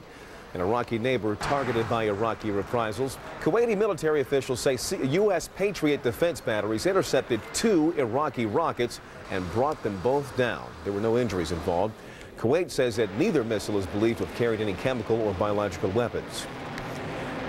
Now, this is one of the U.S. vessels used in opening airstrikes. The Naval Joint Command says submarines, cruisers, and destroyers unleashed a total of 40 Tomahawk missiles at significant military targets, their words. U.S. intelligence officials expressed guarded optimism to CNN that several senior Iraqi leaders may have been killed in the strikes on Baghdad last night. Now, minutes after those strikes, President Bush came out and addressed the United States to announce, quote, coalition forces have begun striking selected targets of military importance, end quote. The president delivered his 4-minute speech just about 2 hours after the expiration of that ultimatum that Saddam Hussein retreat into exile or face war. U.S. officials are saying that they just aren't sure whether to believe that a televised appearance made this morning, this one you see here, whether or not this was indeed Saddam Hussein or an imposter as initially speculated. As you may know by now, he has many doubles that traveled the country in his stead. Now, it's also not clear if this appearance was actually live or taped, and if so, how long ago it may have been recorded. Now, we've got CNN correspondents posted out there in the region. We have our Dr. Sanjay Gupta, who's been embedded with a group of Marines. Let's check in with him. He was actually reporting live this morning, and he was actually one of the first to actually see any rockets flying overhead. We had reports of missiles being launched from Iraqi territory into Kuwait, and Dr. Sanjay Gupta was there to see it all happen. Sanjay, you're there? Yeah, hey, Leon. We are in the middle of a bunker call right now. This is what we've been talking about all day. Just about a minute ago, we heard bunker, bunker, bunker. That came over the PA system. This is the bunker. This is what we've been talking about. Behind me, about 50 Marines. They're located in that bunker. I'm standing out here just to talk to you for a minute. The message that we're getting over the PA system is missiles inbound. Missiles inbound. Mark Biela is a photographer. He's standing right here. He's about to jump in the bunker too. But this is the 6th bunker call that we've heard all day today, and in as many hours, Leon. So Definitely people are on edge, no question. They have to put on their flak jackets, their helmets. They've run in there. For this particular bunker call, we did not have to put on our gas masks, at least not yet, but that's certainly something that might come up as well. But I wanted to give you a sense, Leon, of sort of what the day's been like here, and you caught us right as this is happening. Leon? All right, Sanjay, give us an idea. What is it that you do in the meantime now? What instructions are you given in the meantime while you're waiting for something like this? Well, and it is a lot of stop and go, You know, we can be in this bunker for up to an hour, sometimes even longer, sometimes all that time with our masks on. In the meantime, basically, it's just been a lot of waiting around. But again, with 6 bunker calls, what you'll see is all of a sudden people will be walking around and all of a sudden sprinting 100-meter dashes with their flak jackets, putting on their helmets. I have to wear this now because they told me I have to wear this along with my flak jacket, at least until we're given the all-clear sign. But again, 6 of these bunker calls over the day today. Leon, as you mentioned earlier, we actually saw one of these missiles. We saw the concern. We saw it fly 300 feet over our head. That was about 10:20 local time here in Kuwait. We're 8 hours ahead, so about 2:20 in the morning your time. We saw one of those first missiles actually fly right over our heads very fast, not that high, only 300 feet. But a big grayish-green missile with yellow stripes, and that certainly got everyone's attention here, Leon. All right, Sanjay, we'll let you get back to it. We'll try to check back with you. You get back to us, of course, immediately once you see or hear anything new there at your location. We would appreciate that report. Let's go down to Judy Woodruff, who's standing by in Washington. Judy. Thanks, Leon. Of course, one of the places we don't take our eyes off at a time like this is the White House. Our senior correspondent, John King, is there where, John, I gather you and other reporters have just had a session with Ari Fleischer and maybe others? Yes, Judy, Ari Fleischer briefing us this morning off camera. 2 major headlines out of that discussion. One, Ari Fleischer telling reporters the president has signed a broad execute order, not just authorizing the missions we are reporting on that happened last night on the Iraqi leadership targets around Baghdad, but the president has signed a broad execute order that gives the generals in the field the authority to carry out the full sweep of the attack. That does not mean the president will not give mission-to-mission approval or be consulted before things launch, especially the major wave, but the orders are in place, so military commanders in the field have broad authority now to carry out the battle plan. Also here at the White House, Ari Fleischer saying the United States government, from the president on down, are reaching no conclusions about who is on that tape that was broadcast on Iraqi TV, purportedly to be the Iraqi president Saddam Hussein, or when that tape was made. We are told that internally at the White House, because of a briefing from the CIA director and others, there remain some doubts in the United States government as to whether that is actually Saddam Hussein, or even if it is, as to whether perhaps that tape was recorded before the assault, even though the Iraqi leader or whoever it is on that tape says it was the 20th of March. Other quick issues here. The president involved in urgent rounds of consultations. His military team, planning team due here at the White House today, including Secretary Rumsfeld, consultations with Congress as well. And the White House says, yes, the president is aware of the criticism from capitals around the world and that he respects those leaders, but that he disagrees with their judgment. The White House also says it will have new names to add today to the list of roughly 35 countries that have publicly said they are part of what the president calls the coalition of the willing. One last point, Judy. Ari Fleischer says the executive order banning the assassination of foreign leaders remains in place, but that the White House believes it is a moot point at this point because hostilities are underway. The White House says Saddam Hussein is a legitimate target as the commander-in-chief of the Iraqi military forces. Judy. John, there's been some conversation about the fact that when the president authorized last night's strike, it was actually before the 48 hours was up. Did the White House have the ability to turn anything around if, by some miraculous change, Saddam Hussein had decided to leave Iraq? We are told that that was, yes, that was a possibility, but that by the time the president issued the orders, they said they had very solid evidence that Saddam Hussein had no plans to leave the countries, and indeed they had intelligence that they believed to be accurate, that he was hunkered down with other senior commanders at one of the targets ultimately struck by the cruise missiles and the bunker-busting bombs. So could the president have stopped it? We are trying to get more of the exact details, but White House officials are telling us that if you go through the sequence of events, it was after the president received definitive word that Saddam Hussein was still in Iraq that the actual bombing took place. Certainly the operation was conceived and in the early stages prior to that deadline passing.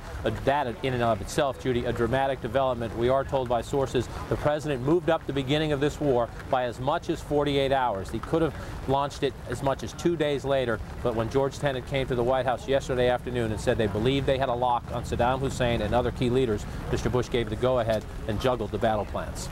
But now it turns out that intelligence either was wrong or that they didn't get close enough. Of course, these are all questions we're trying to get answers to. That John, assumes that it is Saddam Hussein on that tape. The White House says they're not sure just yet. That's right. John King at the White House. Now to Paula in New York.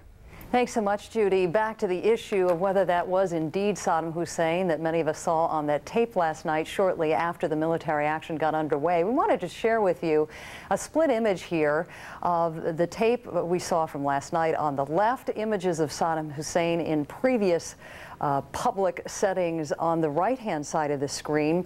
There has been a lot of talk about how Saddam Hussein often uses body doubles rather than appearing as himself in public.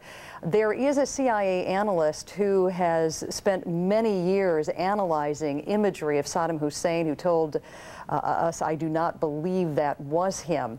David Enzer, our national security correspondent, explained to us the painstaking process they're going to go through to try to figure out if this indeed was Saddam Hussein last night and when it was taped. They use these images, techniques called superimposition and triangulation. Some folks are pointing to the glasses, saying they don't look like glasses we've ever seen Saddam Hussein wear before. David Enzer said it could be days before some of this analysis is complete. Nevertheless, it obviously is keeping many members of the Bush administration very concerned this morning as they have gone public with the knowledge it was indeed very specific CIA intelligence that suggested that the military campaign be moved up and try to specifically target a small complex of buildings where it was believed his Iraqi leadership was holding meetings last night. Back to Bill now in Kuwait, who has had a series, I guess, of temperature-raising events, including a number of air sirens going off throughout the morning. That turned out to be nothing after all, right? Yeah, fortunately, Paula, these were in response to the incoming Iraqi missiles that did not land anywhere near the city of Kuwait. They landed out in the desert, fortunately, and luckily no injuries or fatalities as a result. 6 o'clock local time here. I want to take you back about 5.5 hours. It was 12:30 in the afternoon here where we can show you some videotape that shows one of these incoming Iraqi missiles apparently knocked from the sky by a Patriot missile battery. Clearly on the videotape you can see some sort of ditch or perhaps an embedded area in this desert here where that missile fell into the Kuwaiti desert. This, we are told, again, was launched by the Iraqi side earlier today. No immediate reports of any casualties as a result of this. Clearly, these missiles sometimes have a very, very poor accuracy rate. And if you go back to the first Persian Gulf War, it was often stated that anytime there was any sort of direct hit by an Iraqi Scud missile, that many military analysts said it was just simply luck on the part of the Iraqis. However, during the first Persian Gulf War in Dhahran, Saudi Arabia, there was a direct hit by an Iraqi Scud that killed 28 U.S. soldiers and injured about 100 others. And is that type of weapon that essentially serves as a terrifying element, some sort of what some people label strictly as terrorism, only because it terrifies the environment and the people who are living and operating. And certainly the U.S. military has gone to great lengths right now to make sure that the troops and the Marines indeed are safe out in the Kuwaiti desert. I can tell you, though, the street scenes here in Kuwait, though, as a result of those missile launches, sent a number of people on the run. Now, we did know that traffic is down considerably. The number of people out on the road today down as well. But in no way has this city shut down. What we saw as a result of the air raid sirens that were released for about a period of 2.5 to 3 hours was people coming out of their office buildings, many people choosing to go home, calling it a day at that point. Others, though, did retreat back into their workspace. It may seem somewhat incongruent to folks halfway around the world as to why people would even show up for work today, but it might attest to the level of security that a lot of people here in this country say they frankly feel right now. 12 years ago, a much different environment. 12 years ago, you had an invading Iraqi army. Over a 5-month occupation period, 300,000 Iraqi troops setting up shop and setting up camp here in Kuwait, only to be driven out by the coalition-led forces in late January of 1991. Nonetheless, though, Kuwait continues to operate today. We saw a run on air flights yesterday But even the airport today, Paula, is still open for flights coming into Kuwait and leaving this country as well. At some point, will the commercial airspace be shut down? We were told that would happen, but so far that is not the case. Paula? Thanks so much, Bill. We're keeping an eye on the markets here. We had mentioned that we have had a 6-day rally going, which is the longest rally, we are told, in some 2.5 years. Just about 45 minutes ago, the New York Stock Exchange was opened with 2 minutes of silence in support of U.S. soldiers overseas. Market down on the Dow, I guess about 100 points, if I'm reading this correctly without my bifocals. There is some speculation that when you look back at Desert Storm, you did see a small run-up in the market. Today, they're saying the expectation was among some traders that if this military action was swift, that you wouldn't see a softening of those numbers. So we will keep a very close eye on that. Anything can happen until 4 o'clock this afternoon when the markets close. Back to Leon now at CNN Center. Yes, Paula, we want to go check with our Reem Brahimi, who's been keeping a close eye on the aftermath of those missile strikes in Baghdad last night.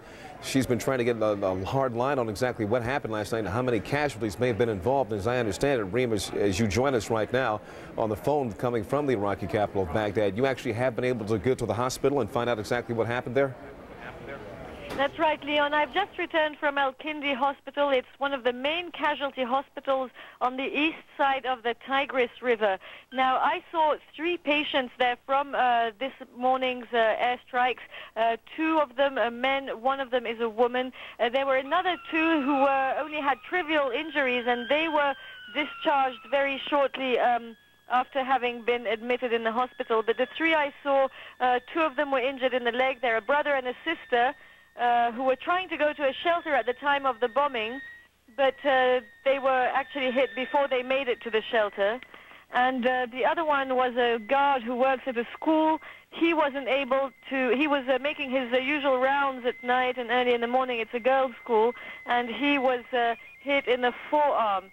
Now, I understand that there are other patients in another hospital. Reem, I'm sorry to cut you off, Reem, because we have some live developments happening right now with Bill Hemmer at his location there in Kuwait City. Bill, take it away. Yeah, hey, Leon, listen, getting the incoming sign yet again that danger is on the way. The air raid sirens have been issued here in downtown Kuwait City. What this means is not clear right now. We can tell you we heard a series of these sirens throughout the course of the afternoon, but immediately after we had heard those sirens, the all clear sign did come out. We take precautions here at CNN. We don't take this lightly. When we believe we need to take cover, certainly we do. Just want to let you know, Leon, the air raid siren is up again, working again here in Kuwait City. We'll let you know what comes of this, if anything. Back to you now. All right. You got a good deal, Bill. You guys be careful in the meantime. Let's go now to our Walt Rogers, who's embedded with the 7th Cavalry Unit out there in the desert there somewhere between Kuwait and Iraq over there by the border. We don't know exactly where they're at, but let's check in right now and see what things are, how things look right now, at least from Walt's perspective. Walt, what can you tell us? Hello, Leon. It would appear the Iraqis badly miscalculated today when they fired 6 tactical ballistic missiles across the border into Kuwait at the American forces here and towards Kuwait City. They have put steel into the spine of the American soldiers you see assembled here in this desert with the U.S. Army's 7th Cavalry. At first, when the alarm was spread here that the Iraqis were firing missiles at the U.S. troops, some of the soldiers confessed to being fearful. All of them were told to put on their chemical weapons suits, that is full gas mask, full parka, gloves, boots, full trousers, full protective covering. We could hear the explosions several miles in the distance as Patriot missiles were trying to take out the tactical ballistic missiles that the Iraqis fired. When things settled down, after an all clear was signaled, these American soldiers with the 7th Cavalry got angry. You could see the anger. You could see them just rise to the occasion. Whenever President Bush gives the order for the 7th Cavalry to move across the border, it is going to be a charge, and these soldiers are more than a little furious because the Iraqis, according to the Army, fired 6 ballistic missiles, 6 tactical ballistic missiles in their direction and in the direction of Kuwait. Leon? Walt, I am wondering right now, after hearing that and hearing how their resolve was actually stiffened by hearing these or seeing these missiles, how soon, or I don't know if you can tell us this or not, or I should offer that caveat first.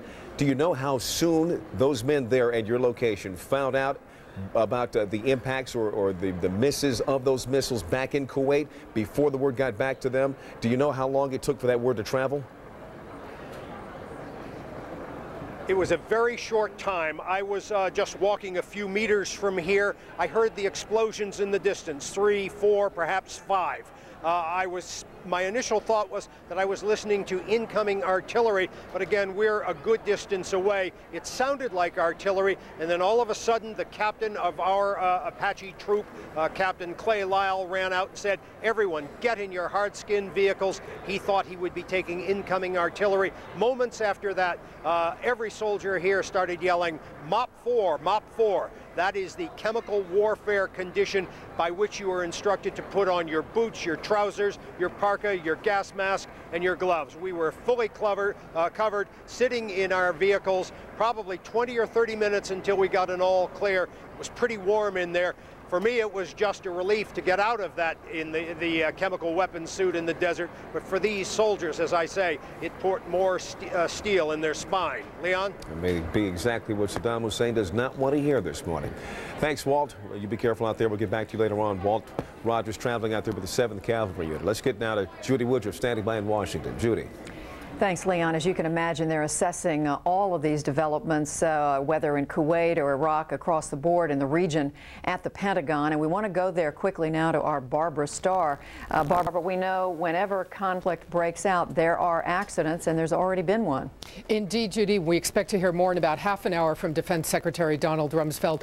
But yesterday, before the action began over Baghdad, a U.S. Special Forces helicopter, an MH-53, Pave Low it is called, crash landed in southern Iraq. It was transporting a troop of Special Forces soldiers that were moving into southern Iraq on one of their reconnaissance missions. The entire team, we are told, was recovered and extracted from the area.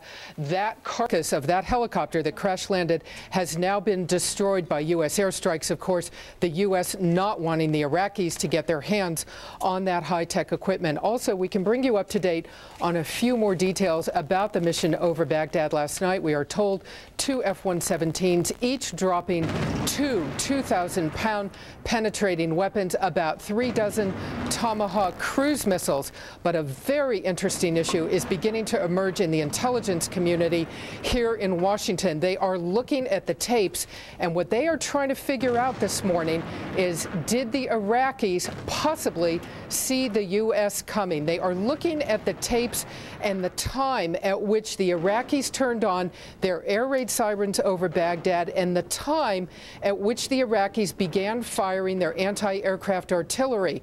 And as far as some officials have told us, it seems to them the Iraqis may, they cannot confirm it, but may have turned that equipment on just before the F-117s dropped their bombs over this site in the south of Baghdad. That may be an indication that some long-range Iraqi radars may have seen the F-117s coming. And of course, if that is proven true, it will be a major concern, because those are supposed to be stealth fighters. The enemy is not supposed to see them coming over the horizon. Judy? So, Barbara, you're saying they did not expect the Iraqi military to have that capability? We have talked to intelligence officials who say, as far the very early assessment, but as far as they can determine right now, there are concerns. They need to figure this all out, that Iraqi radars may have somehow seen the U.S. coming at them. It's not unusual to see the Tomahawks. They fly relatively low, but they're very concerned that those Iraqi anti-aircraft artillery batteries apparently were firing in the direction the F-117s were coming. So the question is, did the Iraqis see something, or did they just get lucky? Nobody's quite sure yet. It's an issue that's being looked at very carefully here. Well, if that's the case, that would be a very significant development. All right, Barbara Starr at the Pentagon. Thank you. Now to Paula. Thanks so much, Judy. We're hearing more now about what might be an ongoing part of the military campaign from Art Harris, who joins us along the Iraqi-Kuwaiti border. Art, what are you seeing right now? Here. Where? Where is it? Where's the fox? Go ahead, Art. Where? Can you hear me? We can hear you, Art. Go ahead. Okay, I'm right at the close to the Iraqi-Kuwaiti border, where I have just seen and counted what appear to be 8 missiles fired directly over our position in the last 10 minutes. We have our gas masks on, and our chemical biological vehicle for the 2nd Marines has just sounded an alarm at possible gas in the area, and everyone has their masks on and preparing to either move or wait and see what happens. The missiles appeared to come overhead. There were streaks of light like giant Roman candles, and they kept going. I just heard an explosion in the distance where one apparently landed. I have no confirmation of it, but it was coming. They were all coming from the Iraqi side of the border. I am with the 2nd Marine Division of Camp Lejeune, North Carolina, light armored reconnaissance unit, and they are very close to the border. Their job is to scout intelligence, and I'm speaking from inside my gas mask right now, and watching and waiting for what orders come down. Art, exactly how are you able or allowed to tell us how far you are from the Iraqi border? Well, I can only tell you that we're very close. And these missiles were quite surprising. I was standing outside. Here comes well, yeah. I was talking to First Sergeant Michael Sprague of.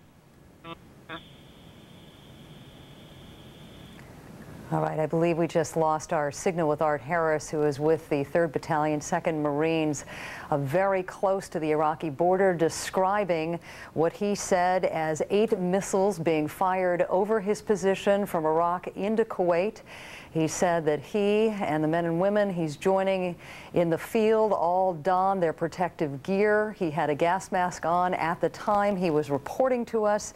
He described seeing streaks of light. An alarm was sounded. We do know that the Iraqis, and can confirm, fired 3 missiles into Kuwait last night shortly after the military, or the so-called decapitation part of the campaign came underway, which is a very targeted attack of a small complex of buildings in Baghdad, in addition to a site 250 miles west of Baghdad. In the case of those missiles being fired into Kuwait, an anti-Patriot or a Patriot missile battery took one of those out, and 2, we are told, fell harmlessly to the desert sands of Kuwait. We're going to check in now with Joe Wilson, who is one of our experts on duty around the clock for CNN. He was one of the last diplomats to meet face-to-face with Saddam Hussein. He joins us now from Washington this morning. Good morning, Joe. I want to ask you about some of the speculation surrounding that taped appearance we saw of Saddam Hussein last night, the administration not confirming whether they believe it is indeed him or a body double, but one official telling us that if Saddam did not die last night, it's got to leave him wondering about the loyalty of some of those around him. Oh, I think that's exactly right. I took a look at those pictures myself, and the one thing that I've always been struck with, Paula, the picture I have with Saddam Hussein, he doesn't have that birthmark underneath his or next to his left ear that you can see in the right-hand picture there. In the picture in the meeting that I had with him 12 years ago. Now, presumably those things grow during the intervening 12 years, but I mean, clearly they'll be looking at this very carefully throughout the day. With respect to somebody betraying him, if in fact that was where he and the senior leadership intended to be last night, yeah, I'll bet they're very nervous about the extent to which they've been penetrated by American and Allied intelligence. Well, what is the potential for that? Because the Pentagon reporting this morning they are guardedly optimistic that in fact they might have killed some members of his top leadership. Well, they will remember from the last Gulf War when we hit a couple of their deep bunkers when we thought the families and senior leadership were there. They will know that we've got a pretty good fix on some of their installations, but without a doubt, the fact that we've hit something that may have contained senior leadership is going to roil their thinking and their security there. Your reaction to the fact that it appears as though, from our reporting from the White House this morning and John King's reporting, that this military campaign was moved up, perhaps escalated by as much as 2 days, when the CIA director came upon some intelligence which suggested that they had a small window of opportunity to strike at this small complex of buildings in Baghdad. Well, you know, once the ultimatum expired, and even before that on the president's command, we're at essentially in the midst of a conflict, openly in the midst of a conflict. And when you're in a conflict, command and control targets are fair game. So the fact that we hit at their command and control targets, their supreme command and control targets, should not be a surprise either to us or to them. We definitely tried to do it during the Gulf War, and I suspect we will continue to try and do it here. If we can decapitate the regime, the chances are this war will go much more quickly and much more smoothly in our favor. One of the things, Joe, that really needs to be analyzed is something Barbara Starr just reported from the Pentagon. There is some concern on the Pentagon's part that maybe some of the anti-aircraft fire from Iraq into the skies happened even before some of those bunker buster bombs were dropped, well in advance of the cleanup mission with the cruise missiles. Well, that's right, and the F-117 is a so-called stealth bomber fighter, and the fact, if a radar picked it up, they'll have to figure out what sort of sophisticated radar system the Iraqis had to pick it up. And if it was, they may have picked up something else that set the alarms off. I think they're probably pretty trigger happy. They certainly were in the first several nights of the Gulf War 12 years ago. Any time they had any inkling that something might be overhead, they filled the sky with anti-aircraft fire. They may have just been doing the same thing this time. Joe Welsh, and as always, thank you for your input. The big question, of course, that we're going to explore and hopefully learn more about in this briefing straight up at 11 o'clock from the Pentagon. Did the Iraqis see the U.S. coming? Again, thank you, Ambassador Wilson. Back to Leon now at CNN Center. Leon? Well, Paula, right now we want to see what our boy Bill Hemmer is seeing, because he is in Kuwait City standing by there. And when last we checked with Bill, he was hearing the beginning sounds of some sirens that were blaring there. Now, Bill, we have you up on the screen, and I see you, and I can't really quite hear anything. What's going on? Listen, Leon, at this point, we do believe the all clear is on the way right now. Those sirens have died down. In fact, the ones we hear in the distance give us the indication. Our sources here in Kuwait tell us here at CNN that these incoming missiles have not contained any sort of biological or chemical agent. That's the early indication we're getting with our sources placed. And again, as the sirens start to die down, again, this repeats a pattern that we have seen now over the past 6 or 7 hours when the missiles come across and enter Kuwaiti airspace. Even prior to that, when they're picked up flying over southern Iraq, we hear these sirens oftentimes.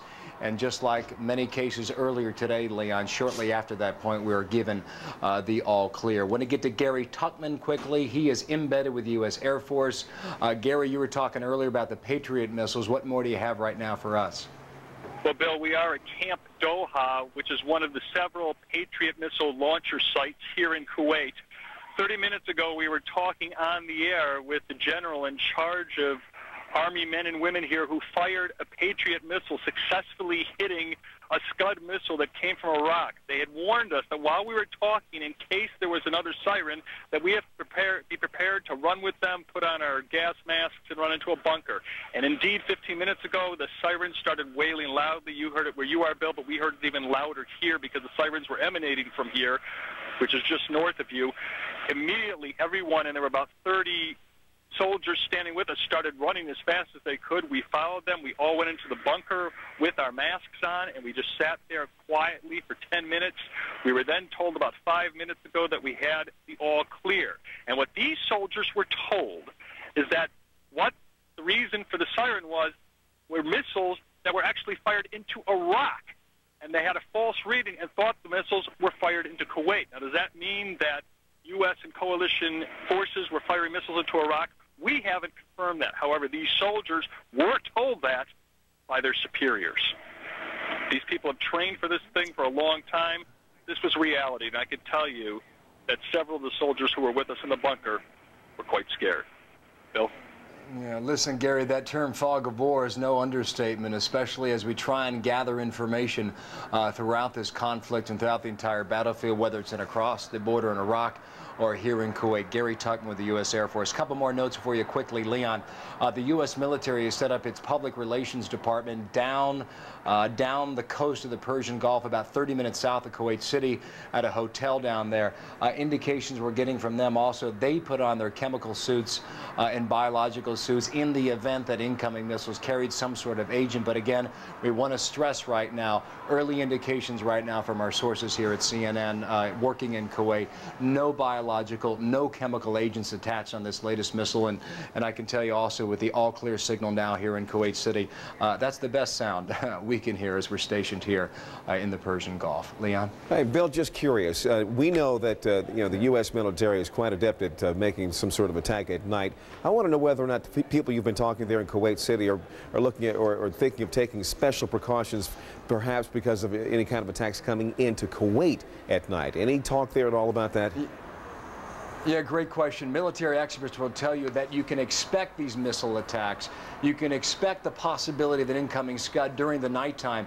For this reason, the Iraqis try and conceal them. They try and make sure they stay elusive so that the fighter jets and the AWACS planes that patrol the skies over Iraq cannot locate them. I've stressed this point throughout the morning here, Leon. I'm going to make it again. In 1991, First Persian Gulf War, not a single Scud launcher was found and destroyed in Iraq. It was a great sense of frustration for the Pentagon. They've worked for a long time trying to make sure that their accuracy improves, trying to make sure that they can pinpoint these Scud launchers on the ground in Iraq. We're all about to see Leon, now whether or not the improvements they have tried to make are indeed more effective now in the year 2003. Yes, we will, no doubt. We'll see that soon. Thanks, Bill. Be careful. We'll check back with you in just a bit. And in the meantime, let's go down to Judy Woodruff standing by in Washington. Judy? Thank you, Leon. We want to bring everybody up to date now. Sirens wail over Baghdad as the U.S. launches an assault against Iraq. Right now, American and coalition forces are in the early hours of Operation Iraqi Freedom. It began last night with a barrage of Tomahawk missiles and precision-guided bombs, all fired at Iraqi leaders. The Red Cross says that 1 person was killed and 14 were wounded in the strike. Many are being treated in area hospitals in Baghdad. Iraq says that the U.S. missed its intended target, Saddam Hussein. In the moments after the U.S.'s opening attack, there was a television appearance purportedly by Saddam Hussein. U.S. intelligence officials say they are analyzing a videotape of the broadcast, trying to determine whether it was indeed the Iraqi leader or one of his much-talked-about doubles. Meanwhile, intelligence officials say even if Saddam Hussein is still alive, they may have killed some of the senior Iraqi leadership in that opening military strike. Well, as Iraq comes under attack, Baghdad is targeting neighboring Kuwait, where tens of thousands of American troops are based. Kuwaiti officials say that Patriot missiles shot down 2 incoming Iraqi missiles. There are no reports so far of any injuries. And of course, we've been reporting other Iraqi attacks in the meantime. In Washington this morning, the nation's commander-in-chief is planning the next move in the strike against Iraq. President Bush has been meeting with his war council and with intelligence officials. In that address on television last night, Mr. Bush said the military campaign in Iraq could be longer and more difficult than some expect. And now back to Leon in Atlanta. All right, good. Thank you, Judy. We want to get some more perspective now on what we've been seeing, getting into these actual reports we're getting from our correspondents who are overseas. We're turning now to our military analyst, Major General Don Shepard. You've been sitting here watching these reports that we've been getting from Sanjay Gupta, from Bill Hemmer and others, and they've been going in and out of these situations where they had to put on this chemical or biological protective gear. First question that comes to mind is how many times can they go through that process? We've seen, as a matter of fact, I think Sanjay's group has gone through that maybe 6 or 7 times this morning. Yeah, this brings back memories, Leon. In Vietnam, we'd be hit nightly for a couple, 3 weeks in a row, and have to run to the bunkers. It really gets old. The key is do not let yourself get complacent. Always assume the worst. In this particular case, that it could be chemical and/or biological, and get yourself to the bunker. And then when the all-clear signal is, get out and go back to work and do it again next time, and do it all the way to Baghdad. All right, so then how do you know when is the time to do it, and how do you know which gear to grab? First of all, You basically listen to the sirens. They will tell you when to go to the shelter. This is well practiced, and they will tell you over the radio what type of mop posture. It goes from 0 to 4, 4 being the most serious, where you put on everything, including the outer garments and that type of thing. And so your chain of command basically tells you how much to put on, and then you hear the all clear signal. You can go back out and go to work again. Who makes the initial call on that in the first place, though? Who decides which siren to sound? Yeah, there's basically an air defense system set up for notifying headquarters. I'm not sure how it's set up over there as far as who can do it, but basically anybody that sees anything that presents a threat to the forces can give the alert up the system to whoever actually pushes the button. All right, now we have had eyeballs on some of these missiles or rockets or whatever that have been coming in and flying overhead over the troops and over our reporters out there. Still, we haven't heard from the Pentagon exactly what they think it was. We don't know if they were Scuds or if they were Al-Samouds or whatever. Yeah. We've got baseball cards that basically we can run through here and show you some of the possibilities. They can be delivered from aircraft. They can be delivered from missiles. This is the Al-Samoud missile. 125 of them owned, about 60 of them destroyed supposedly. It could be an Al-Samoud Scud. Looking for these things, they're very hard to find, as we found out during the Gulf War. It could be some of these. It can be a modified SA-2 on this missile as well, air defense missile. We've also got another possibility, the CSS-8. It's a surface-to-surface missile, a shorter range missile, range somewhere around 95 miles. It could be put on this. Again, very, very difficult to find. Put them on trucks, put them on all kinds of vehicles to launch. And then the final thing, this new Ababil, or the Al-Fatah missile, a shorter range adaptation of the Frog or Free rocket over ground. It could be delivered by any of these things. And again, the danger is they may have found ways to put biological weapons on these vehicles. And the danger again is that they could be delivered by light aircraft, by aircraft, by missiles, or by rockets, or by artillery shells. You have to be ready for it all. But up to this point now, we have not seen very good accuracy coming from the Iraqis. Any of these missiles here pose a particular threat accuracy-wise? No, they're notoriously inaccurate. Basically, within about half a kilometer is what you can expect. Artillery is more accurate than that, but they're not very accurate. But the danger is that they can hit anything, and they really mess up your planning. They keep people going in and out of shelters. The whole idea behind this is not to search for each one of the sites, but at some point to get the forces moving and capture the territory and deny the people the sanctuaries to launch this stuff. Now, we haven't seen just missiles coming in from Iraq this morning. We also have had this report of a plane, some sort of a small plane that may have been flown in, that actually was flown in, was observed by some Marines out there. What do you think it was up with that? If that was not used to spread any sort of biological or chemical agent, what in the heck could that possibly be used for? This is a wacky report, and it's somewhat confusing. We have reports that they have adapted light aircraft and also drones, unmanned drones and unmanned light aircraft, to come in and deploy chemical or biological agents. I'm sure they're combing this crash site right now to find out, but there were early reports that it circled for almost 5 minutes before whether it was shot down or whether it crashed. This doesn't make any sense to me yet. I don't know if the report's accurate, so I think we're going to have to wait and see and let the Pentagon analyze this for it. But we are worried about light aircraft. What do you make of the reports that we're getting now about concerns? We just heard this from Barbara Starr moments ago about concerns perhaps in our intelligence community about what the Iraqis may have seen coming. The fact that their AAA, their AAA anti-aircraft ammunition was going up at a time when these missiles were coming in last night on these strikes into Baghdad, and perhaps that the sirens were starting to sound at a time when these planes were coming in, that may indicate that they may have some way of telling what's coming, and it's come in advance of it arriving there. Yeah, look, my conclusion on that is don't get too worried about this too early. There are all sorts of clues that strikes are going to happen. When they see jamming on their radars, they know that stealth aircraft or other aircraft can be coming when they see jamming. Tomahawks are also can be detected by not only radars but ground forces.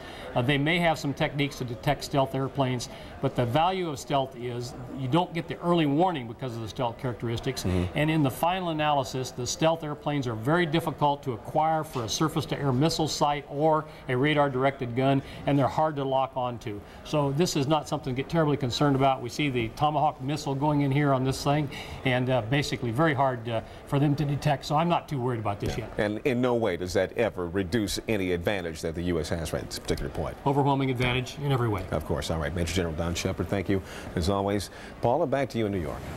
Thanks so much, gentlemen. There is an uneasy watchfulness this morning in northern Iraq, the area controlled by Kurds who are sworn enemies of Saddam Hussein. They know that at any moment they can again be the target of an Iraqi attack. Along that northern border, Iran is now saying it can expect to take up to as many as 1.2 million refugees coming that way, as many as 200,000 ethnic Kurds on the move, we are told, in northern Iraq, some of them headed for rural areas to try to protect themselves from the possibility of any kind of military attack. We have Jane Araf very close to that border now to tell us a little bit more about what she is seeing near the town of Dohuk. Jane, what are you seeing? Paula, there's freezing rain gathering on the mountains near us, but that hasn't deterred townspeople from heading further into the countryside. Now, the roads from here, and this is a major city in northern Iraq, are lined with tents. And these are makeshift tents with sometimes 10 children huddled underneath. Now, you can imagine the level of fear that would drive people to leave their homes in Dohuk and other cities in northern Iraq to go and live in these freezing conditions. Now, the children that we see in these pictures are smiling at the novelty of a camera, but they're living in miserable conditions. They're warming their hands by the fire. They're gathering water from streams. And one man told us that he had left his job and his house in this city, a comfortable job and house, to take his 5 children to live in a tent that he had saved from the last refugee crisis in 1991, thinking they might need it again. Now, there are 200,000 people who have left this city alone. Altogether, an estimated 400,000 at least have left other cities to head to the mountains in the countryside, and hundreds of them are living with almost no protection. Paula? You talk about the lack of protection. What will be their access to any food and water if they are camped out there for any period of time? It's definitely a problem. There's food in the country, and particularly in northern Iraq, there's a lot of stockpiled food. But one of the big problems is fuel, keeping warm. 2 people have already died of exposure, according to authorities, elderly people. And they've only got enough fuel in this region for a week, they say. That includes heating oil as well as gasoline. Now, what they're trying to do now is they've started today to build tent cities. Now, these are not classic refugees. The classic refugees would be coming from the rest of Iraq, crossing the unofficial border between Iraqi-controlled territory and northern Iraq. But that border has been closed. The Iraqi government is not letting anyone in or out. These are people who are internally displaced, Kurds heading further into the countryside, and local authorities are trying to take care of them. Paula? Jane Araf, thanks so much. We're going to keep you posted on some of what the Red Crescent Society is doing to take into account the needs of these people. They are trying to designate sites now for what is expected to be millions of refugees in that part of the country, not only going towards the border of Turkey, but Iran as well. Air power is one of the critical elements in the current confrontation with Iraq. It is delivered partly from ships at sea, partly from air bases on land. CNN's Bob Franken joins us from a U.S. air base near the Iraqi border, a very jumpy air base where they have been in and out of code red for the last several hours. He joins us now live on the video phone. Bob, what's the latest? Well, 6 times today, and we heard the interview just a moment ago where it becomes tedious. It already is, but of course, one has to react every time, and so each time one of what they call a code red or a MOP 4 occurs, you put on all of your protective gear and you head for cover. Interestingly, we were in one building which had a TV system here where you could literally watch the television and it would tell you what the MOP sequence was. After about 10 minutes, just a few minutes ago, it went down from a MOP 4 to a MOP 1. So we're really now just able to walk around out of our protective gear. And that's been going on all day. As for the air base itself, it is a major place for a launching pad for various fighter bombers. There were about 35 of them that flew last night in what became at 9 o'clock local time, which was about 1 o'clock in the afternoon in the Eastern Standard Time Zone. In any case, they switched from, just to use a little military talk, from Operation Southern Watch was the one that protected the no-fly zone, to Operation Iraqi Freedom, as the United States has decided to call it. In any case, that was at 1 a.m. Eastern Time. 9 o'clock local, as I said. In any case, we have no indication that there's going to be any escalation. This will be one of the places where they would launch many of the attacks. This is where many, many fighter bombers are based, the FA-18, the F-16 fighters, and of course they can also be used as bombers, as I said. And in addition to that, they've got some anti-tank planes here, as well as some search and rescue planes. Earlier there were some reports about search and rescue. We were not able to determine if, in fact, any search and rescue missions looking for a helicopter had come from here. But as you said when we were talking a moment ago, Judy, this is a very tense place right now, a place that is waiting for the final orders to come. Bob, there has been the suggestion from many folks we've talked to at the White House this morning that this campaign was escalated by as much as 2 days because of some very important intelligence information that this head of the CIA had and shared with the president, showing a very small window of opportunity perhaps to take out a small complex of buildings where the top Iraqi leadership was meeting. Was there any sense of surprise from members of the Air Force you were with that, in fact, the campaign started last night? Having done that, we are also hearing, however, that when I say we're hearing this, we're not saying this will be a factor. People think that maybe the may have fired, may have just a little bit. There's nothing wrong with your television sets, folks. His audio is fading in and out. It's actually quite a testimony to all of our hundreds of people on the ground there that we can even get live signals like that up along that Kuwaiti-Iraq border. Just to quickly bring you up to date, there is some concern on the Pentagon's part that perhaps the Iraqis knew the U.S. was coming last night. That's the question they're asking themselves. Barbara Starr pointing to some initial concerns that perhaps the Iraqis' anti-aircraft artillery was turned on in advance of some of the first bunker bombs being dropped. Some of those questions we hope will be answered in a briefing that will get underway at the Pentagon in just about 8 minutes from now. Secretary of Defense Donald Rumsfeld will be addressing reporters, as well as General Myers. A lot of questions being asked this morning, Judy. Probably the one we spent a lot of time on the most this morning is the question of whether Saddam Hussein was even at that complex of buildings. You and I have both looked at the split images of the tape that was released last night of Saddam Hussein that aired shortly after the attacks begun, and we're going to try to put this up on the screen again now, and we compared that with an appearance that Saddam Hussein had made before. The White House not willing to say just yet if this really is Saddam Hussein on the left or a body double. A lot of analysis being done at this hour. David Enzo reporting that a CIA analyst told him, a man who has spent many years analyzing imagery of Saddam Hussein, he does not believe this is Saddam Hussein on the left. The Iraqis, of course, are saying the fact that he went on television last night is proof that he is alive. Is still too early, according to American officials, to say just that. So this Pentagon briefing we're hoping, bring us a lot of information that we've been asking questions about all day long. Judy. You're right, Paul. A lot of questions, and this war is only, a little more than 12 hours old as we approach 11 o'clock Eastern time here in the United States. We want to bring back in right now one of our military analysts, Major General Don Shepard. General, I'd like to ask you just to step back and look at everything that we know so far.